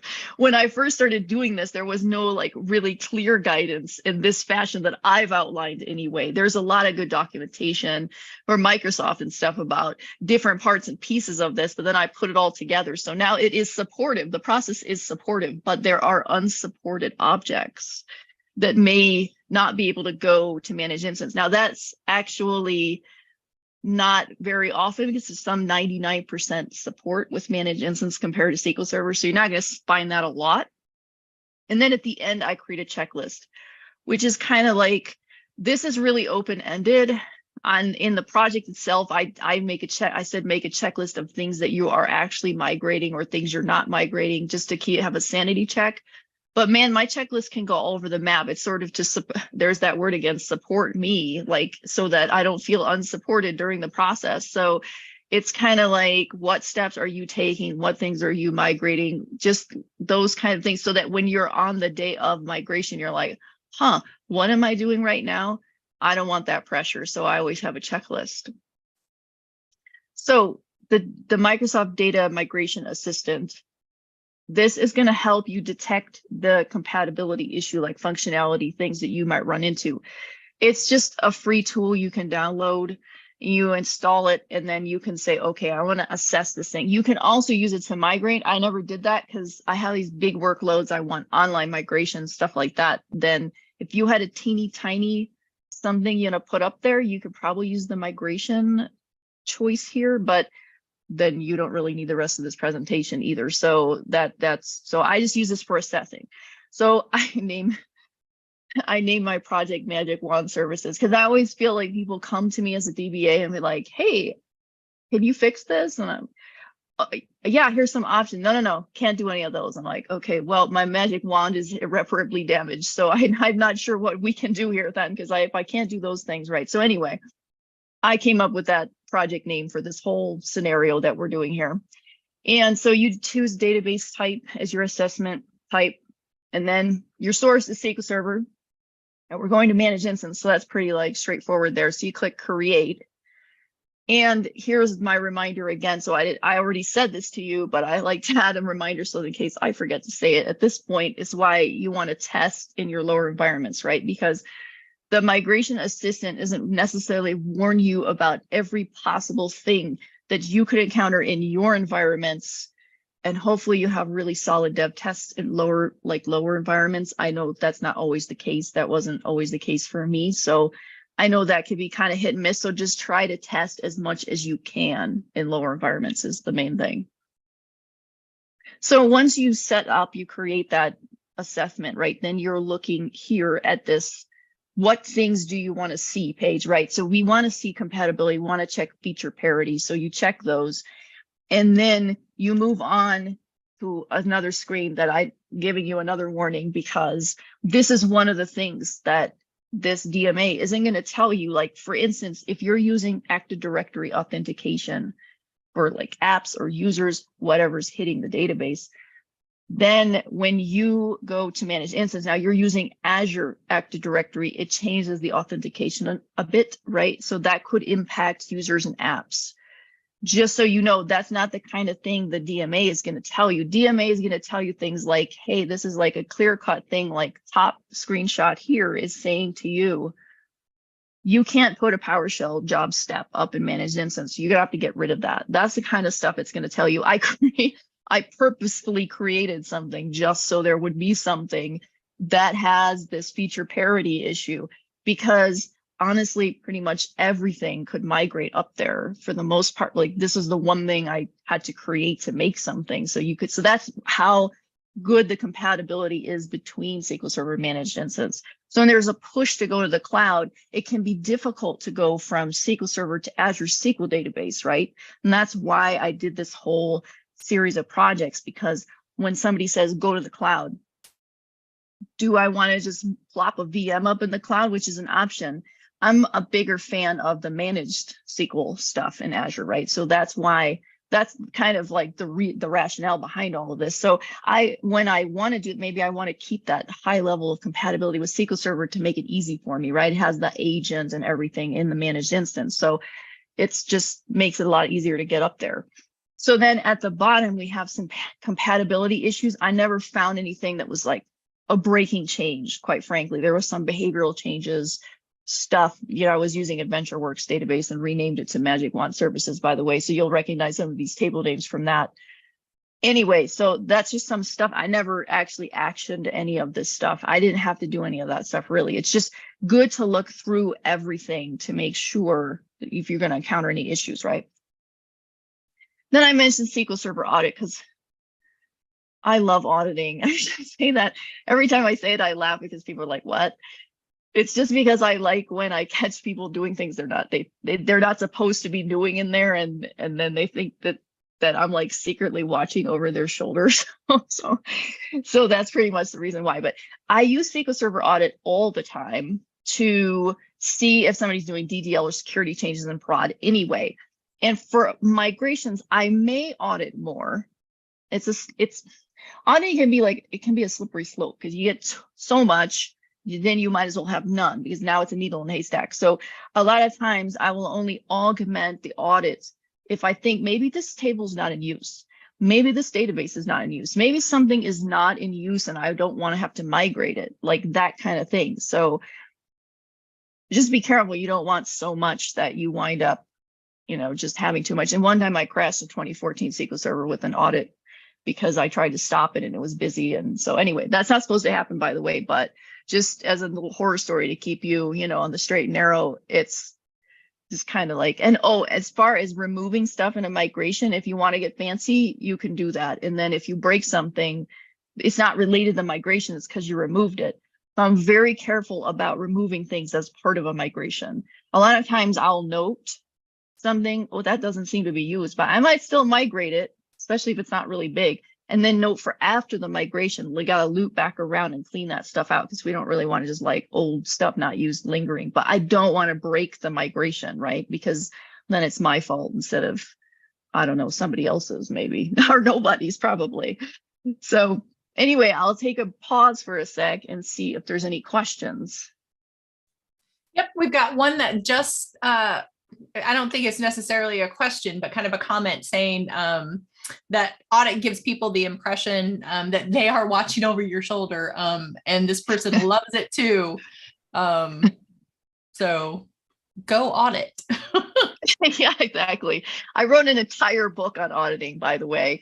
So because I loved it that much. So there's a book out there from A-Press that I did on just auditing. Oh, wow. So yeah, so that's how much I love auditing. So in 1 year, that's all I presented on, because for me, it should be part of the database tool, like the standard DBA toolkit. Like you set up this, and that, and audit, right? Because you need to know with the like DDL and security stuff can break stuff. People come to you and you're like, I don't know. because I didn't audit it, right?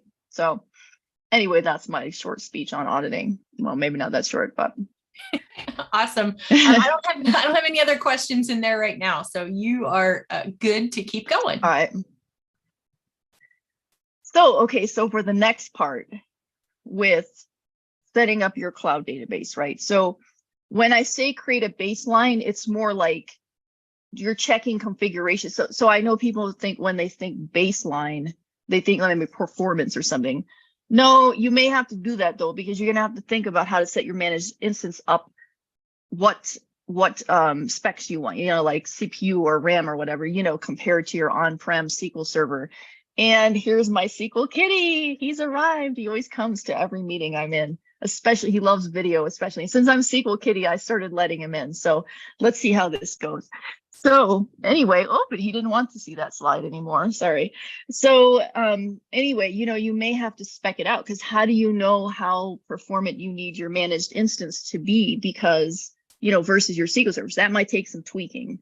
And you might be in prod when you do that tweaking. I, don't have like a lot of great advice about that. But anyway, so I create a baseline of the server settings and kind of just like have that off the side. So as a sanity check more than anything, create the managed instance. When I migrate all the server level objects, not just the configuration settings, I use PowerShell for that, DBA tools, right? So that's kind of high level setting up the cloud database, right? So first and foremost, managed instance not in every single subscription. So these are the subscriptions they're available in, right? So this is what you can go use these. And there is something new. I got it in there later in the slide. I got excited about these new features that are supposed to be coming for managed instance. So those are in some of the subscriptions and not others. So anyway, I got really excited because I'm excited to see. I'll tell you in a sec, for real, I won't forget. So first we do the configuration baseline. So for this is just a query. It's actually up in my GitHub, in SQL Kitty and GitHub. I have conference presentations, and there's a migration folder, and these scripts are in there. So you don't have to rely, this is not the whole script. So it would be hard for you to pick that out of a screenshot. And so anyway, this I run because I want to see any trace flags. I want to see any, SP configure when you go in there and set that. I want to see all that stuff. I want to have that off to the side, make sure I have a record of all that. This is run on my SQL server itself. So before we set up the managed instance, it's important for you to know it is fairly expensive. I mean, for production workloads and for, business use cases, totally natural costs. But for you as an individual, if you're just saying, hey, I just feel like testing managed instance today, just know that it can get costly quickly, right? It could be like $1 an hour or more. Just so you know, when you set it up, it's like, yeah, that's going to run through your wallet fast, and just be careful about that. So it's kind of the default interface you go in and set up. You've set up any Azure SQL databases before this create managed instance, it looks like that, and you pick your resource group and you set your name and region, and there's your compute and storage. And when I'm testing this, I just pick the lowest possible. And so that in my Visual Studio subscription was like $400 a month or something like that. So it may be a little less than that $1 an hour thing. And so I use the SQL authentication for my test purposes. Now, I wouldn't be able to do that for prod, and that's why I mentioned the Azure Active Directory earlier. So, it has the Azure AD instead of just the AD, right? So I would use both in prod, but for my dev test setup, sometimes I'm just futzing around, I just play with SQL auth. It's easier that way, at least to begin with. So something to note when you're setting up is it uses a dedicated VNet. So if you're just, messing around your own subscription, that doesn't really just say, yeah, good. You just let it do its thing. Now, if you're working in a company with a networking team, they may not appreciate if you say, yeah, good, whatever to the settings, because you'll need to consult with them to make sure you're not configuring something that takes some space that they were planning for something or some configuration. So I always did that in my company to check with them and see what they had to input on that. Usually they just set one up for me and then say, okay, use that in your setup. So anyway, just so you know that it needs that dedicated VNet. So things for managed instance. And we get to the exciting parts that I was like, yay, I'm like excited for these new features. It can take up to 6 hours. So that's something to factor in when you decide to create it. And it bills you. That's, it's on. There's no like off button, like stop billing. So it's just on. So these new features will allow you it will be created within 30 minutes. That's in preview, right? That's that thing I was like, oh, that's exciting. And then start stop is also in preview. So you could stop the instance, stop the billing, right? Because now you have to destroy it and recreate it to stop the billing. So that's kind of nice. So, and for testing, I was just enabling public endpoint. I wouldn't do this for production. I mean, I think that's another like, no, at companies, they just don't use the public endpoint, right? So, because anybody can hit it. But if it's just your test something, and you're just testing something, that's how I did it. I just set up a little test thing on my own. In my own subscriptions, I may just set up a test. I'm just giving some tips, like if you're just kind of doing this on the side for yourself versus how you would do it at work, right? And then in SSMS, you need to connect with that to the public endpoint. Now, if you didn't have public, you would take that public bit out, in the middle here, there's public.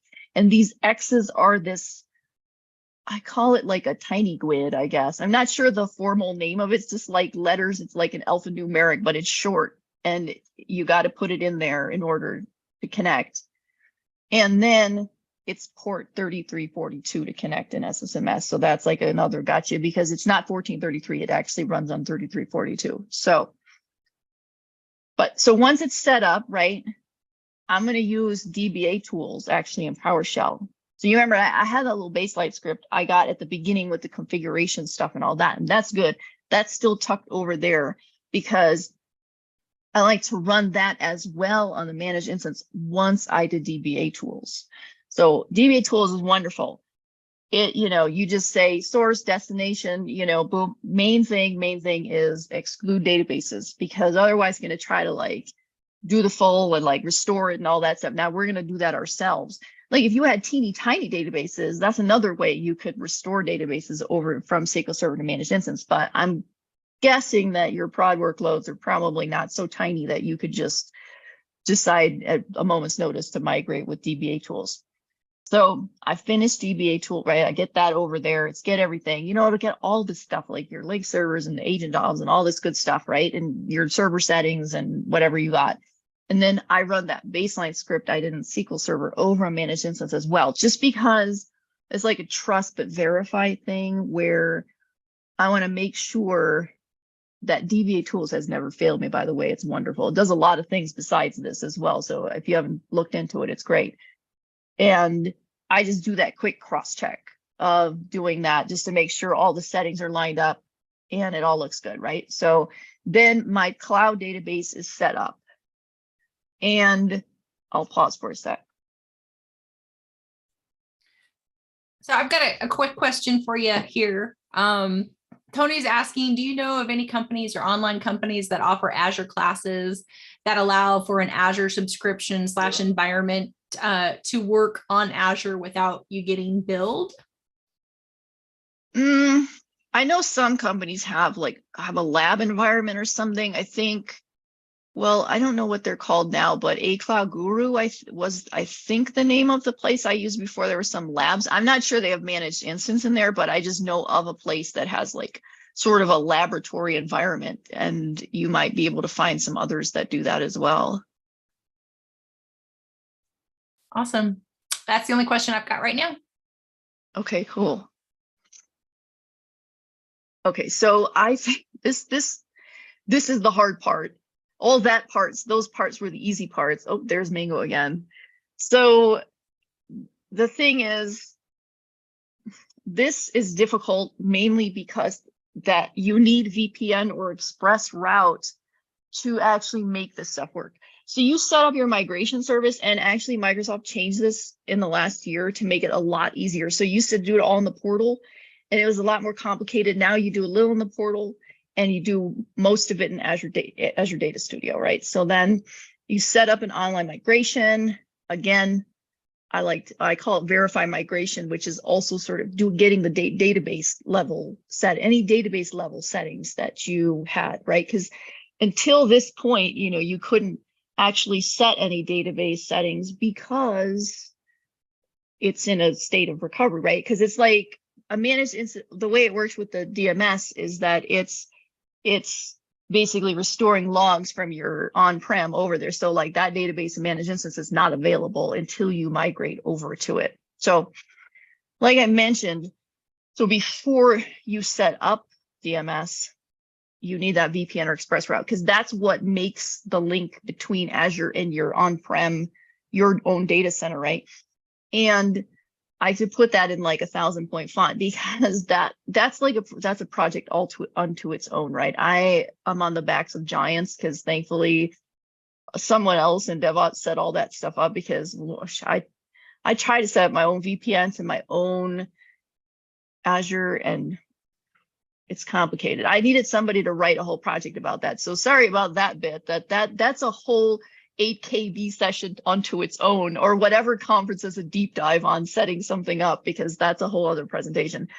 But anyway, you have to go in the portal and register Microsoft.data migration. So that's actually going to allow you to set up any migration stuff.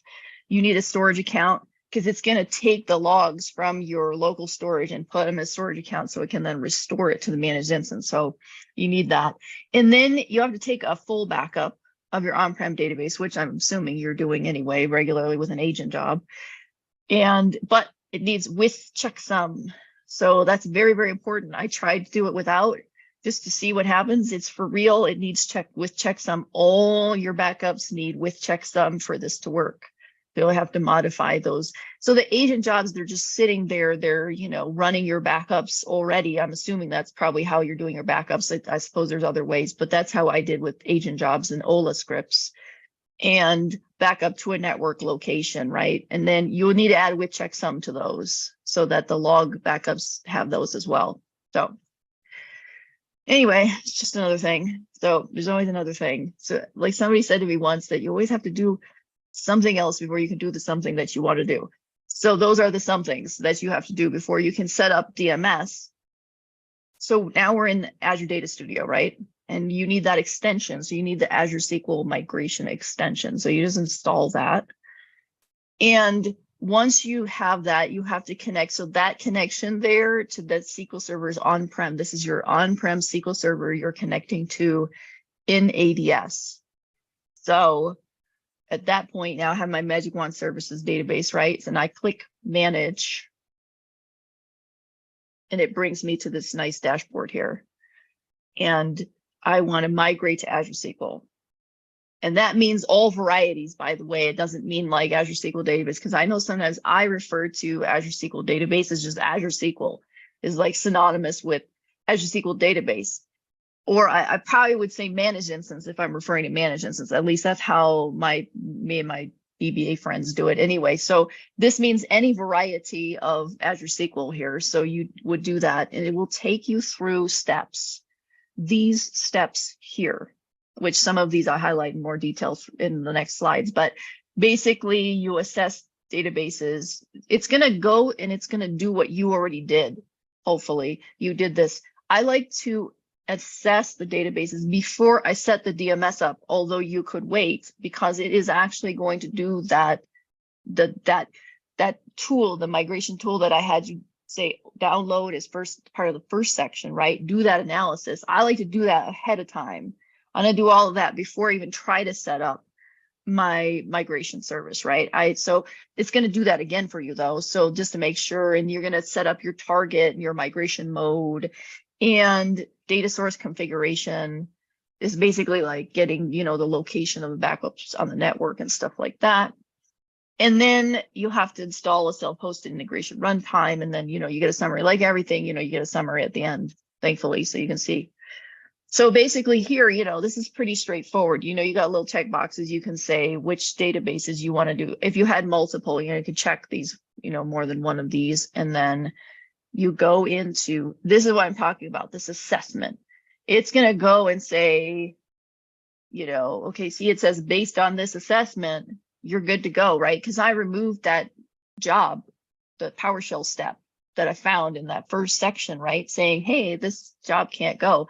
I've already done that work. but it's going to redo it because they want to make sure that there's nothing that's a red flag, which is nice because it's a good check.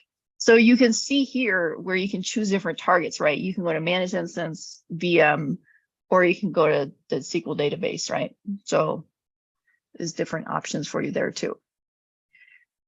So, but you know, we're doing the manage instance in this case. So then if I set up my SQL target, so, you know, it's just a matter of figuring out your different tenants and subscriptions and all that good stuff. It's pretty easy. It's very straightforward. It's like working in the portal. And if you know, the portal interface, it's like it feels very much like this with the DMS setup in Azure Data Studio.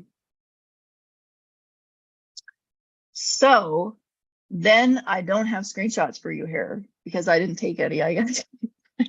Well, you're on your own wing. This is actually the online offline. Literally, that's literally like 2 radio buttons. Online offline. It's probably not what you needed. The data source configuration probably would have been a good one to have a screenshot of, because this is where you're going to say, okay, where do my backups live on-prem? You're going to put them, you know, put the server information and the backups and all that good stuff. Like, where is all that stuff living? And not just your SQL server, but where are all your backups as well, right? So then we actually have to set up, this is what I mentioned on the step slide, we have to set up, you have to install this integration app on your SQL server itself, because that's going to help it do this moving of the log. So it's like log shipping, because last year, actually, I mean, I have to admit, last year, some of our SQL servers were too big, and Microsoft even said, no, you can't even put those on a VM in the cloud. So we were going from SQL server to SQL server still in our own data center in some cases. So this whole process reminds me a lot of log shipping, because you're going to be taking your log backups over on your SQL server. And then the self-hosted integration is going to it's part of the whole process of taking those logs from the location you specified in the previous step, right? When you said the source location stuff with the network location, your backups, and you're going to take it and it's going to take it and put it in that storage account that you created, and then it's going to restore it to manage instance. So it feels very much like doing log shipping. So anyway, so you just got to set that up, and then, you know, it goes through this whole, you know, make sure it connects and all that good stuff.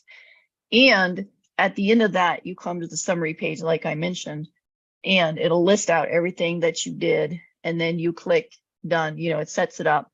And then you come to this page, which will show now this box. So this part of this box up here is that box that you originally saw when you want to go set it up, right? Now you're down a little lower on that same dashboard, and it says what migrations are in process, which are completed, right? So you should see at least one, because you just set one up as part of this process. So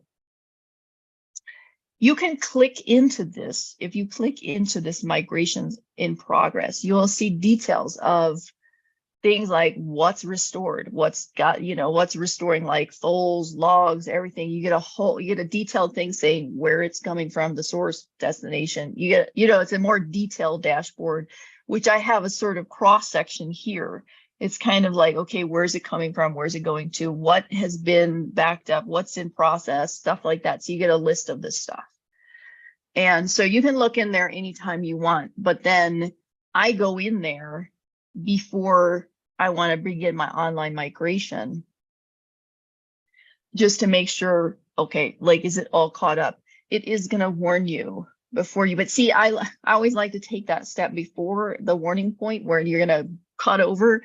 I like to do that a little bit before I go cut over. I want to take that check before, right? So basically, same thing, migrating to managed instance. If you've migrated SQL Server to SQL Server, it's the same concepts, right? You got to stop your applications and users from using on-prem database, which can be tricky sometimes. Because, yeah, let me tell you, at my old company, man, some things come through we didn't even know. And then we had individual users hitting databases and stuff like that, so it can be kind of hard. I know. So you try to stop as much as you can. And then you take that final log back up, right, with the checksum still. That's very important. And verify it's restored, or you can do that in the dashboard. And the one thing is very important, which see the way I normally do SQL Server to SQL Server migration is take the tail log backup, take the database offline, and on the source SQL Server right away, boom. So nothing else can hit it, and that's offline. But the DMS doesn't like that. It needs the database to stay online, so you can't take it off. You can't do a tail log backup and then take it offline immediately, right? So you may be able to put it a read only. I haven't tested that.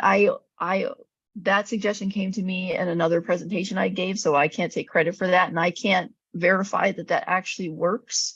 But you may be able to put your on-prem database in read only, because I would be concerned that since I can't take it offline immediately, that somebody could sneak in and write something over there, and now I'm losing data when I migrate over. I got to take another tail log, and then so anyway, just know, don't take it offline, because then it gets unhappy and you may or may not have to just completely start over again with the whole setting up the migration. There was some, difficulties there. So just, that's one big thing. Don't take it offline. So in that sense, like when you want to go cutover, you can go to say complete cutover. And I don't like the rush method, but if my database is not offline, I'm going to go a little faster, because it's like things can get in there. I'm going to be watching more carefully if something's writing over there. So it's a little trickier in that case. Anyway, it does warn you all the things that I was thinking of, all those things before I even hit the complete cutover button. And then there they all are basically. So it warns you and says, hey, make sure that you stopped all your incoming traffic, and make sure that you took the final log back, and all that good stuff that I told you about. Then here you'll see, it will say log backups pending restore, right? So in this case, I had 0, right? I refreshed that a couple times, and then they make you do this. I think it was like the Clippy reminder of like, hey, did you make sure your head is screwed on? I mean, like, make sure you restore all your log backups. But, for people maybe less experienced or whatever, for us DBAs have been doing cutovers for a long time. Nobody said this to us. You just have to know it. So that's actually kind of a nice reminder for, just in case. So you have to confirm it, and then you can click complete cutover. And at that point, you'll see in the dashboard what it's doing. It'll start taking you through kind of like it's in progress doing things, and like you can come back to, you can come back when I was showing you this status, right? Eventually it'll go to completed, it'll be done. And, you could still drill in here and see like what it did, like this down in the right-hand corner here with the screenshot, kind of like what it restored and everything. And it'll be online now. So now your managed instance is online, accepting connections, right? At this point, I say verify the migration in the sense of, just wow, it's online and things are connecting to it, right? And then also this is when you now have the ability to get those database settings. Like you had captured those on your SQL Server, hopefully in advance. I didn't mention that in the beginning, probably in advance. I like to do as many things in advance as I can, right? So that way I'm not scrambling at the last minute, but get those, put them on there, put them on your, so you get them from your SQL Server, and then you can apply them on your managed instance. So that's what this script also is up in my GitHub, in my SQL Kitty GitHub, is to get those database scoped settings and then put them in your management. So now you're ready. So now you've migrated, right? So you're there, things are hitting it, you're good to go, hopefully. I'll take a breath. Awesome. So we have just a couple of follow-ups. So somebody had asked earlier about the training and being able to use that without billing. And Ree was very nice enough to provide some information on that. Okay. Good. Thanks, Ree. Okay. Yeah. I did share those links and that information into the Slack channel too. So Tony, awesome. If you're not already in Slack, go check there. So sorry. Awesome. Okay. Thank you. Sweet. Thank you. And for anybody who's not on Slack, I'll just read this out so that it's on the recording. So it's AKA .ms, and it's the Azure SQL Fundamentals training. And another one that's out there is the Microsoft.github.io, and then it's slash SQL workshops. So those are two other resources. And then I have two questions for you, Josephine. Okay. Nice. One is kind of a follow-up when you were talking about the VPNs. So you said that you didn't set yours up. So who in IT would typically be responsible for configuring a VPN or an express route?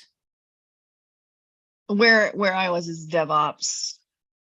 So DevOps. There's like an umbrella of DevOps guys who were like doing CI/CD stuff with developers, or they were doing the networking, or they were doing like, configuration like VPN type stuff, other, infrastructure type. What used to be the guys who were maybe doing networking or infrastructure before is now like networking / cloud infrastructure, right? So that would be, at least that is how it is now at my new company too. It's kind of the same setup where, DBAs generally aren't the VPN express route networking expert. I mean, in smaller companies, sure, I can see that.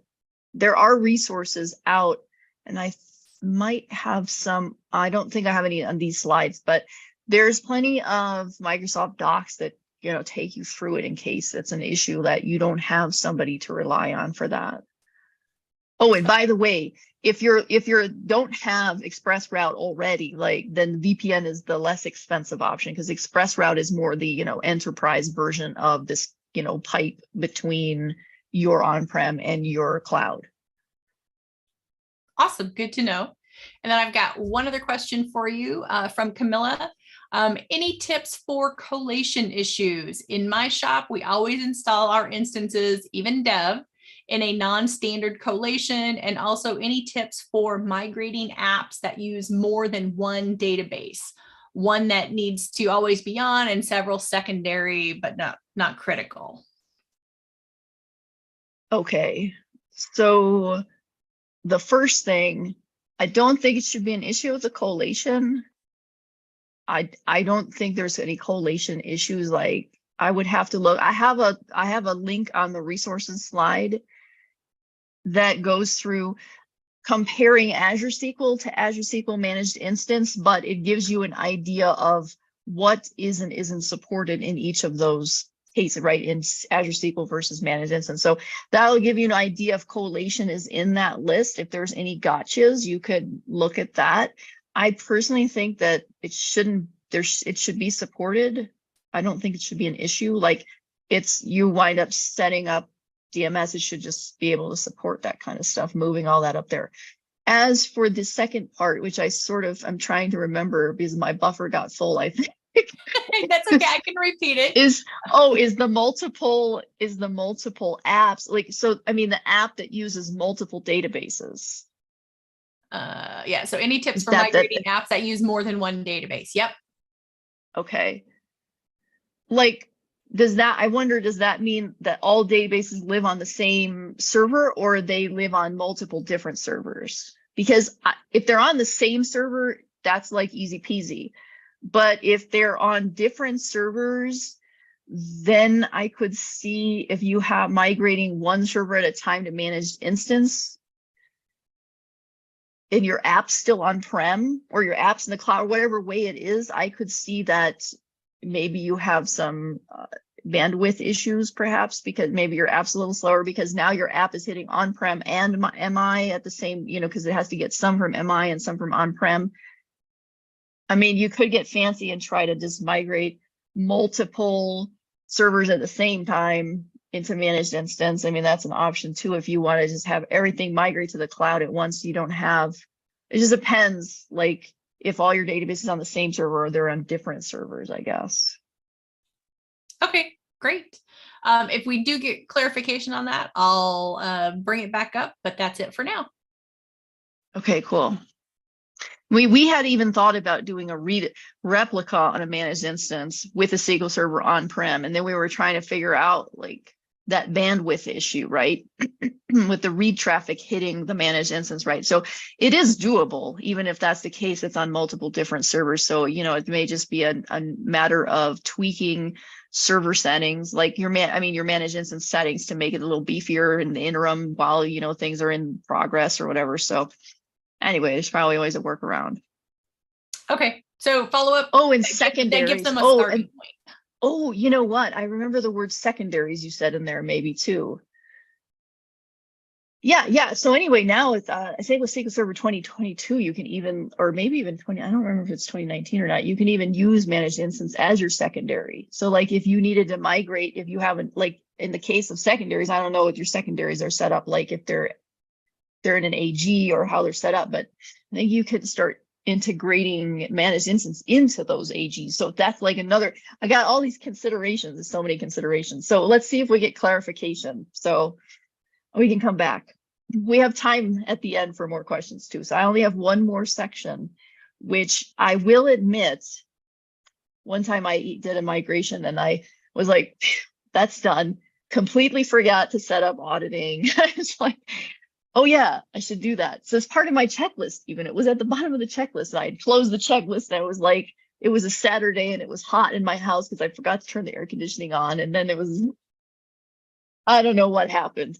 So important though, because then I did set it up in like a week or two later, but it was like, oops. So anyway, we get to the monitoring and auditing part, which even I sometimes, like, that's why I told you, even sometimes I forget or think, oh, oops, whatever, you know, but it's an important part of this, right? Like I said, I think it should be part of the DBA toolkit, the auditing, right? And I have a bunch of slides and I have presentations and code for all this auditing stuff. It's up in my SQL Kitty and my GitHub, right? So it's all out there for you to look at. And so configure that auditing, which is basically just getting DDL and security changes. I don't know, fire hose of like everything everyone's doing, because then I'm never going to look through it. So auditing, I mean, good Lord, I said auditing again because I love it that much. I meant to say alerting. So now alerting is you're monitoring and learning on things. Like you might have some other way of doing that, like where I was, maybe you have like a third-party tool doing that or whatever you have. But this way, a lot of times I just do it through the portal in the case with the cloud, because you can just set up alerts through the portal, right? And finally, this is something new I actually had recommended to me by Tracy Boggiano. So this security check, making sure it complies, not just for managed instance, but for any databases you have. Like, so if you already have SQL Server set up, good idea to run this on every single one you have, right?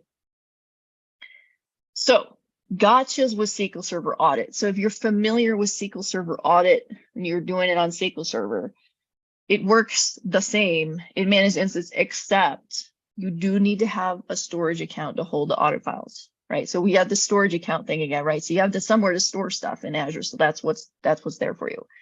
And then you have to use that URL to the storage account for the destination in the audit, and the same when you're querying the data, right? So you call the function to query the data and you use that URL. So that's it. Everything else is very similar. There may or may not be some audit actions that are different, because I do know that audit actions are different. There's some that are in SQL Server that are not an Azure SQL audit, you know, so you kind of like see how those go. So yeah, anyway, have a whole presentation on Azure SQL auditing and SQL Server. So those are up in my GitHub if you want more information about audit. And then as for monitoring and alerting, right? So you basically set up diagnostic settings. You set up alert rules and different alert actions and things so that you can monitor. And you might be able to set up diagnostic settings too. That sort of got stuck in my head, but that's how I did audit stuff with sometimes I did audit different with. Long story short is I do a lot of auditing stuff and it gets mushed all up in my head is what I'm saying, because I wrote that whole book and now I'm like, let's just talk about alert rules right now, which is, so you want to know if your CPU usage is high or your memory usage or your storage space, right? You don't want to be the one that finds out from somebody else when the database stops working, something you could have easily monitored, right? So I personally like getting this in email. I know you can like send it to Teams or something else. I don't know, any kind of like integration that you might have, but definitely set up these ones. If you know if there's something else, great, but definitely do those because you want to know about that stuff. So then we have the security check, which I mentioned. So there's actually a PowerShell module called DBA checks, which you need Pester module for this to work. And it just, you want to make sure it's as secure as possible. Now it's going to give you a long list of stuff, which is good because it's checking a lot of stuff. Now I excluded a lot of things here, as you'll see. This script up in my GitHub too, just so if you want to pull that to use for yourself, is that I exclude a lot because some of this doesn't apply to managed instance.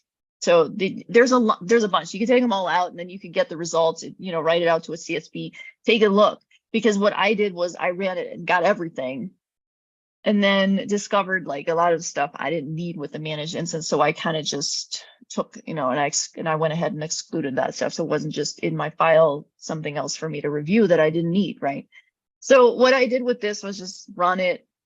And then when I get a chance, unless there's something like really, hot and heavy on there that I think, oh boy, better fix that right away. I just review it slowly over time. I figured, well, I wasn't doing this before. So I didn't want to, create a panic and like, oh my God, I've got to fix everything right this second. So I'll take another pause. That was a shorter one there. So it makes it sound easy. It is easier actually. So I've got a question for you here. What is the difference between managed instance and Azure SQL database? So Azure SQL database is it basically, it's a managed SQL, like managed instances, both they're managed. You don't have access to the underlying VM or anything. But with Azure SQL database, you have less crossover functionality from SQL Server. So like with managed instance, you get the agent, you get, you can like right click and script, like, you can do a lot more with the GUI and all that stuff. And Azure SQL database is more, there's no agent. You're going to have to figure out how to run stuff with runbooks or functions in Azure.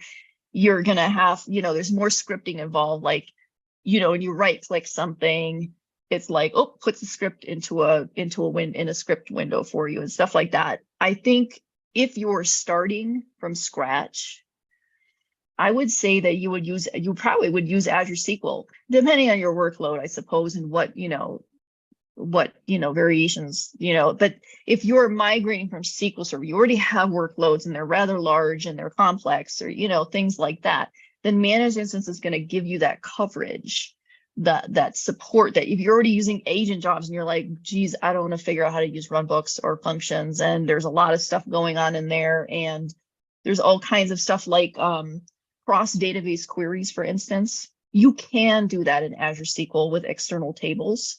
I refer to Azure SQL database with external tables, but I'm not like a really huge fan of that. So if you had like a lot of like cross database querying on your server, on your SQL server, then you would want to put it in managed instance, if you ask me.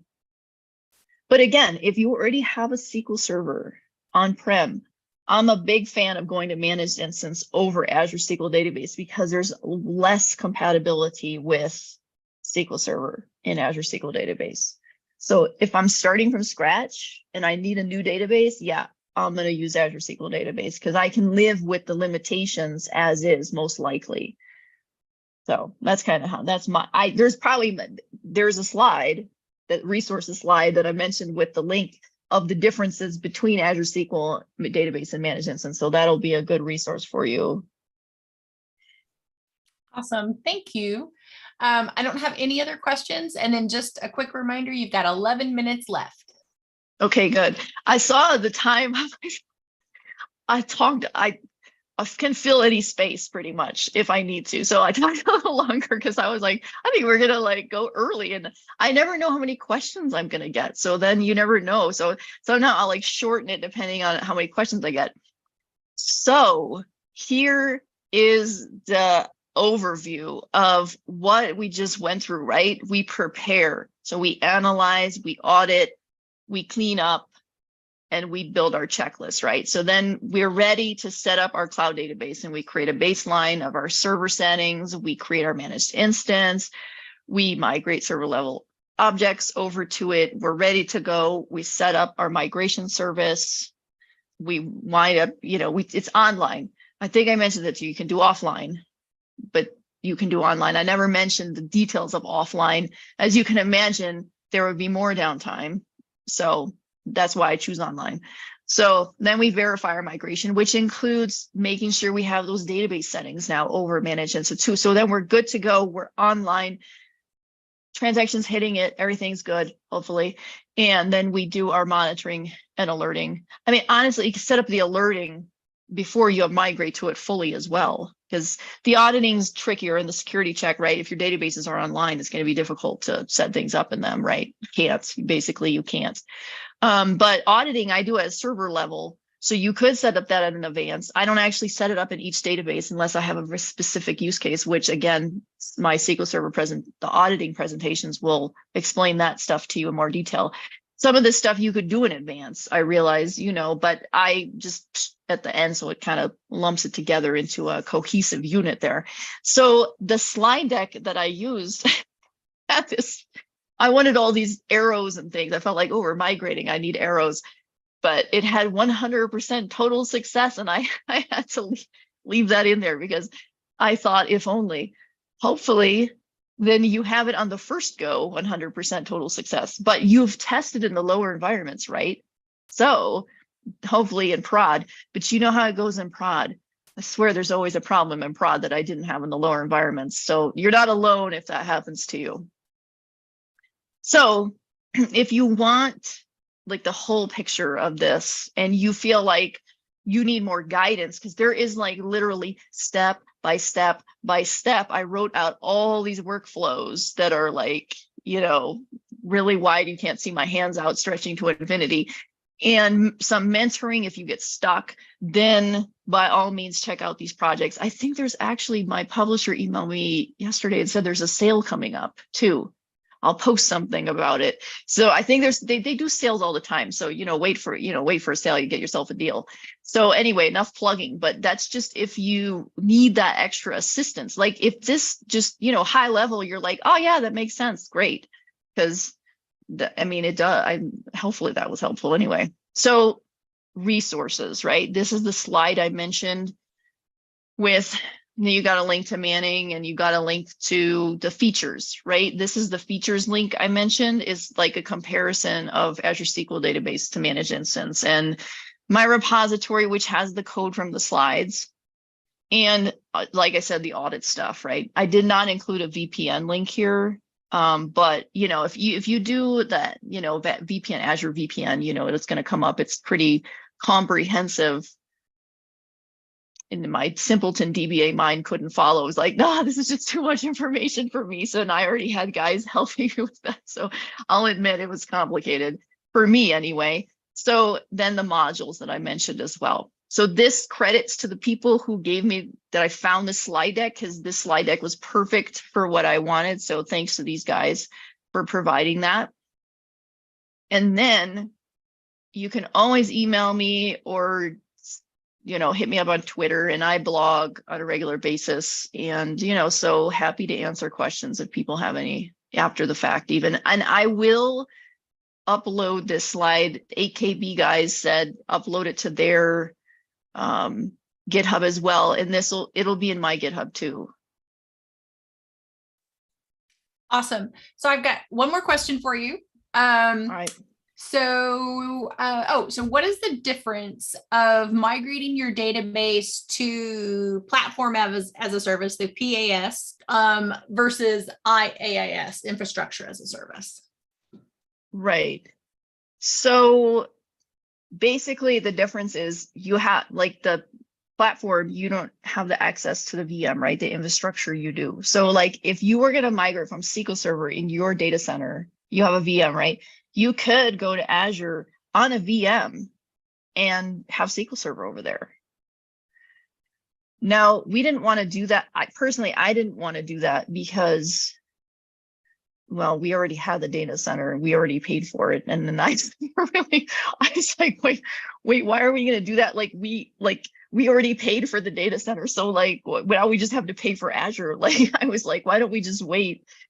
But I'm a fan of the managed stuff, like the platform as a service, like the Azure SQL database and the managed instance, because then you don't have to maintain the VM. Like you don't have to have Windows Server license, or you don't have to patch it and all that good stuff. Like, because you have this elaborate patch managers thing and like auto patching, thankfully. But at the same time, I don't want to manage that underlying VM, right? I just want to put my databases in SQL, Azure SQL database or managed instance, and then there you go. Don't have to worry about that underlying VM. Awesome. I don't think anybody does. Except me don't. When I was like, let's stay in the data center. I was like, wait, let's just migrate these big SQL servers to SQL Server in the data center. And my boss was like, yeah, sounds good. I mean, sometimes it's just like easier. So. Yes, it is. I don't have any other questions at the time, and we've got about 5 minutes left. Okay, cool. Okay, that was pretty good timing. Honestly, I actually do have a question. I do have a question. Good. So I love questions. Totally not related. But your cat in the video that I see on my computer looks like your cat is ginormous. Is your cat really, really big, or is it just distorted because of the video? That's so funny you asked that. Well, he's like a lean, mean killing machine is what I call him. I call him a little orange monster. And he is big. He's just big. Like he's super long and large. He's like 14 pounds, and he's just like all lean muscle mass. He's like, right now we have this there's supposedly a moth infestation in Colorado right now, and we have some moths in our house. Thankfully, not as bad. I've seen it in the past where you got like 50 moths in your house, but he goes around hunting them, and I said jokingly to a friend of mine, it's like the Mothman prophecies over here. Mango is the Mothman, and the prophecy is that he's going to kill all the moths in the house. So he can jump from the floor practically all the way up top of the sliding glass door. He can just like go leap. So it's not a distortion. Wow. He's large and he loves to hug me when I'm doing presentations or on the phone with anybody, like especially video he loves. He comes up and like, I try to prevent the cat butt in the camera, but I gave up because I realized I'm SQL Kitty. So like, hello, because I was leaving him outside the door and he was crying out there. He was like, crying, and then ripping the sign off the door that says I'm in a meeting, so my husband knows don't come in, I'm in a meeting, and he throws the sign on the floor in a huff, and he's like, so I gave up and let him be part of the party. Nice. I do have another question, an actual question. So so any guess how long it takes for online migration before you can cut over, like per 10 gig or something? So basically so I forgot to say this in the slides, was that the way I always do a migration is I set it up in advance, not too far in advance, because I don't want to have some hiccup or something. I'm very cautious about like the timing of it. So within the week before I'm going to migrate, I got the full, all the diffs, everything is restoring. So up to the point when I'm ready, like on probably a weekend, usually is when I cut over these big production things, I have everything ready. Like it's just shipping all that logs over there. So when I go to say online migrate, it's snappy, right? Because depending on how often you take your logs, ours were hourly, but depending on how much happened within that hour, of course, it depends on how long it takes the log backup to restore. And then you click complete cutover, though that log is already restored, right? So then you click complete cutover, and it's a very quick process from what I've experienced. I like to add that disclaimer because you never know when you might hit a hiccup in any process, but the actual online cutover is fast because you've already done all that legwork up ahead of time, right? Very nice. I like that. And Rob Sewell says he has one of the big giant killer cats like you do as well. But he's very loving. So he's this super loving. He loves to come in and like you saw he like go over my shoulder, and then he likes to try to eat my hair, and then he likes to step on the keyboard and change it. That's the first time he's ever changed the slide. He likes to mute my microphone. He likes to type messages to my friends. He's a very He's a very interactive, social helpful. kitty. He can smell or something watercolor. I do art like analog, on paper and on my free time. He can somehow sense when I open the watercolors, and he comes running into the room. And one time he stepped in the red watercolor. Thankfully, I got his whole body with me to the bathroom before he stepped on the floor and ran all over the bathroom with red footprints everywhere. So yeah, Oh, that's it's hilarious. a lot of fun. He loves vacuuming. He loves taking out the trash. He loves watching the trash truck. He loves sniffing the toilet. He loves everything. Mango loves everything. So it's a great experience. Yeah, actually, it's good because it's perspective on life. You're like, oh, I hate vacuuming, but Mango loves vacuuming. So There you anyway. go. So I love the All fact right. his name's Mango as well. It's wonderful. Absolutely Yeah. wonderful. And did you notice recently, at least in America, like everything is flavored mango now? I have mango toothpaste even now. Oh, I don't know about mango toothpaste. No, thank you. No, I got the same problem with my cat. She sits, if I shut the door, she sits at the door and just cries until you have to go and let her in. Yeah. But your cat's a lot yeah, nicer than mine. My cat's favorite word is violence. So picking her up is completely out no, of... he bites me when he's done hugging me a lot of time. I'm like, okay, no biting, because he's like, okay, I'm done hugging, so I'll bite you now too. It's like a love bite, I guess. Well, thank you very much for that Sure. session. That was awesome. Really good to get some Very real world good. experience in Very there, nice. because the migrations Yeah, up thank into you. Azure can be quite scary. I must admit, when you mentioned you have to leave the source database online, that would leave me very nervous, if I'm honest, having the ability to have the connections coming in. Right? I know. Yeah. I thought the read-only suggestion from an attendee was, I was like, yeah, I got to test that, because I wonder if it would allow that or not. Because maybe it's still online. I don't know. It might not. But yeah, I agree. It's scary. Well, thanks for having me. I appreciate this. It was very nice to be here. So thank you. Oh, no problem at all. Let me share my screen and we'll get the feedback session up. There we go. There we go. So yes, everyone, please do leave feedback for Josephine. Let us know what you liked, what you didn't like, and then please do leave the event feedback as well. We're going to be into our last session coming up with Teob, but yes, there's a link there, and yeah, leave your feedback, please. So we got loads of time. So everyone seems to be finishing on time today. It's great. It's been a couple of times we've had to get the metaphorical hook out and drag people off the stage, but I haven't had to do that this time. You need like really loud music, like they play at an award show, just start playing it over them and then they can't talk anymore. That is a great idea. Y'all are so much nicer than me. I just go, and we're at time. You're like, shut up. And then I start talking. It's That's why we effective. have you I'm just here. saying, it's effective. Yeah, I'll start looking for award show music so we can start doing that.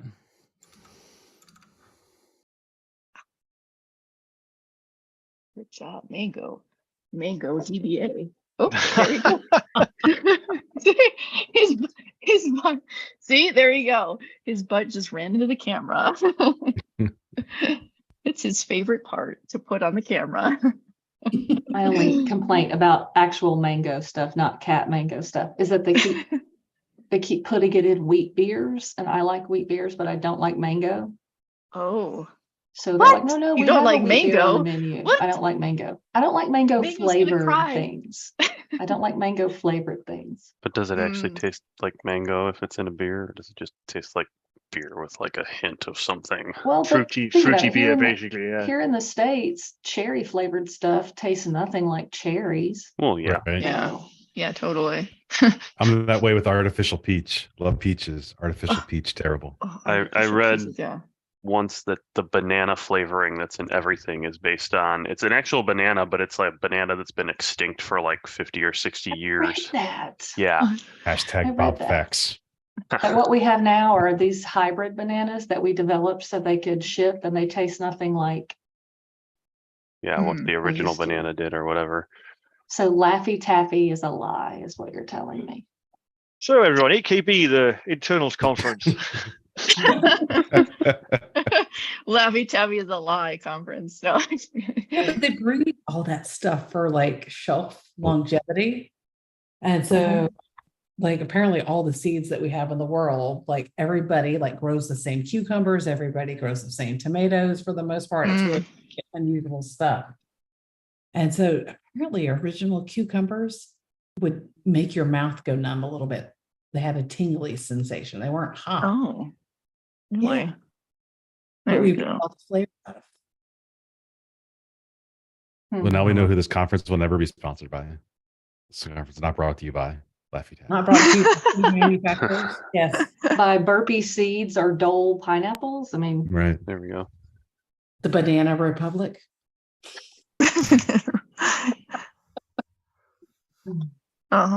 Yeah. I gotta run because I've got a client meeting, but it was very nice to meet you, Josephine, and it was good to see Yeah, thanks. everybody else.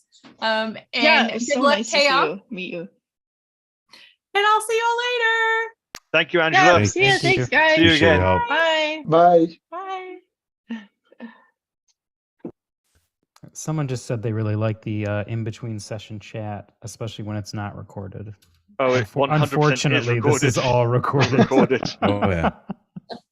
All available on YouTube right now. Yeah, it'll live Check out for our channel. years and years and years on YouTube. Excellent. This important conversation about bananas. Well, I think the whole. I think when we started this conference, the whole idea was to get like what was it? It was the like you were walking into a speaker room was supposed to be the bits in between with people just Yeah. chatting.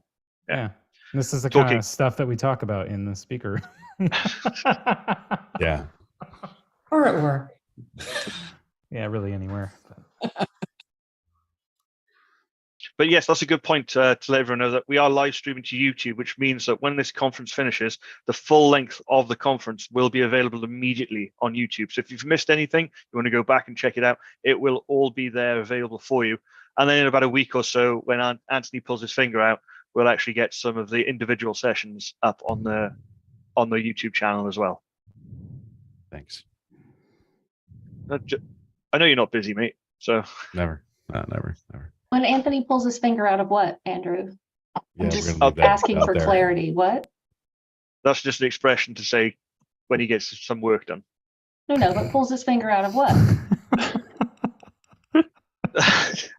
This has been recorded, right? It's one of those lost in translation things. Like yes, Anthony. Like many things Andrew says. 100%. I know what Actually, you're not saying. I just wanted to see if I could get you to say it. No, it's not beer o'clock yet, so no, I didn't.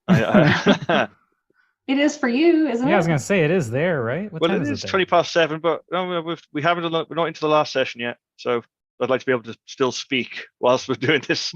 Just sitting here going, slurring away. But yes, coming up in just over 7 minutes, we have Teob with what the heck is a checkpoint and why should I care? Teob, you there? Hey, I've just walked away from his chair. He was there. He walked away and he's muted. There, here he comes. Here he comes. Here he comes. Oh, I had to make sure, the 3 at home, 1 came back from college, 2 just came back from school. But to make sure they behave, and once they see both doors are locked, they know what not to do. So, Fair play. Don't worry, we got loads of time. So we just everyone figured relax. we want to hear about Anthony's finger. Oh, no, I'm done. I'm done with Anthony's finger. I'm done with it.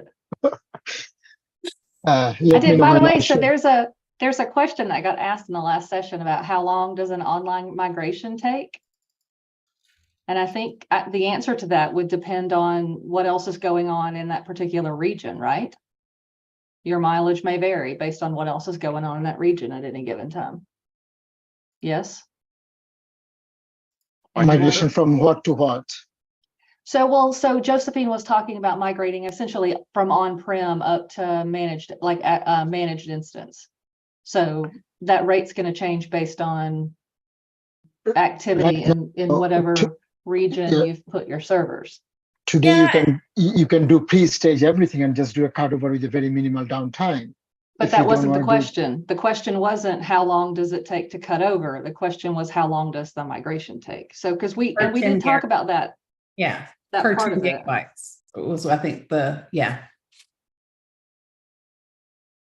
I mean, that's going to be a function of a lot of things, right? The compressibility of the Right. data, kind of the function of the interconnect between the on-prem and So that DBA answer, it depends.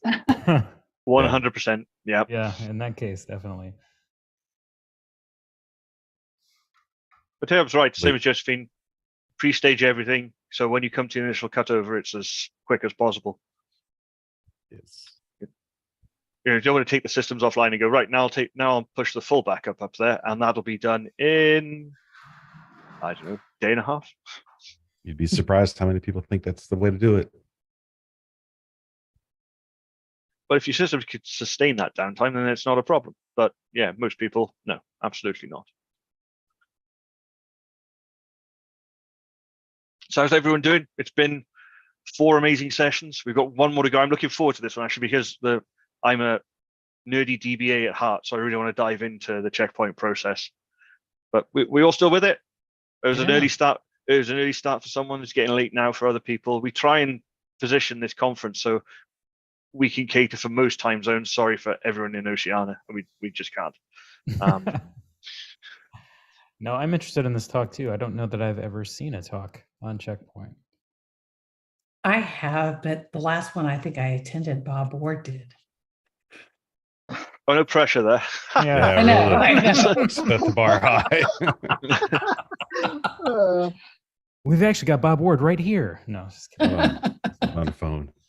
Yeah, well, let we've me done know that once, when- Mark, and somebody forgot to press record. It Let got me know how I recorded. should share my screen, right? So, Yes, what I'll do is I will stop sharing, and you can grab the screen. okay, great. Thank you. We've still got a few minutes, but let's just make sure everything looks okay. Yep. And then we'll pause for a bit, and then we'll get cracking.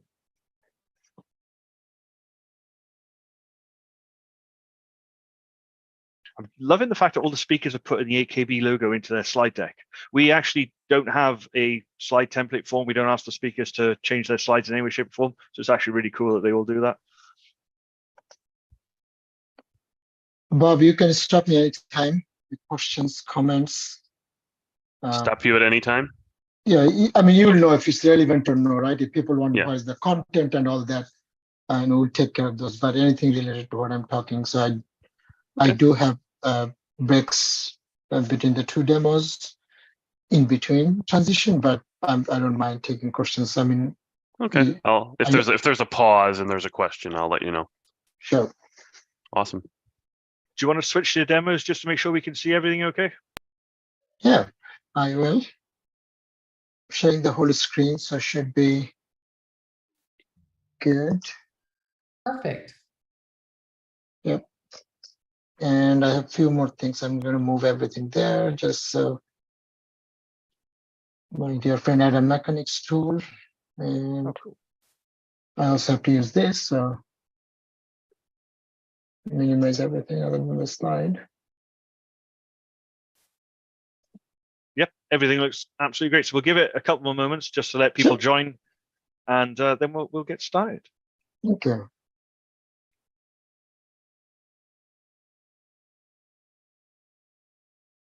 Now we're just really quiet. Yes, and before I forget, everyone, people who have just joined, we don't have Q&A in the actual Zoom session. So either use chat in Zoom or please join our Slack channel, and you can ask questions in there because our moderators are monitoring both areas. So you'll definitely get your question across to the speaker.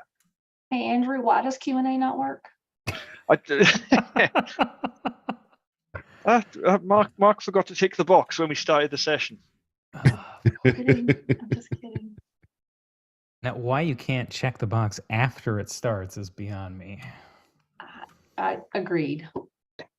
Yes. All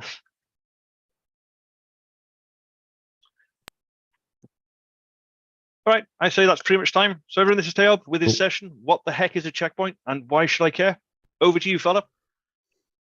Okay, thank you everyone for joining. Thanks, Bob, for moderating the session. And I also want to thank the organizers because this sounds easy if you are just watching it, but I have some experience with what goes on behind the scene, right? It's a lot of work, and to bringing it free of cost worldwide So thank you. Plus making it available afterward, right? As a recording. So thanks to the organizers. And also, I know there will be a QR code at the end, but please do give feedback. And not only my session, if you have attended the previous ones, please give feedback, because I'm sure the organizers and the speakers, right, we are always looking to improve. And I can take raw feedback, right? Because, I have 3 children. My mother-in-law has been living with me for 50% of the time in last 12 years. So you can give me raw feedback. You don't need to be too gentle, but constructive feedback. If you just say that you didn't like it, I really cannot do anything other than throwing your feedback. So you didn't like it, why you didn't like it, what can I do, what do you expected to see? If you put a little bit more details, I'm sure I can work harder next time. And the same for the other speakers also, if you have attended. I have attended few, and I think mine was given at the end because of the intensity of this session. So I think I can maybe slow it down a little bit and bring everyone at ease, right? Because especially Hugo and Sander, everyone, Sylvie and Josephine, I watched all 4. Tremendous. So let's move ahead. I'm not going to talk about my Azure certification, but my contacts are here, and you'll get the slide. So if you have any question, comments, or you want to follow up on anything that I'm talking about, you can contact me. Just remember the word SQL Worldwide, and you will find me pretty much everywhere. And I will respond to your questions probably in 2-3 days. And sometimes I have the luxury of knowing some smart people or smarter than me. So if I do not know the answer, I'll get it from them, and then I'll get back to you. So why do we need checkpoint, right? So before I give any talk, I always ask this question that, why on a weekday during a business hour, somebody would come to listen to me, right? You have to have a reason. And unless you know why you want, you need checkpoint, you probably wouldn't appreciate this talk that much, right? So we'll repeat some of this into more details going forward, but just as a startup or as a primer, I'll give you 3 main reasons that why we need checkpoint in a database. And this is, pretty much any relational database do use checkpoint. And the main 3 reason is guaranteed durability. Now, what do I mean by durability? I'm going to come to that in few minutes. Other one is reduce crash recovery time. So, all the servers they run in a machine. It doesn't matter if you're running in Azure, in your own data center, right? Behind the scene, there is computers, network, power, cooling, electricity, whatnot, right? So things can go wrong, power can go down, someone can, do some mistake, take a systems down, storage can go down.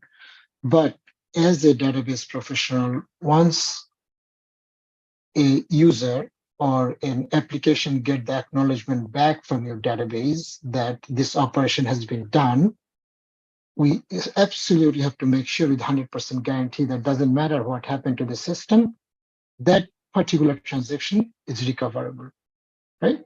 So if you've got money deposited in your bank, you just assume that it's there, right? You don't want the manager to tell you tomorrow that your money is not there, that they cannot find it, right? They don't see it in the database. That cannot happen. And when that happens, right, we need to recover if something goes wrong. So that needs to be faster, right? We cannot be waiting for hours after a system come up. So to reduce that time, checkpoint plays a bigger role.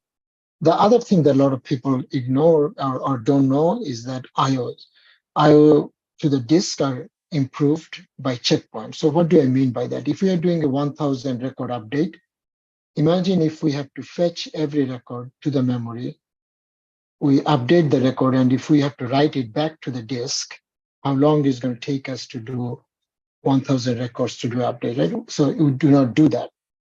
Oftentimes, or most of the time, we'll wait for the whole 1000 rows get updated, and then we'll do a single write back to the disk. And that's not also for every operation, as you will see. Oftentimes, we keep doing that, our transactions, and we wait, and then every, we do a checkpoint, and that time all these changes get written hard into the disk. But if we have to do this for each change of every page of the data pages, things will take a lot longer, right?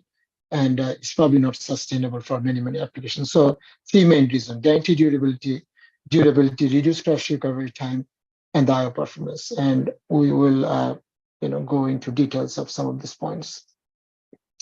Now, so I talked about why do we need checkpoint, and the next thing is how does SQL Server does it, right? And of course, this is a whole talk, but in summary, every time we do a checkpoint, we get a good point or a non-good point. And if our server crashes, SQL Server knows that I have to recover, and I'll explain what do I mean by recover from that point. I do not care what happened before that point. I do not have to go back and look at those. Those are taken care, it's guaranteed. So from that good point, I have to do undo and redo. And I'll talk about that a little bit more in details. Now, there are few things that will lead us to the talk of checkpoint. And if you do not know or you're not familiar with these 3 concepts that you can see in this slide, it will be very difficult for you to understand checkpoints.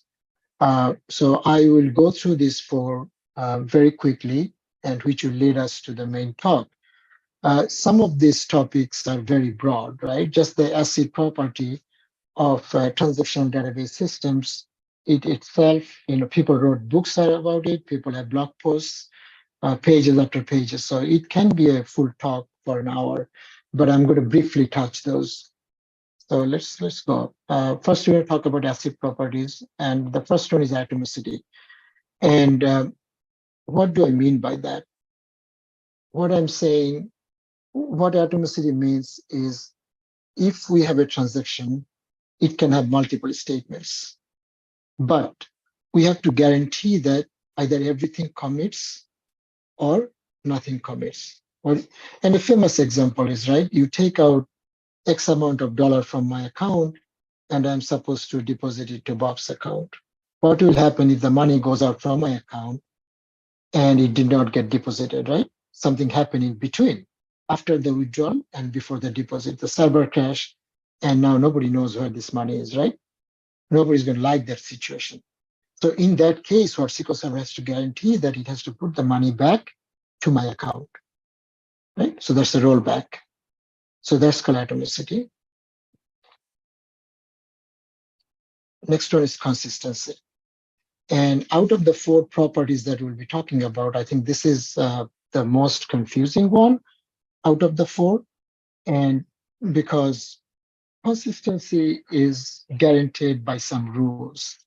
And I can give you some examples like primary keys, unique keys, check constraints, foreign key constraints. So these are there to make sure that we follow the business rules, right? I can have a column that can only take this range of values, right? That's defined by my business rules. Imagine we have an order and we cannot find that customer, right? Whatever the customer's order is, right? That will not be good, right? Because if there's issue with the payment, we cannot reconcile. So these business rules are there to make sure that our data is correct based on and if you want to read more about this, there's a Brewer's cap theorem. You can go and read, there's a whole page about that. You can read that. But there's a lot of confusion recently with the NoSQL database that call eventually consistent. This is totally different. So this consistency term actually was available from 70s. This has nothing to do with the NoSQL multi-write databases. And the next one we're going to talk about is isolation and durability. So the isolation is, if I'm doing the work, right, I said, if I'm updating 1,000 record and I'm not done yet, right? So I have done 400, I'm still going to do another 600. I do not want anyone to see the updates that I did for those 400 records. Why? In case if something goes wrong, and if I have to roll back, then you're looking at a data that really I did not commit, right? So it's really not looking at work in progress. Now, how SQL Server guarantees that? By isolation. But some of you, I'm sure you know about read uncommitted.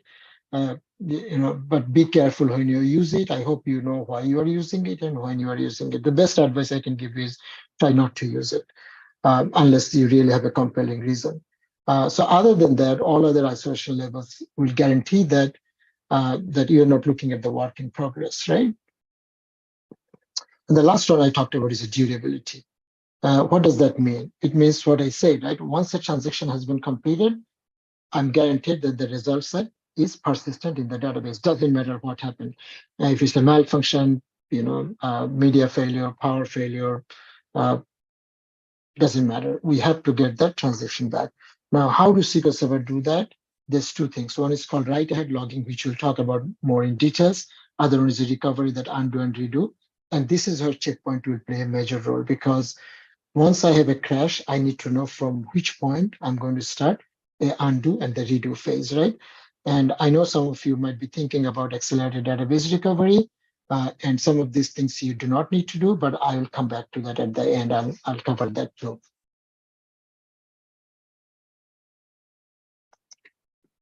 The other concept I talked is clean versus dirty pages. So SQL Server cannot do any operation on the data page unless that page is brought to the memory from the disk. Doesn't matter whether you're doing a read, write, update, delete, whatever you call. You cannot do any operation when that data page is residing in your disk. You have to bring it to the memory. So when you bring the page to the memory, if the page in the memory and the page in the disk matches 100%, means you haven't made any change, then we call it a clean page. Also, after a checkpoint, all pages are considered as clean compared to dirty, because you have written the changes to the disk. So now the pages in memory and in the disk matches 100%. And if your page in the memory and in the disk is not same, means you read a page and you made some changes and you did not write this page back to the disk. Now we call this as a dirty page. And there is a DMV called sysdmo as buffer descriptors, which actually has a column we'll see during the demo called is modified, where you can track how many dirty pages and clean pages you have in memory, and even you can look at it at object level, right? What object those pages belong to. And like I said, I'll show this in the demo. So the last one I talked about is a write-ahead logging. And SQL Server does this write-ahead logging for the reason of durability, right? So if a crash happens before a checkpoint or in between the checkpoints, that way we are not losing any data. So I will try to explain this in a step-by-step and see if it makes sense to you. And write-ahead logging has to happen before writing any dirty page to the disk. There are other systems, or there are other mechanisms within the SQL Server other than checkpoint also writes dirty pages to the disk, and those also have to use the same write-ahead logging mechanism. So it doesn't matter what process is writing a dirty page from memory to disk. You have to do this before you can write a page. So, and I'll talk about some of those processes also. So let's take this example. Say like you have you issued a update statements for 1 million records, right? And either explicit or implicit transaction, you start with the begin transaction. SQL Server goes and look in the memory that do I have this page to do the update, right? And if it sees that no, the page is not there, it is going to fetch that page from memory to the disk. At that point, SQL Server is going to do a query lock and latch. And I'm not going to go into details of lock and latch. Latch is a lightweight lock. Latch is held only during the physical change of the data page, but a lock can be held on a page for a longer period. And once lock and latch is acquired on that page, then before even the update happens, it's going to generate a log record. and then you make the changes, whatever update you need to do. At that point, this page become dirty, what I just said in the previous slide, right? Because now the page I pulled from the disk and the page in the memory does not match, right? So right now I'm going to call it a dirty page. As soon as the change is done, the physical change, we release the latch, but we did not release the lock yet. Now I said, about million pages. So most likely you're not going to fit the million pages in 8KB page, or 8 kilobyte is the data page size. So then you fetch the next page, you keep doing this. Once you are done with everything, then all these log records that got generated has to get flushed to the disk. And then we'll release the log, we'll send a commit transaction to the caller. Now, some of you might be wondering that what happened to the pages that I changed.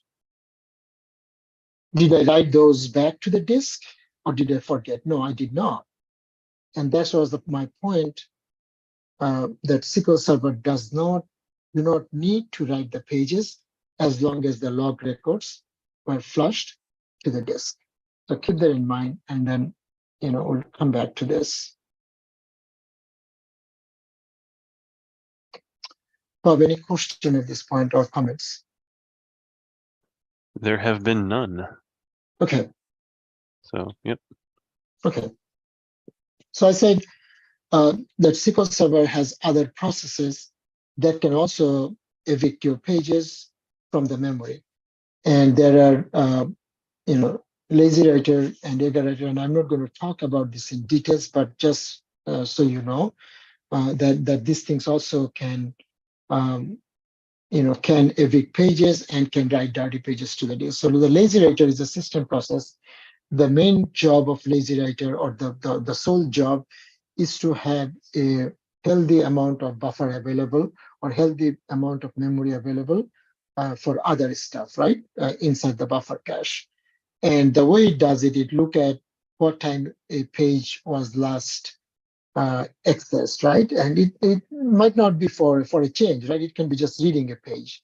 If someone is reading this page, or someone making a change to this pages. And every time we do a read or we make a change, there's a counter. It keeps tracks of the last time a page was accessed in the memory. So the lazy writer will come whenever it sees the memory pressure, and it will see that, no, I need to remove some pages, and it looks at the oldest one that was accessed, right? But lazy writer also can evict clean pages. So it can clear up dirty and clean both. In case if it's a dirty page, it has to follow the same process that I was talking with the write-ahead logging. So that's one of the process. There's something also called eager writer. And eager writer is another process. What it does is there are a bunch of operations in SQL Server. We call those minimally logged operations, like bulk insert, select into. When you do those, so we can do those very quickly, SQL Server allows this process to actually allocate new pages and write pages to the disk before even you do the commit. So these are only allowed for certain operations, not for everything. As you saw in the previous slide, that we do not write pages, even after the commit. But in this case, even before the commit, the dirty pages can be written back to the disk. And eager writer does that. So just so you know that there are other processes also can do similar operations that we are talking about. So let's get back to checkpoint. So what does SQL Server do whenever it issues a checkpoint? So I try to summarize this in 6 bullet points. There will be a log record, and we'll look at that. It will say that I'm starting a checkpoint. So just for starting and ending a checkpoint, you will see 2 log records clearly marking when it is starting and ending. And after that checkpoint log record get generated, that log record get written to the disk. And SQL Server has a page, we call it a boot page for every database. And the boot page has this log record number. You remember I said, whenever there is a crash, there is a known good point, and this is that good point that I was talking about. So if there is a crash, SQL Server comes up, and for each database, the undo and the redo phase starts from this log sequence number. So if your boot page is is corrupted, your database would not come up. I think it's the page number 9 in file number 1 in your primary file group. I think it's page 9 is the boot page. And if it's corrupted, then you're not going to get your database back, right? It's not going to come up online. So if it is me, I'll probably open a Microsoft case, or I'll probably see if I can restore from my last known good backup, right? But if it's Paul Randall or Bob Ward, they'll probably open the hex editor and try to fix it, but it's not me. And I think Hugo talked about, why he doesn't use hex editor. It's the same with me. It's too complicated for me. I'm not at that level. So once that get written into the boot page, now all dirty page will get written to the disk. And when I talk to people, there is a major confusion. A lot of people think that at this phase, only the committed transaction, the pages that are related to a committed transaction will get written to the disk, but that's a wrong misconception. Every database, every dirty page, doesn't matter if your transaction got committed or if it's not still committed or on the fly. Doesn't matter. Up to that point, up to that log sequence number, at that moment, every dirty page will be written to the disk. So yes, you might be now wondering that if I'm in the middle of that transaction that I showed you with 1 million page, so like I'm done with the 200,000 and I have done a couple of pages and I'm still working on, now you write this to the disk, what will happen? And that's when the undo phase will come and not, will undo those operations because you have not committed that transaction. And again, if you're an accelerated database recovery, it works in a different way. So once you write all those pages to the disk, then there will be another log sequence number, checkpoint, which will get recorded, and it will say that I'm done with the with this checkpoint, right? There will be another record written to the log. And if your database is in simple recovery, something there is we call virtual log file. So your log file, transaction log file, gets sliced into a smaller chunk. Each chunk has a number. We call this virtual log file. They will get freed up, right? They will get freed up. They really don't evict anything. They'll mark that this section of my log file is ready for reuse. So SQL Server log file is a circular log file, right? So it's a continuously, you come to the end and then you overwrite the things. And if you cannot overwrite, that's when you get that famous error message that your log file is full and pretty much everything come to a screeching halt. For if you're in a full recovery model, even though in your VLF there is no active transaction, it still doesn't get marked for reuse unless you take a transaction log backup, right? And that is for there are other reasons for that. But if you're in simple recovery, and that also happens for 10DB, that you do not need to take a transaction log backup as long as there's nothing, it might get marked for it as an inactive, and then you move ahead. So I'm going to take a short pause here. If there's questions, I can take that. Otherwise, I'll go for a short demo, and then the next demo is a little bit longer. So we look at a few things, how the log records. We'll look at few log records. We'll look at checkpoints. How does this look like in the transaction log? And this will be a good time to take questions if anyone has any questions. Yeah, I see none in the chats at the moment, but if anyone has one and wants to type it up, we can share. Sure. Let's see here. I did refer a blog post from Paul Randall here. He wrote a lot of SQL Server internals when he worked at Microsoft. So he definitely knows more than me. So there are a bunch of a couple of ideas for this demo. I talked with him and I took some ideas from this one. I also put enough comments, so you can run this pretty much in any SQL Server 2012 and above, hopefully, because there's one log record that did not get generated, I think pre-2012, and I have it in my comment. I'm using SQL Server 2022, CU4, latest and greatest management studio. Just so you know, if you're wondering.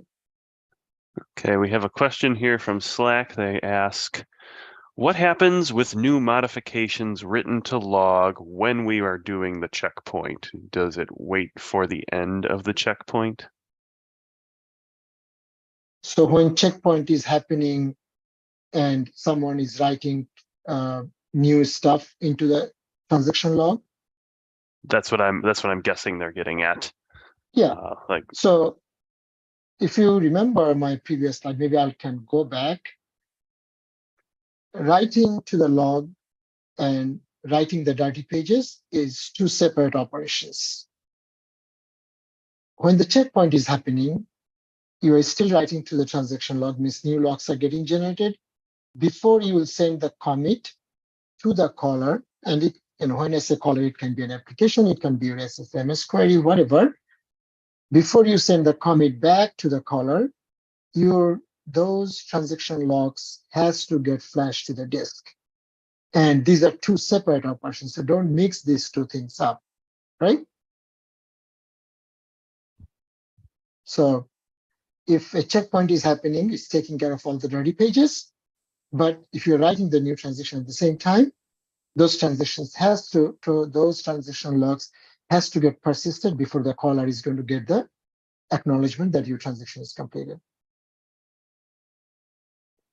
If it's not clear, we can talk about it later on.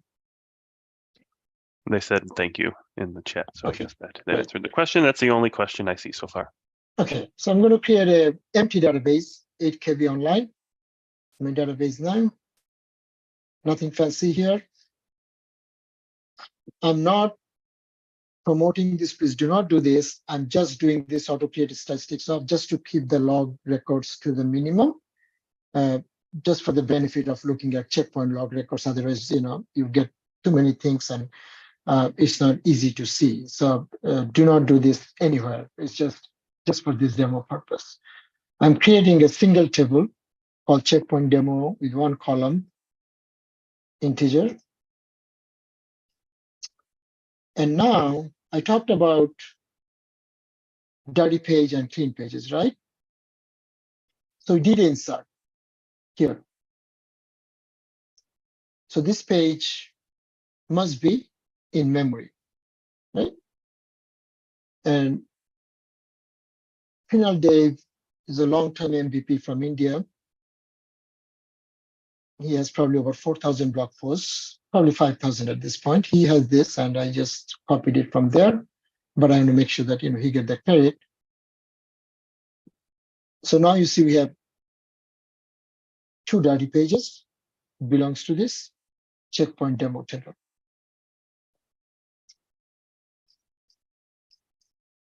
And we're going to issue a manual checkpoint. I know I did not talk about manual checkpoint, but it's coming up.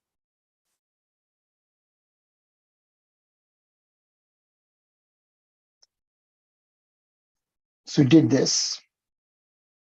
We did a checkpoint and checkpoint. And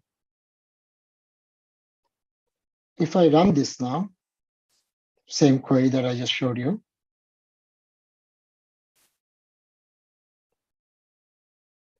zero dirty page, two clean pages. Because this page has got flushed to the disk, so now I have the same copy. A lot of people misunderstand that these pages are not in memory anymore. SQL Server doesn't do that. Unless there is a memory pressure, SQL Server actually still keeps the copy in the memory in case if you want to read from this, right? So in general, SQL Server will not evict a page once it's in memory, unless there is a need for space in the memory. So these pages now reside in the memory and in the disk, but they're same copy. So we see them as clean pages. Oh, this is the one I was talking about. So you see that, let me run this again.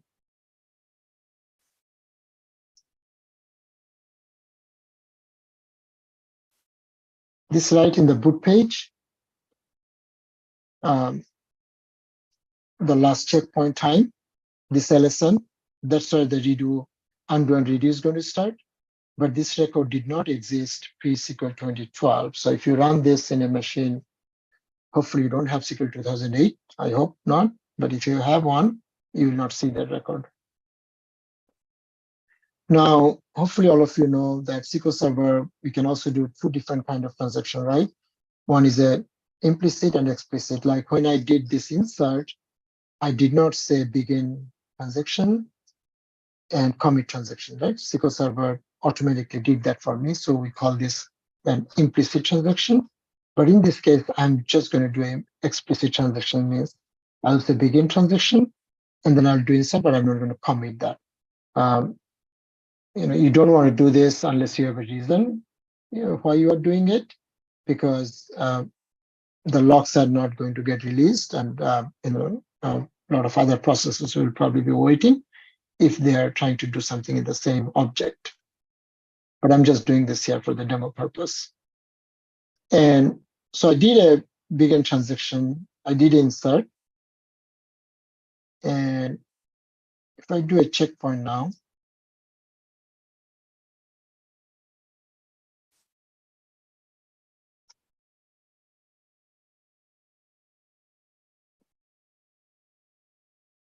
we started the transaction, right? But we did not commit it. And we did a checkpoint here, right? Start checkpoint, wrote in the boot page, and checkpoint. Bob, is this big enough, or I should zoom It looks good on my screen. I mean, zoom it helps, but it was legible before, in my opinion, at least. Okay. Yeah. So now think about this. We did this.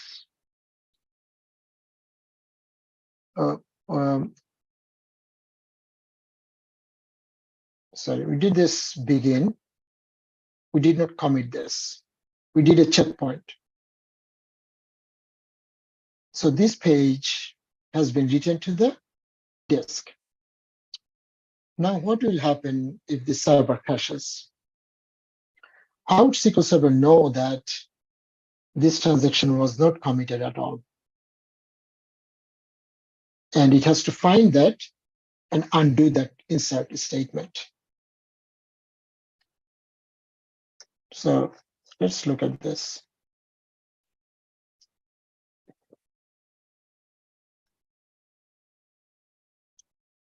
So it somehow needs to know this block sequence number, right? So I wrote this here. If we come here, LCX now, so we'll take this. This is the whole log record when the checkpoint happened, right? And let's put this in a new window. And then we're looking for this.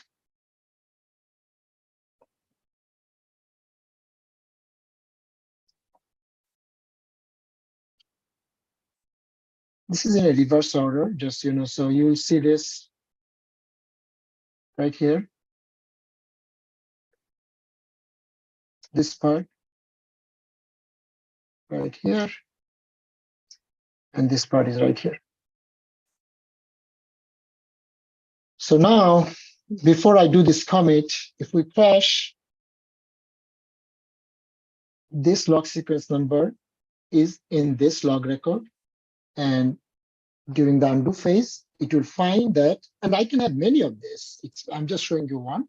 I can have 2, 3, 4, 5, 6. It will find that I have a record for begin transaction, whereas I do not have a commit transaction. So it is going to go and find out, what change was done, and it is going to find this log record from this log sequence number. It is going to see what change was done, and it is going to undo that. So let's do a commit checkpoint. And now you do not see that begin transaction or commit transaction, right? Because everything is done. We just have the log records for checkpoint, begin and end. Any question here?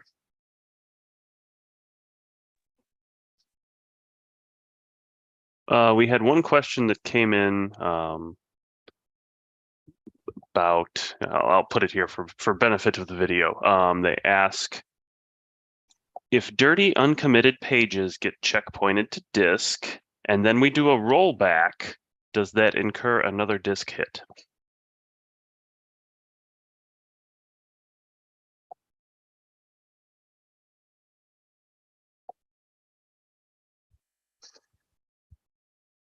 I do not know. So if you, I'm not going to ask, I do not know at this point. I have to think about it a little bit. Yeah. Yeah, I do not want to just make up No worries. an answer. But whoever asked that, if you just send me a note, and I can even do some tests, I can find out and then I'll let you know. Okay. Yep. Okay, so let's go back to the slides. There's another demo. I'll show a few other things. So now we are back to checkpoint, right? So it took us almost 35 minutes to get to checkpoint. So let's talk about it. So there are 4 different kinds. As you can see in this slide, the first one is automatic checkpoint. And this was there forever. And this is controlled by something called recovery interval. If you look at SP configure, or there is also a DMV where you have all the config values, you will see something called recovery interval, and the default value is 0. So what does this default value 0 means, right? What does that mean when you see this default when you install a SQL Server? And if you go to the Learn website from Books Online, if you read that, it will say that the SQL Server will try to recover in less than 1 minute. That's kind of the goal, approximately 1 minute. If there is a crash, SQL Server will try to recover within a minute. What is the problem here with this definition or with this value?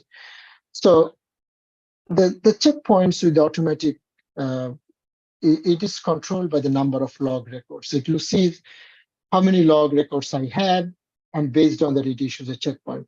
But it does not take into consideration that how many dirty pages are involved with each log record, right? Because I can have a single log record which can have many number of dirty pages. I can also have other way. I can have just one-to-one relation, but you don't know, it can be one to many. So it's really not keeping track of the number of dirty pages.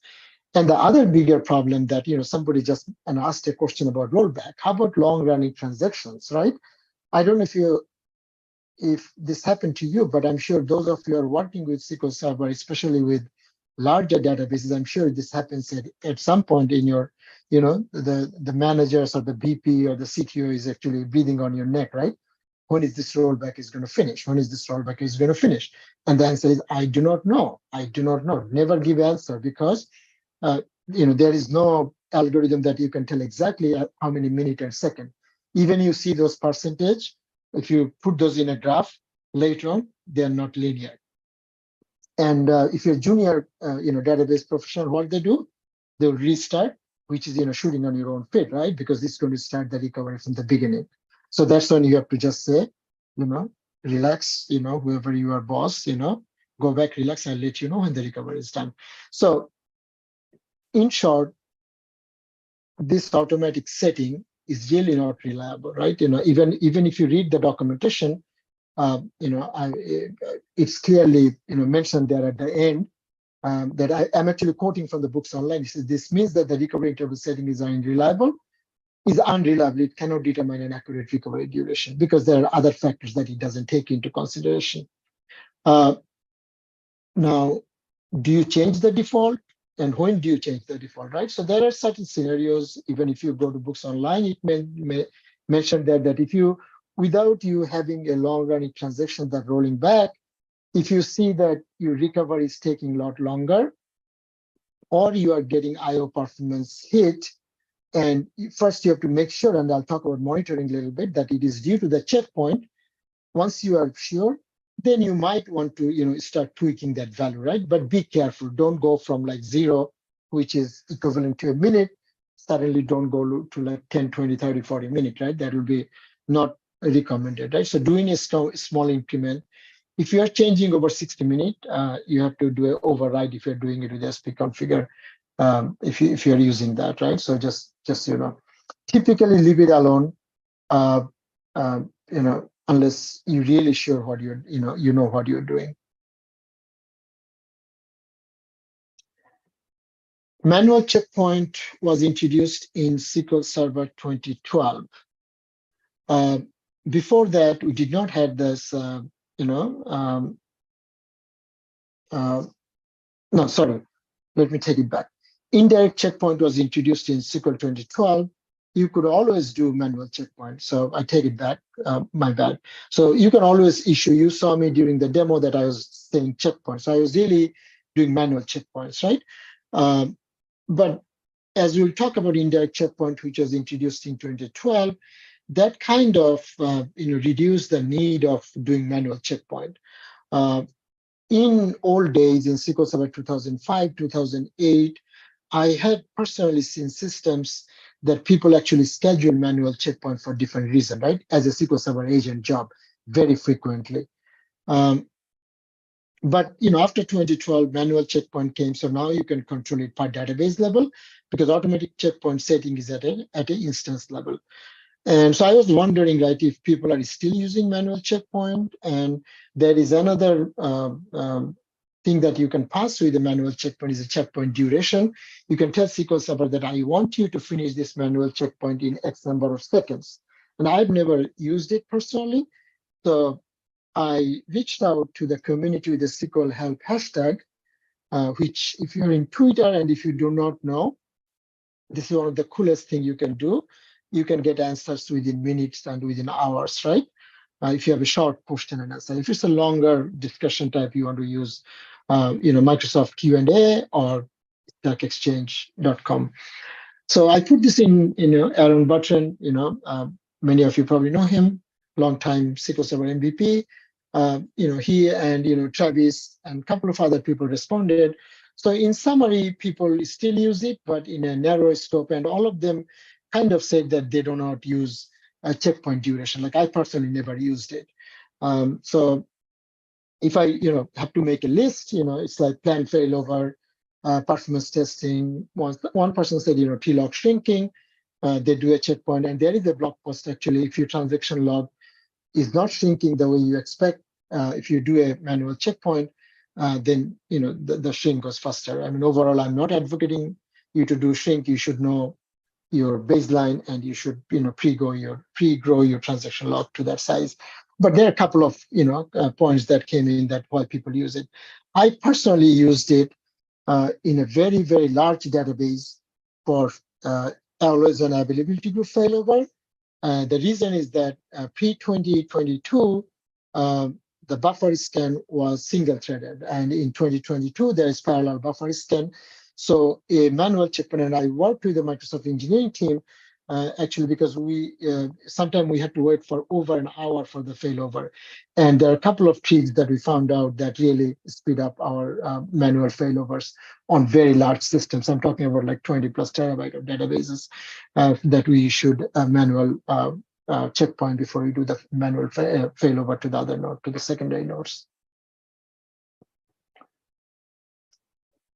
So there are also internal checkpoints. I'll talk about the indirect at the end, that even for us not knowing or not doing anything, behind the scene, SQL Server does this for us. And why does it do it? So you want to make sure that whatever is in the disk and whatever is in the log matches 100%. So what are the times? I gave some examples. I'm not going to read this, but just so you know, during some of these operations, backup, snapshot, SQL Server does an internal checkpoint. So indirect checkpoint introduced in 2012, a lot better than automatic checkpoint, because this looks at number of dirty pages, not the number of log records. So it can do a better estimate when to issue a checkpoint. And the whole goal is to keep the number of dirty pages below that threshold, not the number of log records. And this is set per database. And a setting, if you go to your database settings, you'll see a setting named target recovery time, and the default is 60 seconds. This also persists with backup and recovery. Backup and restore, because this is a database level setting. So if you're bringing a database, you're restoring it to a different environment, this setting is persistent, right? You do not have to set that again.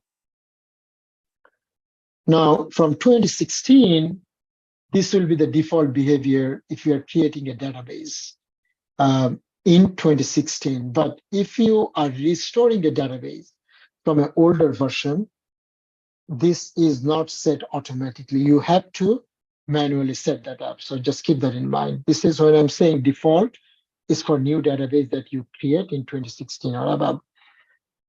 And if you are installing a brand new SQL Server 2016 or above, your model and TempDB also get the default setting of 60 seconds per database.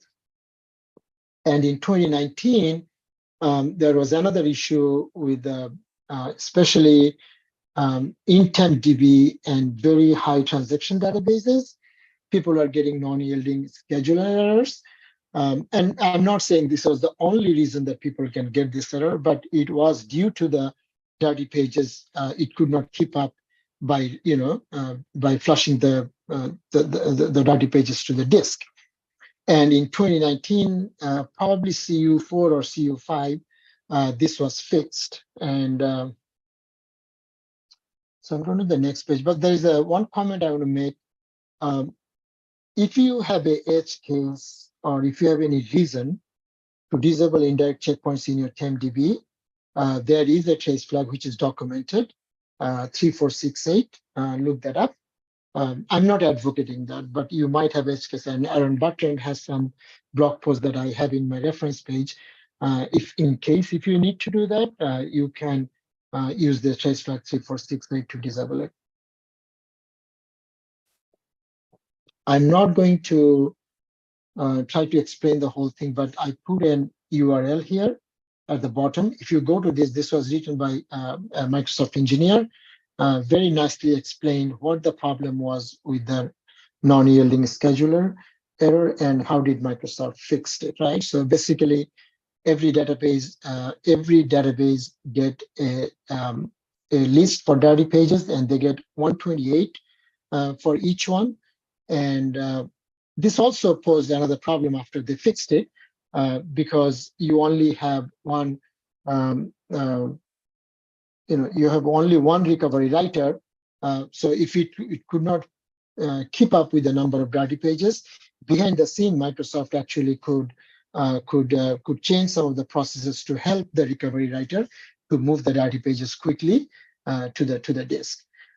So, like I said, if you are interested, go and read that. If you are not at 2019 CU4 or CU5, if you are below that for any reason, and you are seeing this error, I would highly encourage you to go and read that page, read this blog post, and this might give you some idea how to get some relief on that.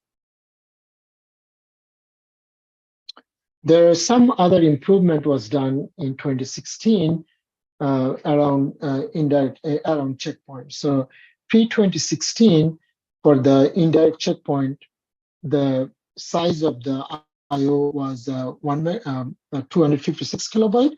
It was changed to 1 megabyte. Also, the checkpoint process, what it does, it look at your current IO performance, and it sees how many IOs are waiting in the queue to get completed. And if it sees that it's taking longer time for the other IOs to complete, it will throttle back a little bit. And this value was 20 milliseconds. In 2016, this value is changed to 50 milliseconds. And there is another startup parameter, -k. You can mention checkpoint speed in megabyte. I've never used it, but I just want to make it aware, make you aware that it exists.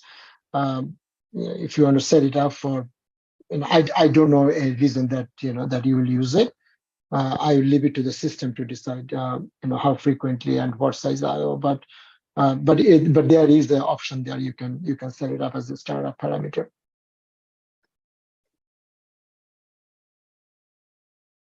And checkpoint speed in megabyte is in a decimal number, so you can put how many megabytes per second that you do not. So your checkpoint cannot exceed that size if you want to restrict it for some reason that you have. Monitor checkpoint. Now, if you ask me, right, do I monitor checkpoints? No, I do not. Normally, I do not monitor, because checkpoints are happening all the time per database, right? so I do not monitor it. But the reason I'm going to talk about this, if you have IO issues and if your workload is getting impacted and you want to rule out or you want to be sure that this is either due to checkpoint or not due to checkpoint, some of these monitoring solutions might help you, because if you can correlate the timing when you are having the issue and at the same time, if you see the checkpoints are happening, and you can also put, we'll see this in the demo, you can enable some trace flag that will give you a little bit more details, how many pages your checkpoint is writing to your disk and how much time it's taking. So it will help you to correlate, the two problems together. So that's why it's good to know. So the first one I mentioned here, buffer manager checkpoint pages per second, I don't use it, but it's there. If you go to your WMI counters, you'll see that. The reason I'm not going to use it, this actually aggregate all the checkpoints from all your databases, right? So now you really cannot isolate. Yeah, you don't know what belongs to, which databases, right? So really not a good one. Accident event is a super duper if you're not using it.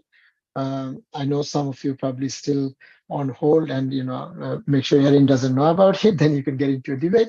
But there are two events: checkpoint begin and checkpoint end. You can turn those on, and you can filter by database. Then you can monitor it. Also, there are trace flags that I'm going to show you today that you can use these three to monitor checkpoints.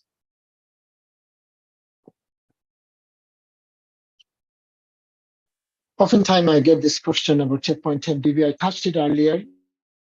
This in 10dB, we do not have to recover, right, if there's a crash. I'm sure all of you know SQL Server, you get a brand new 10dB every time you restart your SQL Server instance. So the checkpoint only happens when the log file gets to 70% full. You can, a checkpoint get issued. You can also do manual checkpoint, and lazy writer can evict pages that belongs to 10dB if it needs to.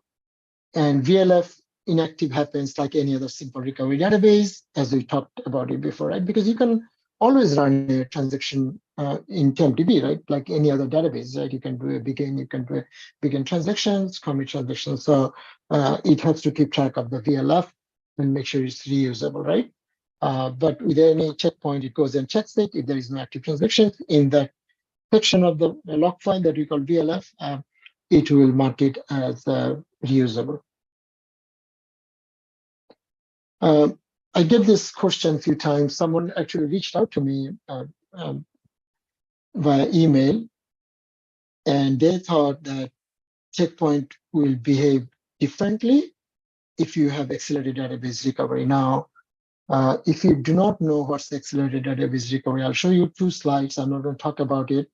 There is many full hour talk about accelerated database recovery. The one I can mention, if you go to YouTube, there's a channel called DBA VUG. There was a talk by John, I'm going to butcher his last name, John Dearduff. He's a Microsoft trainer. He has a whole 1 hour talk on accelerated database recovery from basic to goes to, very deep. So you can watch that. But if you turn this on, checkpoint does not change at all. The checkpoint behaves exactly either accelerated database recovery is on or off. So we mentioned this many times about redo and undo, right? From the good known point. And what I mean by that, exact big and LSN, we saw that during the demo, right? So if there is a crash at some point without accelerated database recovery, it does the analysis, find this point, does the redo, does the undo, and then your database is available. After the redo phase, partially your database can be available for certain things, but in general, you have to wait for all these three phases to finish. If you have accelerated database recovery turned on, then your redo phase get a lot shorter. You do not have to do it from here. You have to do it only from the last checkpoint, not from your last open uncommitted transaction. And you really pretty much skip your undo log because these are all in slog. And like I said, I'm not going to go there, but I put an URL. If you want to read more about it, you can go and see that. But the summary of this is that your checkpoint process does not change whether ADR is turned on or off. So I'm going to go back to my second demo. Bob, this will be a good time for any questions if anyone has any. I have not seen any come across since our Okay. last check, so we're good. Okay. So some of this I ran before all of you came online, just to save some time, but I will walk you through. I'm going to show you three things: monitor checkpoint, the behavior change for for simple recovery database, and automatic versus indirect checkpoint IO behavior. Right? Why would you consider making using indirect checkpoints, and what can you do? How does the IO pattern change? So again, created a dummy database 8KB online demo 2 and did this, but never do this, please, in any environment. Doesn't matter, dev, QA, prod, do not do this. I created an empty table. This has a couple more columns. And then I put some store procedure that I'm going to use inside update. I used an algorithm from this to make it random. And then I had this 3 WMI counters that I'll be monitoring. And I wrote those here. You can easily search it. You can add these 2 more also. If you're interested, I'm not doing this just to keep it clean so I can show you what I want to show. And then I'm going to use a tool called Query Stress Tool, initially written by Adam Mechanic, and now it's in GitHub. You can download. I use it all the time. It's very nice for if you are making change to a single process or store procedure. Very quick to do a pre and post performance test. So this is the tool. I'm going to run this from 20 thread, 100,000 time iteration connected to my local database, local server, right? So let it go. So it's going to keep chugging and we can do other stuff. So first, let's look at the monitoring. 3605 is a very generic, it just redirect the output. So I'm going to turn on 3502 in this case. And I'm just going to recycle the error log. Yes, okay. And now let's read the error log. And as you can see here, let me, right?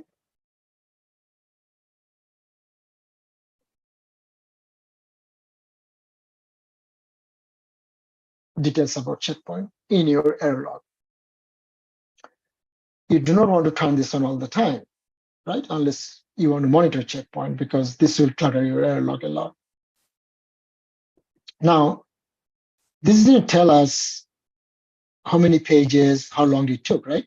It only told us that there was a checkpoint. So now what I'm going to do, I'm going to turn on another one, 3504.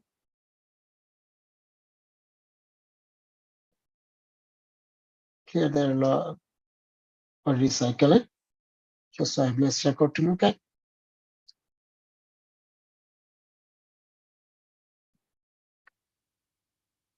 Good. Beside everything we saw before, I see this. I know exact date time when this happened. So if I have an issue with my workload at the same time, and if you think it's due to your storage related, then you might want to, start thinking about doing something with the checkpoint. Otherwise, you will not do anything. So I'm not going to remove these checkpoints. And like I talked about, you can also do it through extended event. I'm not going to show that just in the interest of time.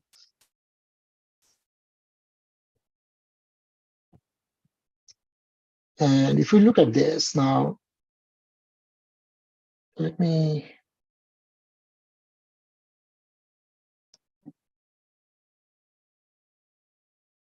You cannot see unless, okay, good. Now you can see all three. Let me increase it a little bit. So now you can see that our disk writes, let me scale this, right? With this checkpoint, you see these IO spikes. Right? These are directly related to checkpoint, as you can see here, right? Every time the log file gets about 70%, this database is in simple recovery, checkpoint get issued, and we get this spikes. And this is a SQL Server 2022.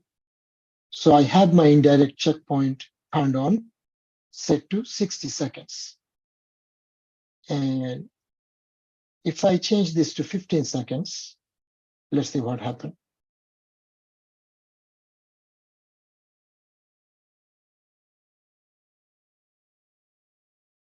I'm expecting you to see this. And you don't see this spikes also. So I'm not saying that you go ahead and do it, right? Because now it's a trade-off, right? Now you are doing more checkpoints, but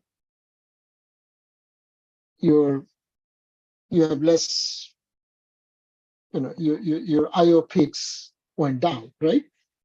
So it's a balance. You have to decide, like what do you want to do? Like what do you need? What your problem is, right? If you can identify your problem, then you probably have to decide for yourself what you're going to do. But I'm just showing you some options that you have, right? Now we don't have these spikes at all. You can see it's a lot flatter, but I think we're getting a lot more checkpoints than before. Right? So it's doing it more frequently. And we can go to the other extreme if we want to.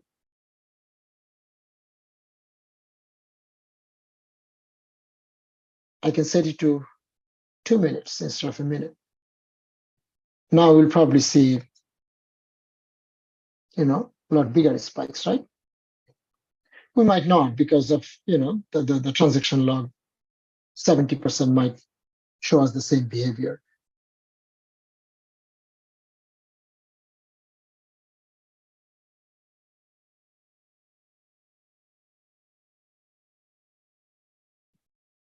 Yeah, so now you see that those are back, right? You see those spikes are back because now I set it back to 2 minutes.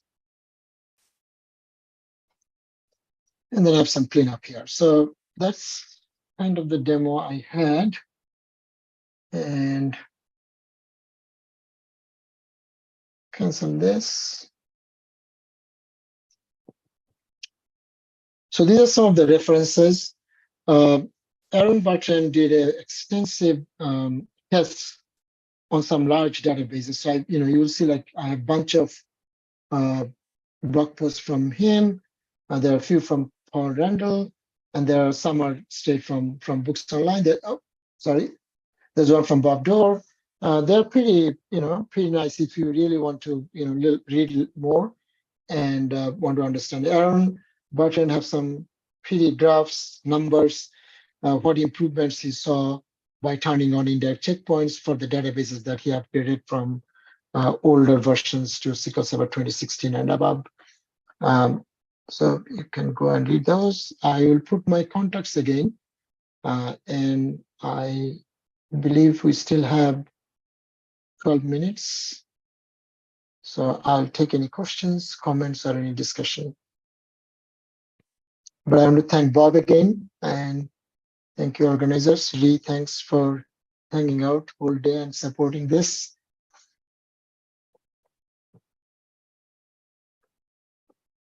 Always. I gotta support my people.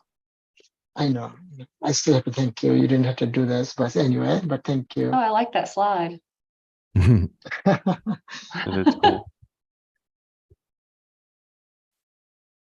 Yeah, we got people typing in Slack, but I'm not sure if they're typing questions or congratulations or thank yous. We'll see here.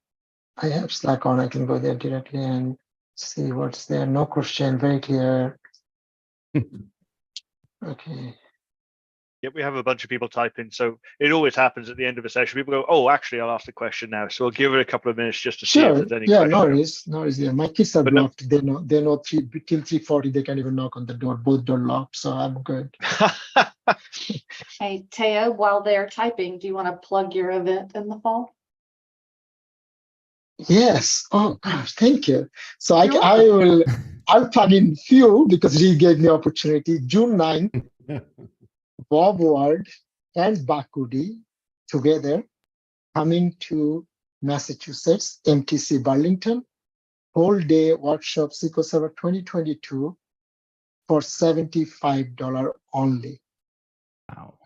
I paid $550 last year at Pass. I'm not going to ask for a refund, but I'm only charging $75.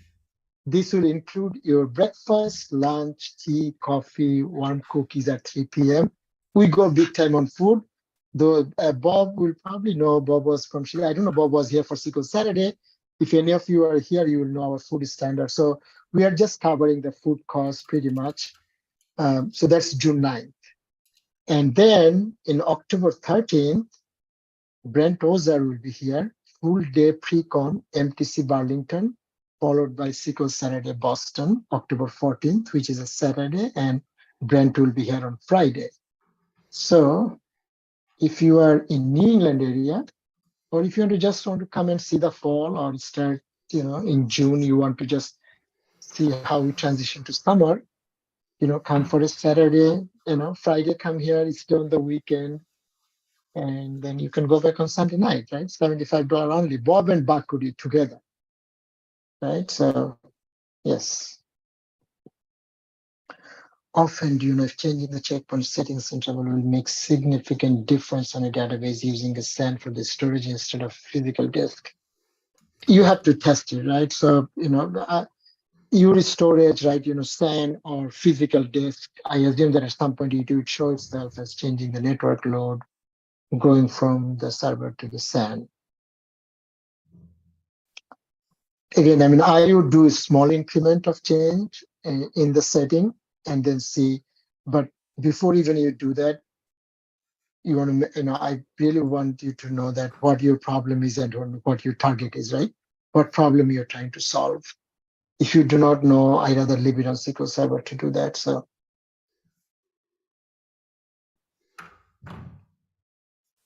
And then there's one more question in the Zoom chat here. Yeah. If you don't have that handy, I can read it Yeah, off. no, I have it. Okay, cool. Would there be a reason to kill a checkpoint speed? If so, what would happen, or is there ever a reason to do so? I am not sure if it will let you do it.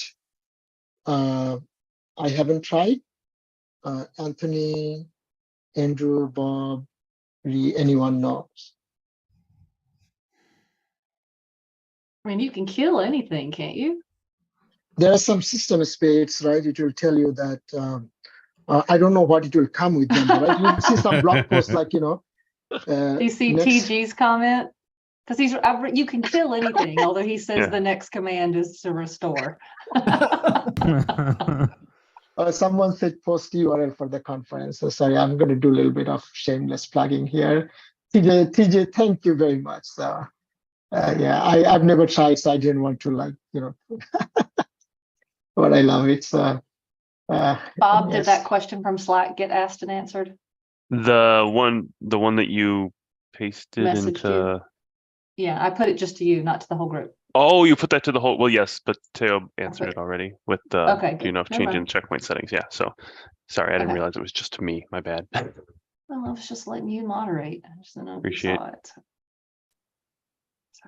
So where can I put the Eventbrite? Someone asked post URL to the conf. Should I put it in the chat or no? If you could drop it into the Slack channel, that'd be fantastic. Okay, I'm gonna do that right now. I just want to make sure that all of you are okay, and I didn't want to. So for his SQL Saturday event that's happening in October, you can just go to SQLSaturday.com and scroll down, and it'll be Boston will be on the list for upcoming events, and it's October 14th, right, Tim?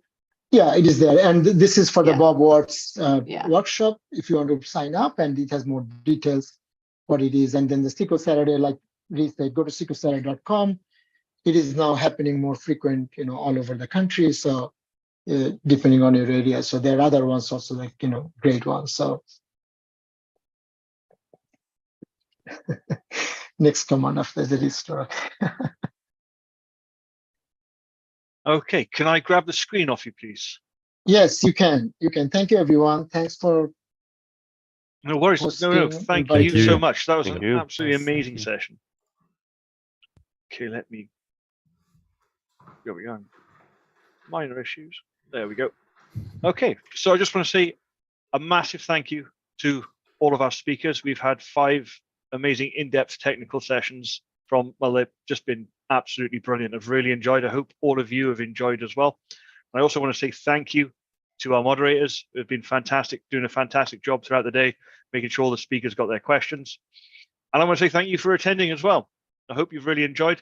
And please, please, please do leave us feedback for all the speakers of the sessions that you've seen and for the event itself. We can only make this event better by you telling us what you liked, what you didn't like, so we can take that feedback and put it into the next event. And please, Mark knows he didn't click the box for the Q&A. He knows. So what are you saying, that it should be mentioned in the feedback? I think if it gets mentioned in the feedback, he knows. He knows what he did.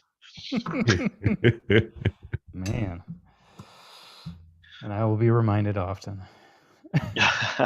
Well, we still talk about you forgetting to record Bob Ward's session, so. Oh, we do. It's only been like 3 years. I'm sorry. Mark, do I need to let you know some stuff Anthony's messed up? Just remember, I'm in charge of editing, so just ask Ben about the time Anthony didn't understand how time zones worked. Oh, everybody knows that. Oh yeah. Yeah, but how? Not everybody. Not everybody. How late were you to the session?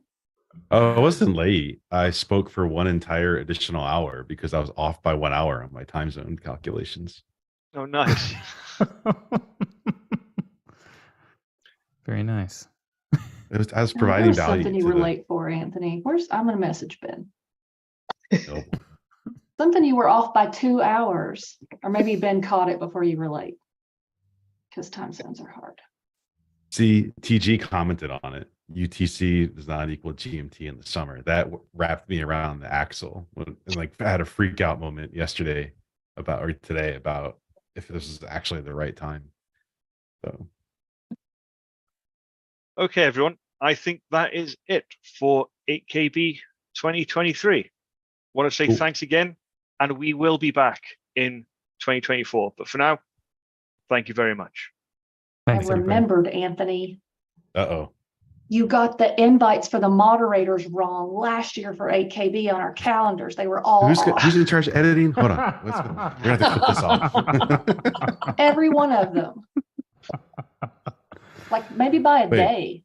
Or there was the one year I wrapped that up so nice and neatly then, but no. Yeah. Just cut it right off. We're still There's streaming. the 1 year where Slack ate the this. links, but I sent everyone the links that Slack shortened. There was another one. Yeah. This is why we need music, so that we can just overplay Ring when she won't stop talking. Oh, good luck with that, Marcia. I'm going to stop sharing. There we go. We'll go back into this. I guess I can stop recording and streaming. Marcia, I shared a link to LL Cool J's Mama Said Knock You Out because William called Hugo or William said Hugo gave a comeback. It was a comeback. And I was like, don't call it a comeback. And now that's stuck in my head. So